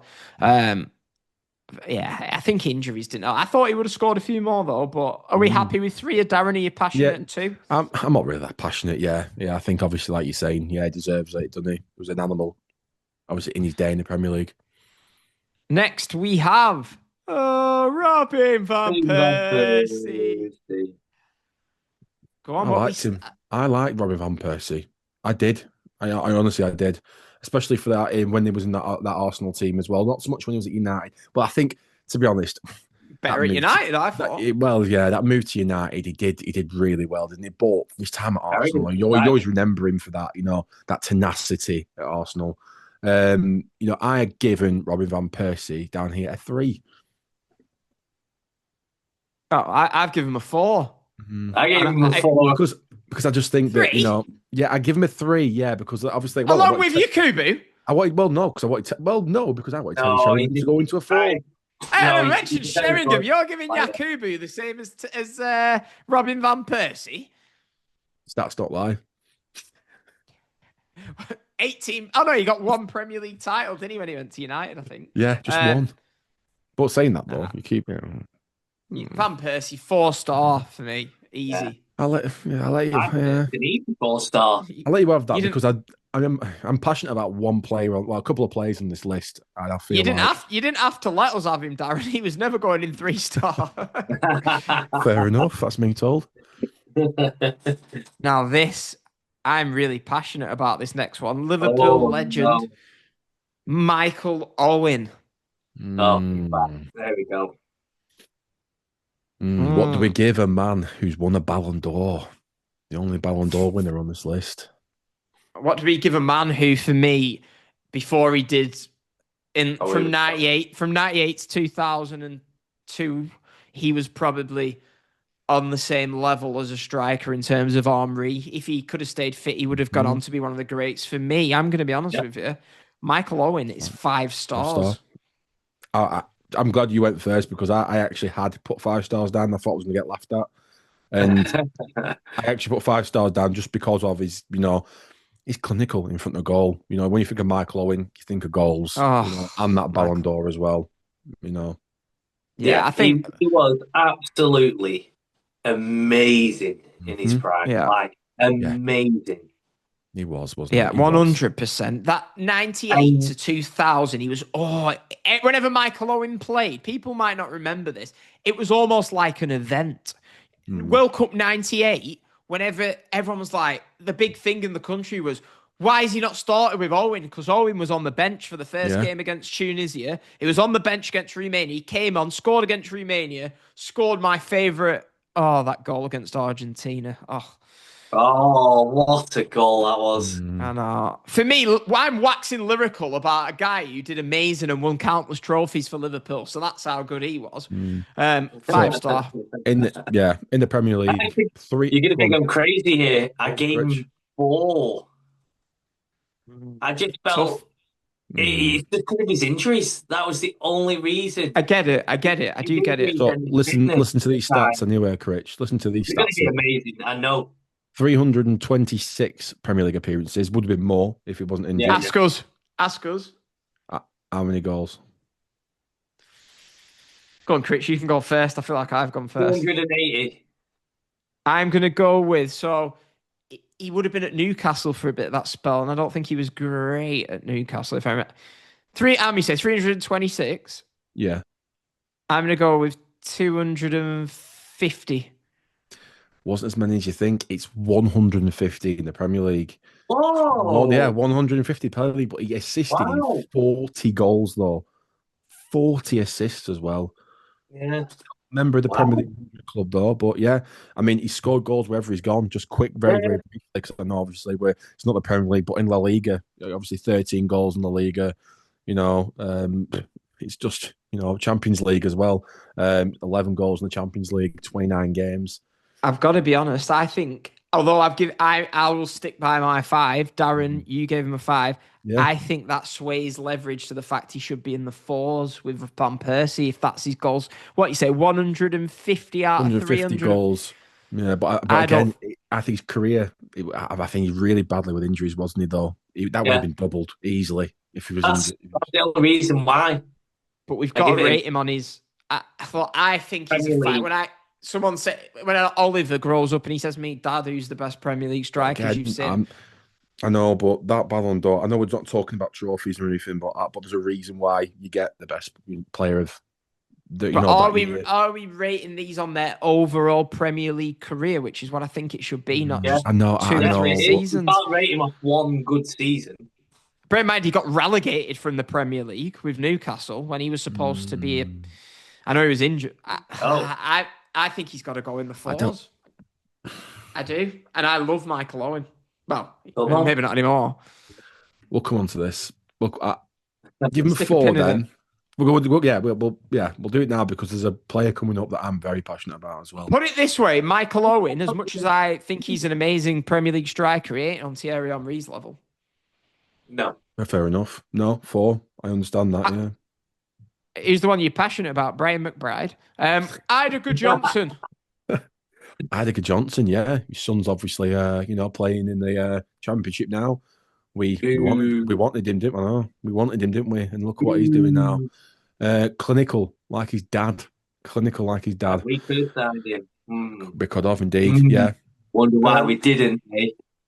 So I want to put this to you, Critch. So I'm only going to tell you how many times he's played. I'm not going to give you my rating yet. I'm going to tell you how many times he's played in the Premier League. So 211 appearances. 211 appearances. So both of you, how many goals do you think he scored in those 211 appearances? 79. 72. So, Critch? 72, I said. A lot less. 55. 55 goals. So not that clinical. I'm not surprised. He was never prolific. He was never... I feel like he would be, I'm trying to think, maybe in the Dobbin role. So, like, he wasn't... He was more of like... He was never the lone striker, say. But he did play for Bolton for a few years, didn't he? So... I was listening to a podcast the other day, and it was that Rory or whatever he's called, and he was talking about how one of the greatest Chelsea strikers he's seen, Ida Johnson. Obviously, they watched him every week. For me, look, I'm going to be honest with you. For me, he's a very high 3. I've put it. Yeah, I was about to say I'll put him in the 3. Yeah, I think the stats back it up as well. So Ida Johnson is a 3. Next, I remember in January of 2001. There's this, Aston Villa are signing this Argentinian, or is he Colombian sensation? I think he was Colombian. Juan Pablo Angel, and this Villa fan came on the phone, smashed on Sky Sports News back in its days, going, "There's only one Pablo Angel." And it always stuck in my head. And then he signed, and I don't know, you're probably going to tell me different with the stats. He was brought in for about 15 million quid. It was a lot of money at the time. And I feel like he really disappointed. He's going in the one. He's going in the 1-star for me. I know he will have got more goals than 1-star worthy, but for me, because of the level of disappointment for the price tag, I'm giving him a 1. I put him as a 2. Okay. I put him as a 2. He's not the worst. Yeah. So 175 appearances. Ooh, Have a quick guess. Have a quick guess about the goals. 42. Critch? I said 30. 44. Oh, close there. Well, you're good at this, Dan. You're good at this. He's cheating. How? Connect me laptop's miles away if you can see my screen. I've got it written down. Trust me. I've got too many kids to do research on Juan Pablo Angel's goal scoring record. Right. Right. So I'll let him go in the 2 to start here. Right, Juan Pablo Angel. Right, next we have got the man. What did he get for us? Did he have I'm sure he might have got a cancer, or there was something in his arm or something, and he could have died. It was something. I can't think what it was, but Brian McBride, when he was on loan for us, he was crap for us anyway. But then he went to Everton, did reasonably well for them. He was crap. 1 star for me. I want to go. What have I got? I've got 2. He did all right for Everton and Fulham. Yeah, because I just remember him being all right. Yeah. He wasn't awful. What we're giving him then? What we're giving him before I just quick fire these stats to you? I think 2. 2? No, I'm going 1. I want 1. I think I'm giving him a 2, but I think looking at this, he should be. Is he any better than Lualuaru, who got 30 odd goals? Well, go on. Any appearances? 148. Ooh. He's not got a lot. I'm going to go with 38 goals. I feel like he scored a few for Fulham. Rich. What did Dan say? 38? Yeah. Well, I'm going to say 39. Right, Critch is going first in future then. 36 goals. Oh, no way! No. Right, so I think he's. What is he? Is he 1 or 2? For me, I'd still stick him in a 1. Yeah, 1. Put it this way, David Nugent's going in 1 when we do him later on, so we can't have McBride higher than Nugent. I haven't got that number for him. You've not got that number for him? No. Oh, we'll Speak to a Portsmouth fans and we'll see what they have to say about that. Right, next. Roman Pavlyuchenko. Yeah. Tottenham. Did he play for anyone else in the Prem? No, he didn't. No, he just played for Tottenham. Yeah. I remember him coming in and he used to miss sitter after sitter for him. He did well for other teams though, but for Tottenham he was crap. So I'll be honest with you, I've got him as a 1. Yeah. I've got him as a 1 too. 1. Critch. 1, 1, 1, 1, 1. Right, Darren's going to hit us with the stats. Right, 78 games. Critch, you're going first. 78 games. How many goals? Oh, no. 16. Dan? I do remember him scoring a few. 17. You dick. I would have said 16. Honestly, you must have read me mind. I would 21. Oh, I think I'm going to go every time. That's almost 1 in 3. 1 in 3, 1 in 4. He's 1 star, isn't he? Is that what everyone else said? 1 star? Yeah. I said 1. Right, I need to go and make a headache tablet. My head is throbbing here. Right, so I'm going to leave you to discuss this guy. Right, I'm just going to grab a coffee. But the next one is going to be a 5-star for me. Well, right. Well, we didn't realize Critch was going to disappear for a few minutes, so we are back, still here. How good's that coffee, Critch? Any good? Very good, my friend. Is it black? Is it black coffee? Oh yes. Oh, do you not have milk in your coffee? No. Savage. Anyway, right. Unless it's a treat day. From Roman Pavlyuchenko to Erling Haaland. Yes. Wow. 5. Player. Is he 5? Still playing. He's a 5, yeah. He's a 5. Yeah, he's a 5. If he left now, he'd still be a 5. And it also, to me, makes sense. This is why Owen should be in the 4s if Haaland's here. He's an animal. He's a robot. He is, isn't he? So, obviously, you all know how many goals he scored. Obviously, he's only just reached the Premier League 100 club.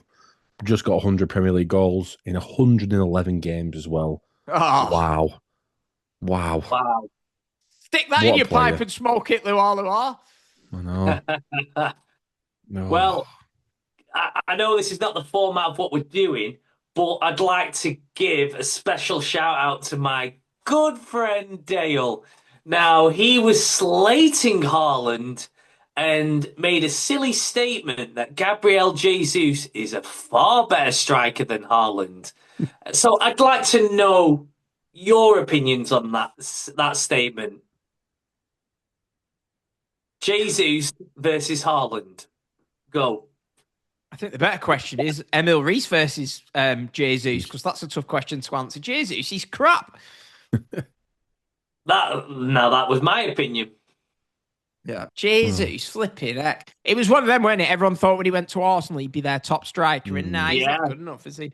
No, not good enough at all. Nope. But yeah.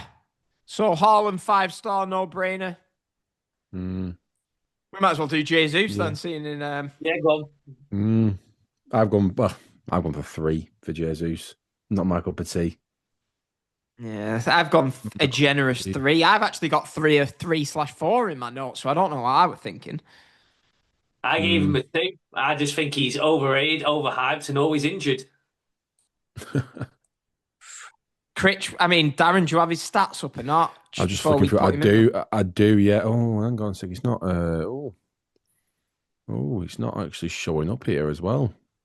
Right, sorry, he's getting a 2 then. Yeah, 2. He's not actually showing up, actually. That low, you see. That low, he's not even comprehending there. They just thought, no. I feel like he did get a lot of goals for City when he came off the bench at times, though. Yeah, he was doing all right at one point. That's right, so from one Man City legend to another Man City legend, Georgios Samaras. Oh God. Crap, weren't he? I was going to say, he's a 1 for me. He's a 1. 1. Yeah. Samaras is a 1. Crap. Yeah. We all agree with that. 60 appearances, 8 goals, 1. Ooh. Big Kev, Kevin Davis. Kevin Davis. Go on, yes. Kev. Big Kev. The big Kev. So Now, for me, I don't know his scoring record, but he was go on. he was a stalwart Premier League striker. He's either a high 2 or a low 3 for me. I'm going to give a high 2. Yeah. And that's exactly what I gave him. I was like, I'll give him a 3. Yeah. As well as with the other players that are in that list. But I've actually down here, I've put a 2 for him. Yeah. Premier League stats, so 442 appearances. Critch, go first. You're not stealing my answer. So how many? 442. 442? Is it that many? Appearances. Mad that, isn't it? 51. Dan? 79. 87. Ooh. 87. I feel like he's Kevin Davis in 2. Right. Paolo Di Canio. The man who gave us the catchphrase. Blackpool fans, close your ears. League One. Enjoy League One, dickheads. Right. Paolo Di Canio. For me, I put him as a 2. I've gone with a 2 for Di Canio. For his, I know we can't get carried away with the little goal that he scored, his little flick against Wimbledon. But again, I just feel like, he's a Premier League name. He's one of the names that you associate with like the Premier. When you think about Premier League strikers, you think of Paolo Di Canio, don't you? But for me, I did put 2. I have put 2. I'm sorry. There's no way Yakubu's going higher than Paolo Di Canio. Well, I think I've drilled the point home. Yakubu should be getting relegated at this point, I think, into the 2-star category. I tell you what, Gabriel Jesus is better than Yakubu. Oh, no. Oh, he is. Right. I'm going 3, me for Di Canio. Critch. See, I put 3, but I thought it was a very high 3. I just loved the type of player he was. I loved his character as well. But obviously, we're not judging him on his character. We're judging him on his football. But I loved his style and his flair. But ultimately, I give him a 3. So very quickly on that as well. So his Premier League stats, so 190 appearances. Quickly, quick fire. How many goals do you reckon we scored? 61. Critch 61. 51. 61. 61. Dan? 67. 66. Oh, 66. Pinhead. I've been close with some of these. You right. have? 3. Are we putting you into? Are you dead against 3-star? I'm not. Yeah, go on. I'm not really that. Yeah. Go on. We'll put him in 3. Paolo Di Canio. Drogba. Didier Drogba. This is where I wanted to get a bit passionate about because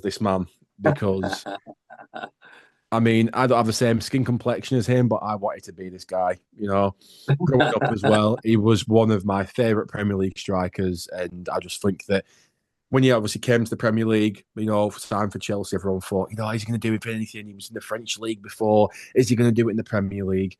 Yes, he is. The lad was special. He was a brute. He was strong. He was fast. When you think of someone that tall and that strong as well, you think, no, they're not going to be fast. But he was lightning quick, was Drogba. He could score with his head. He could just score any goal as well. Now, I don't want people thinking that I'm being a bit too overconfident because he's one of my favourite players here. I would put him in 5, but I think that, No, do you know what? No, 5. For me, 5-star. I don't care. 5-star for Didier Drogba. Absolutely no chance for me. He's 4-star for me. I think he was a very, very good Premier League striker.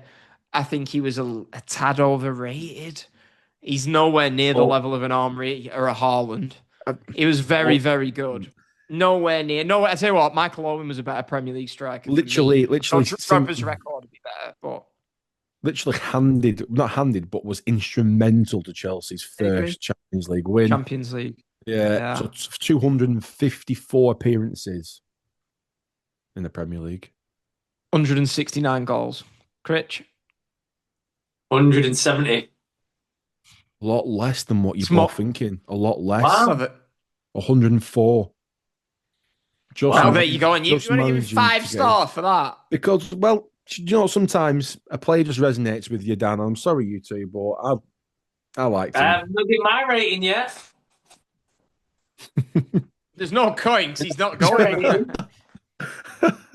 Go on, Critch. I'm on Darren's side. I gave him a 5. Come on, Critch. I gave him can't a 5. go in the 5. Why? You just said he's 5-star. I just thought he was amazing. I just thought, what a player. He was just so dangerous every game. And he could do practically anything. He was strong. He was fast. He could score. He could assist. He had it all in his locker. Well, he can't be that good because Kevin Davis nearly scored as many Premier League goals as he did. Kevin Davis, tier 4. Kevin Davis. No.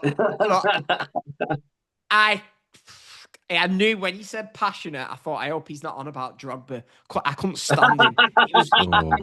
No, but he was very good, but he was an absolute bell end. He was an absolute bell end. I couldn't stand him. He was just a spoiled little brat, crying, diving. You want to put someone in tier 5, he's a diving cheat. Absolute parasite. 5. He's not going in 5. I tell you what. I'm not having it. I'm not having it. Don't win that bloody coin toss every time. Right. The fact that you two want to do a coin toss and I'm like, no, there's no coin toss because it's not happening. That shows. Right. I tell you what we're gonna do. Right. We're gonna put a vote now in the WhatsApp group. Do it if anyone's in it, and we'll come back to it. Right. Right. Yeah. Oh, right. Okay. Right. Right, you two talk. Just about 10% left in my battery. Yeah, I've literally got my charger. Is there any way you can grab a charger, Darren, and Arcs? We've got. Well, look, my microphone's plugged in, isn't it, to the main charging port? Yeah, well, that's it. I've had to unplug my mic. Right, sorted. Right, well, I don't know what to say. Talk about Adi Akinbaye. Yeah. Oh, so Adi Akinbaye. So, you know, for me, well, I've just got down here. He wasn't really that good for playing, was he, Critch? To be perfectly honest, I remember him missing loads of chances. Wasn't really that much good of a player, and you know, he obviously is clubbing the clubs he play for the Premier League, Sheffield United, Norwich City, and Leicester City. So he's obviously, you know, likes the old, you know, Championship clubs, doesn't he? So yeah, you know, scored a total of, you know, well, no, sorry, played a total of Premier League games across his 3 clubs of 76 games. How many goals do you reckon he scored, Critch? 21. A bit less than that. 11. Oh. Yeah, I knew he would be high. I don't have that in front of me. Oh. I finally got one right. Wow. Ding, ding, ding, ding. Yeah, do you remember him on that Own Goals and Gaffs DVD where he just missed chance after chance after chance? Oh, yeah, he was a donkey. I put him as number 1 because I didn't think he was good. Yeah, he's crap. And he was an idiot when he played against Northend. Akinbaye is getting 1 star.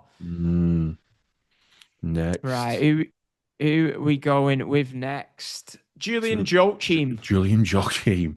Wow. What Julian happened? Joachim, yeah. So, actually, I didn't realise, before I even put this thing down, I didn't realise, I thought it was a lot less appearances, really.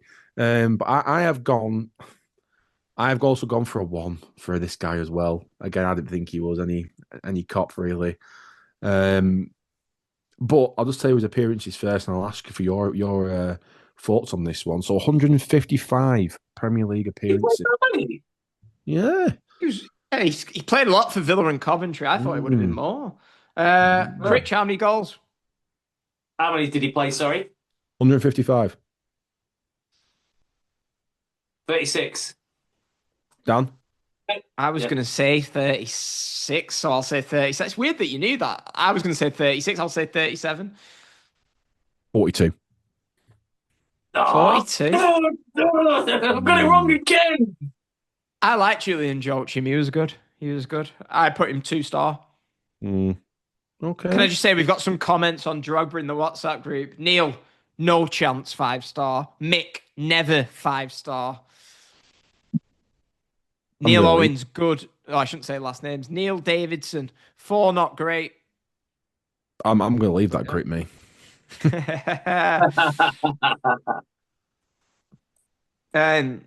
Right, so Julian Joachim, I've said 2. Darren, you said 1. What did you say, Critch? Sorry. I said, what did I say? Oh, I said 1. Critch, you can't vote, you idiot, in the poll, you little leech, right? You can't vote in the thing. I'm you helping. Can't vote. I'll just deduct him, so there's no point, right? All right, I've removed it.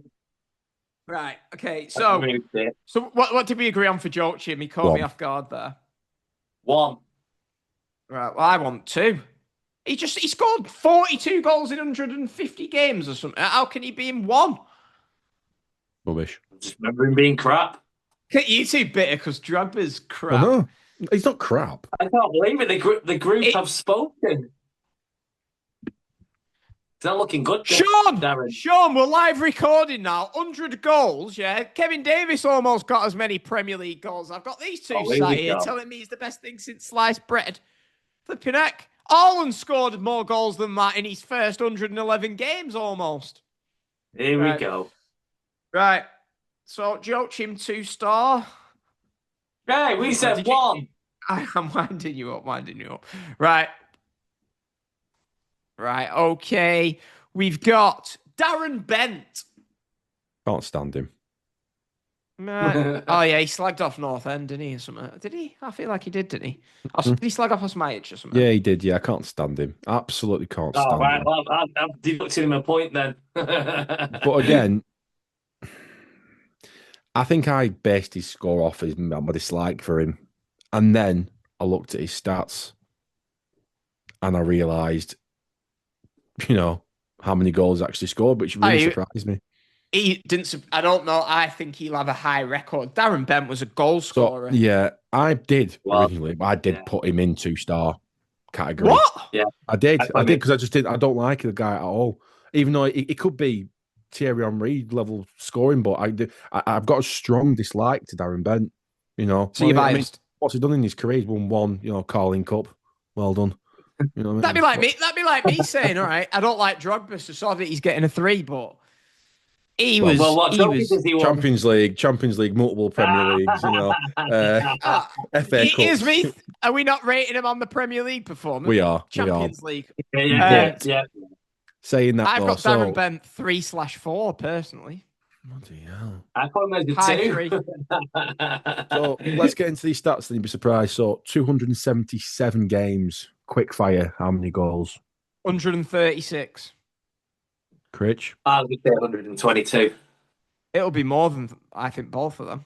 106. Yeah. A lot lower than you think. Okay. So what we're trying to tell me is Darren Bent got more goals than Didier Drogba. Did he? How many appearances? Well, Darren Bent got 277 appearances. Hang on, lads. We're just recording live on air here, and we've just realised that Darren Bent got more Premier League goals than Didier Drogba. That these two have tried. These two have tried to give Darren Bent a 2-star. Right, we've started a discussion in there now. Just you wait until my phone's charged and I can go back in that group and look on. There's going to be some voice notes in that group tonight. Right, do we have time for a couple more or not, Darren? Yeah, go on. What percent are you on? 8. 8, right. We'll do 2 more and then go to the questions. So we've got quick fire because both of these are 1-star for me. David Nugent and Ricardo Fuller. Hey, I think they're both fine. We're talking about Premier League, aren't we? But if it's Championship, Oh. then I'll give him a bit more. But Premier League striker quality, I've gone for. I'm sorry, Critch, but do you know what? Before even Dan said it, I'm not saying it because Dan said it. I did put a 1 star for David Nugent for Premier League. I'm sorry, Critch. Yeah, I know. I just can't give him the rating. I can't do it. 97 appearances in the Premier League. Oh, he played that many? Guess how many goals he scored? 12? 6. 14. Critch takes that one. There you go. I was reading about these lot are trying to say Papa John's is better than Domino's in the WhatsApp group.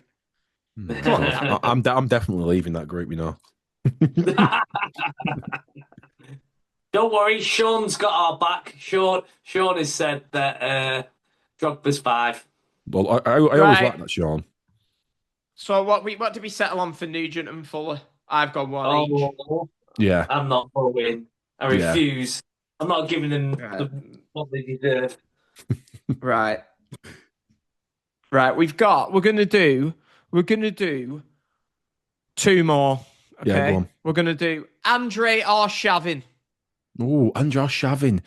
I liked Andre Arshavin. I did. I liked him. I did put down 4 goals against Liverpool, and that were it. I put a 2 down for Andre Arshavin. Oh, right, I'd say good. That's why I thought you were going high then. I've got 1. I thought he was. I've got 1. I just liked his style of play. He was very quite, Same here. Unheard of. Come from a Russian league before, didn't he? Before that, Arsenal took a bit of a punt on him. 105 Premier League appearances. How many goals do you reckon, lads? 32. No idea. Critch, have a guess. How many appearances, sorry? 105. 25. 23. Wow, that was low, that. So for Arshavin, what are we? Not scoring many. What are we for Arshavin? So I've put a 2 for Arshavin.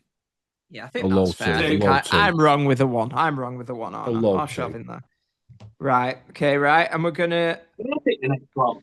I'm just a bit curious with how you'll go with it. The next one, we're going to do something else. But go on. What are you saying next? Okay, just one more. Go on. Andy Cole. Because I'm very curious with what you guys think of this one. One of the best Premier League goal scorers of all time. 4-star for me. Yeah. He was good. I did put 3 down. Yeah. To be fair, is he on the? I think he is. He's a Premier League legend. I'd say for me, for Man United, he is, Newcastle. Yeah. You forget his time at Newcastle before that. Do you have his stats, Darren, or not? I do indeed. I bet this is very high. So he's played a lot of games, in the Premier League. He's part of the furniture.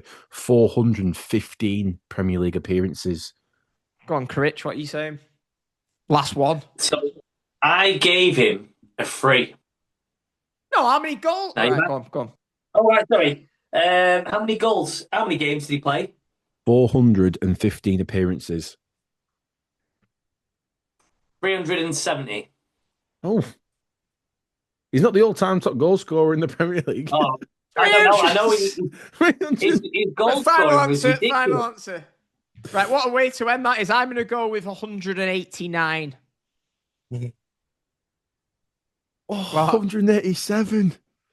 Oh, that was close. I just feel like he used to score a lot for Newcastle, a lot for Man United. But again, look at Andy. So 68 assists as well. Right, well, he can't go any lower than 4, can he? Really? No, yeah. We got to put him. No, we got to put him to 4. He used to miss so many freaking chances. Yeah, but so did Jermaine Beckford, and he's our greatest lone player of all time. So. Yeah, but we're Preston North End. Hang on, how many more goals did Andy Cole score in the Premier League than Drogba? No, I forgot. Move on. Right. Anyway, so we are done here. We're done. The first episode of the Premier League tiers. There you go. Let's have a look what the poll says. At the time of recording, we're done. So Didier Drogba 4-star, 3-2 in the favour of that. So yeah, thanks to everyone who voted in that. Right. That's cool. Let me read through these. So 1 star, we've got Ricardo Fuller, David Nugent, Adi Akinbaye, Georgios Samaras, Roman Pavlyuchenko, Danny Dicchio, Kevin Lisby, Lamano Luar, Brian McBride, Julian Joachim in 1 star. In 2 star, we've got Kevin Davis, we've got Juan Pablo Angel, we've got Paolo Wanchop, Andre Arshavin, Sean Gota, Darren Huckabee, Fernando Morientes, the Isle of Fernando, Gabriel Jesus. And there you go. 3 star.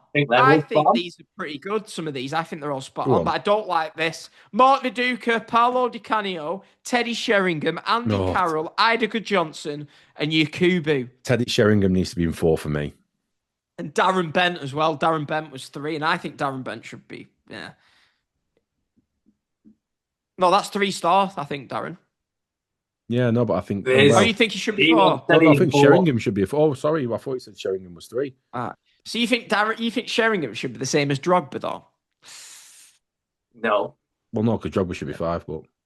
Right, well, so 4 stars. So we put, I like the fact that we've not just put anyone in the top tiers. So the 4 stars, and I think this is right. Robin Van Persie, Michael Owen, Andy Cole, and Didier Drogba, 4 stars. And the 5 stars, there's only 2, Thierry Henry and Erling Haaland. Do you know what? I've really enjoyed doing that. I think we'll take this from the Christmas episode and we'll do a mini series of Premier League strikers, and we'll do about 6 episodes of it, and we'll release them. We'll staggered release them, maybe a nice little box set for you to look forward to in 2026. Yeah. Patreon only. www.patreon.com/NorthEndPod. Get your hand in your pocket. Come on. What percent are you on, Darren? 5. Right, so you've got time for 5 minutes worth of questions. What we're going to end on that we spoke about. Right, there you go. So we've done all that tiering. Thierry Henry, Erling Haaland. Will anyone else join the 5-star tier as we go along? Right, we will see. Let's just end with a nice message. We'll start with Critch, because of course Critch is the big time Critch, as we christened him. Big time Critch and go first. Critch. It's a bit sense, a bit emotional. What are you most proud of this year that you accomplished? What's my biggest achievement this year? It's probably getting up on stage, and doing my shows. Continuing with my shows and getting on stage. It's a big achievement for anyone to get on that stage and just to continue and representing Great Britain as well was probably my greatest achievement. So I went to the south of France to do that. Brilliant. Yeah, I remember seeing on your Facebook about that. As if you represented Great Britain. I didn't realise that. Flipping yeah. In that federation, yeah. It's an achievement, that, Chris, yeah. Yeah, so you should be proud of yourself. My proudest moment of the year, that. Oh, we better top that. Mine's getting up and going to work every day, even when it's pissing down. Darren? I think there's a couple of things. I think obviously I started the Real North End podcast in early 2025. Obviously to where it is now, obviously the followers and supporters that I've got and all the good little bits that I've done. I've always wanted to be involved with the football club that I support, and obviously I've obviously proud to announce to everyone that I've actually been part of the Fan Association network with Preston North End. Obviously discussing supporter issues and things going on regarding the club. So I'm very proud of that myself. And, I just think it's good to be a part of, obviously, the club you support, I think. So for me, it's a big one, that. Oh, well done. See, you two have actually accomplished something. I've just got up and gone to work. But yeah, no, you should be proud of yourselves for that. Thank you. Do you know what? I'm going to add something else. I'm proud of myself that even though 99% of you weirdos wanted Paul Eckingbottom to stay despite finishing 20th, I stuck to my opinion, even though I knew I'd get battered for it. Took loads of abuse of all you little gremlins on Twitter. And guess what? I was wrong. You were right. He's done all right, hasn't he? Right. Right. Yeah, but you could argue the loan signings have carried him. I agree, Critch. I agree. We'll see what we're could saying on the argue Christmas show next year. Right. New Year's resolutions. What do you want to accomplish in 2026? We'll start with Critch again. Well, one of my biggest goals this year was to get on stage at Blackpool because there's the finals in Blackpool and it was for this year. But after France, I realised I wasn't good enough to where I want to be. So I had to literally just take the rest of the year off stages and just focus on getting bigger. That's why I'm doing my bulking phase. So my goal is, if it's in Blackpool again, to get on that stage and be on stage in my home, like where I live, and just have my friends and family there cheering me on. And us. Welcome. Yeah, welcome. Yeah. As long as North End aren't playing, welcome. Yeah. What? So you've took a year off, so now you've got to get bigger So to try and... Not a year, but it's like a most of the year. Right. Because and when you're you're trying to get on stage, you need to cut and everything. And you can't really gain size when you're cutting. Right. So you're trying to get bigger. Yeah. When would it be this thing that you're trying to do? When would this thing where you go on stage be? What time of year? So I have to get placed at another show first. Right. Which means I qualify for the one in Blackpool. And when's the one in Blackpool? So most likely that would be in October next year. All right. If it's during the international break, we'll be there. No, 100%. That's going to be my goal. Sorry, just another one. It's just to help my daughter get the best GCSE results as well.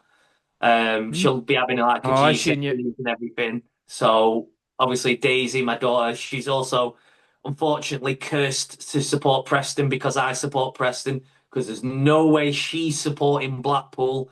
So yeah, she's going to be supporting Preston and doing them GCSEs, and I just hope, she's going to do amazing. And I know she's giving it her all, so she just makes me so proud. Oh, brilliant. Flipping out, emotional ending then. I know, yeah. I can't mind that. We're not starting me Critch again. How are we meant to follow that? Sorry. I know. Yeah. I said obviously with mine, I just think my New Year's resolution would probably just be to try and develop the my own, podcast a bit more, and try to find some new ways. A bit boring. I think Critch just tops it there. A bit emotional, that one. But yeah, you know what I mean? Just work on myself, personal growth a bit, I'm going away in January as well. I'm going on holiday for 10 days as well. So I'm going to Lanzarote in January. So inclusive. So I think my diet will start after that. You know what I mean? I think because it's all inclusive, so I'll be eating and drinking all that I can. So yeah, I'll be looking to diet when I come back. Definitely. What date do you go? I actually will miss one game. I will miss one home game. I'm not happy about it. So I'm going to miss the Derby County game at home. You've not written in requesting holiday leave. Have I not Oh, forgot about that. Yeah. Oh, Darren, come on! You've got to try and get on the call. Why? I know I am. I'm taking my mic. Oh, are you? Yeah. Go on, Darren. I've already said that is close as well. Yeah. Oh, I love it. You've got Darren, who's going to be in Lanzarote. I keep going on Skyscanner, ready to book WrestleMania, and I'm just like 600. It's 600 quid for flights, the ticket, and I'm just like, I'm trying to save money, but my New Year's resolution, go to Vegas now. My New Year's resolution is something to do with Critch, actually. So I think I was 13 stone 13 probably when we started doing this podcast. I think I'm 12.5 now, and I want to get down to 11 and a half. I think that's the perfect weight for me. Get down to 11 and a half, but not do it by crash dieting. Although I'm sort of doing that now. Do it by like Critch is telling me to go to the gym and stuff like that. So that's my New Year's resolution. By the time I go to Vegas, be 11 stone 5. But But yeah. Oh, and I hope my daughter does well. I hope my daughter does well in her GCSEs. No, I'm joking. She's not doing them. She's not doing them this year. But yeah, Daisy, you're going to smash your GCSEs. Yeah, 100%. Is Critch frozen, or is he just like... I can't see him. What a way to go. I think Critch is frozen. He's still there, Critch. Oh, right, God. Well, I was going to ask him what his plans were for his Christmas dinner. Oh, we'll finish what's left now. Oh, he's back. He's back. What happened? Back. It froze. All I heard you was stating your weight, and then everything went. I thought you were like fascinated with my weight. I was like, flipping heck, he looks excited. Right. Well, we've done our aims for the year. Probably in the next week, we'll be doing the end of 2025 end of year awards. Just for everything. We're going to do North End Awards. We're going to do TV Awards, Music Awards, Sandwich Awards, maybe. We'll do the biggest bell end on Twitter awards. Whatever. We'll do everything. Favorite WhatsApp member, least favorite WhatsApp member. Critch, you're going to win least. I'm joking. I think I would. Look, it's Christmas Day, like we said at the top. Even if there's one person who's been on their own this Christmas and we've helped you in any sort of way today, I'm going to have a look at the numbers, see how many hours we get watched on Christmas Day, to see if anyone actually did. But look, if we've helped one person, it was worth doing this. I don't know how long we've been going, but look, lads, what's your plans after you've eaten your dinner today? What's your plans for the evening? Oh, chocolates, cheese board. Cheese board. Yeah. Oh, what are you watching, Darren? Are you watching the soaps? Yeah, 100%. Oh, yeah, Christmas soaps. Yeah, that's part of it. Yeah, we're watching a couple of them. Couple of Christmas. Got double bill of EastEnders. I think it's on at like 8:15 and about 9:45, so late night one. Love EastEnders, yeah. Critch, what's your plan for the rest of the evening? I'll just be sat on the couch watching TV. I normally just watch whatever's on. It'll be like, The Grinch or Home Alone, or might even be the soaps. It'll be on, and I'll just be like glancing over every now and again. Yeah, I think my plan will be there'll be wrapping paper everywhere from all these boxes that I'll be unwrapping. I think Oliver's staying tonight. I think the others are with the mums tonight. But yeah, so I'll just be sat there watching TV, maybe having some after eights, a cheese board. And yeah, there you go. Look, we've kept you for long enough. I hope you've had a great time. I'm sure some of you are still listening to this in mid-January. But hey, there you go. The first PNE Flagship Christmas show is in the books. I think it's been great. And yeah, Critch, I want to say congratulations on that attempt in the quiz. Darren, the winner for 2025 Christmas. I'm glad it was an attempt. Right, who wants to send us home on Christmas? Let's give a nice Christmas message as we say goodbye. I think Critch has got to do this. Come on, Critch. Come on, Critch. Positivity here. Come on, mate. Positivity. I just want to say Merry Christmas to everyone out there, even to the donkey lashes, even to them. Merry Christmas to you all. Have a fantastic day, Christmas period, New Year. And just remember, if anyone listening is alone, you're never alone. There's always people out there. There's always friends you can talk to. You're never alone. Yeah. Just enjoy Christmas. Enjoy Christmas.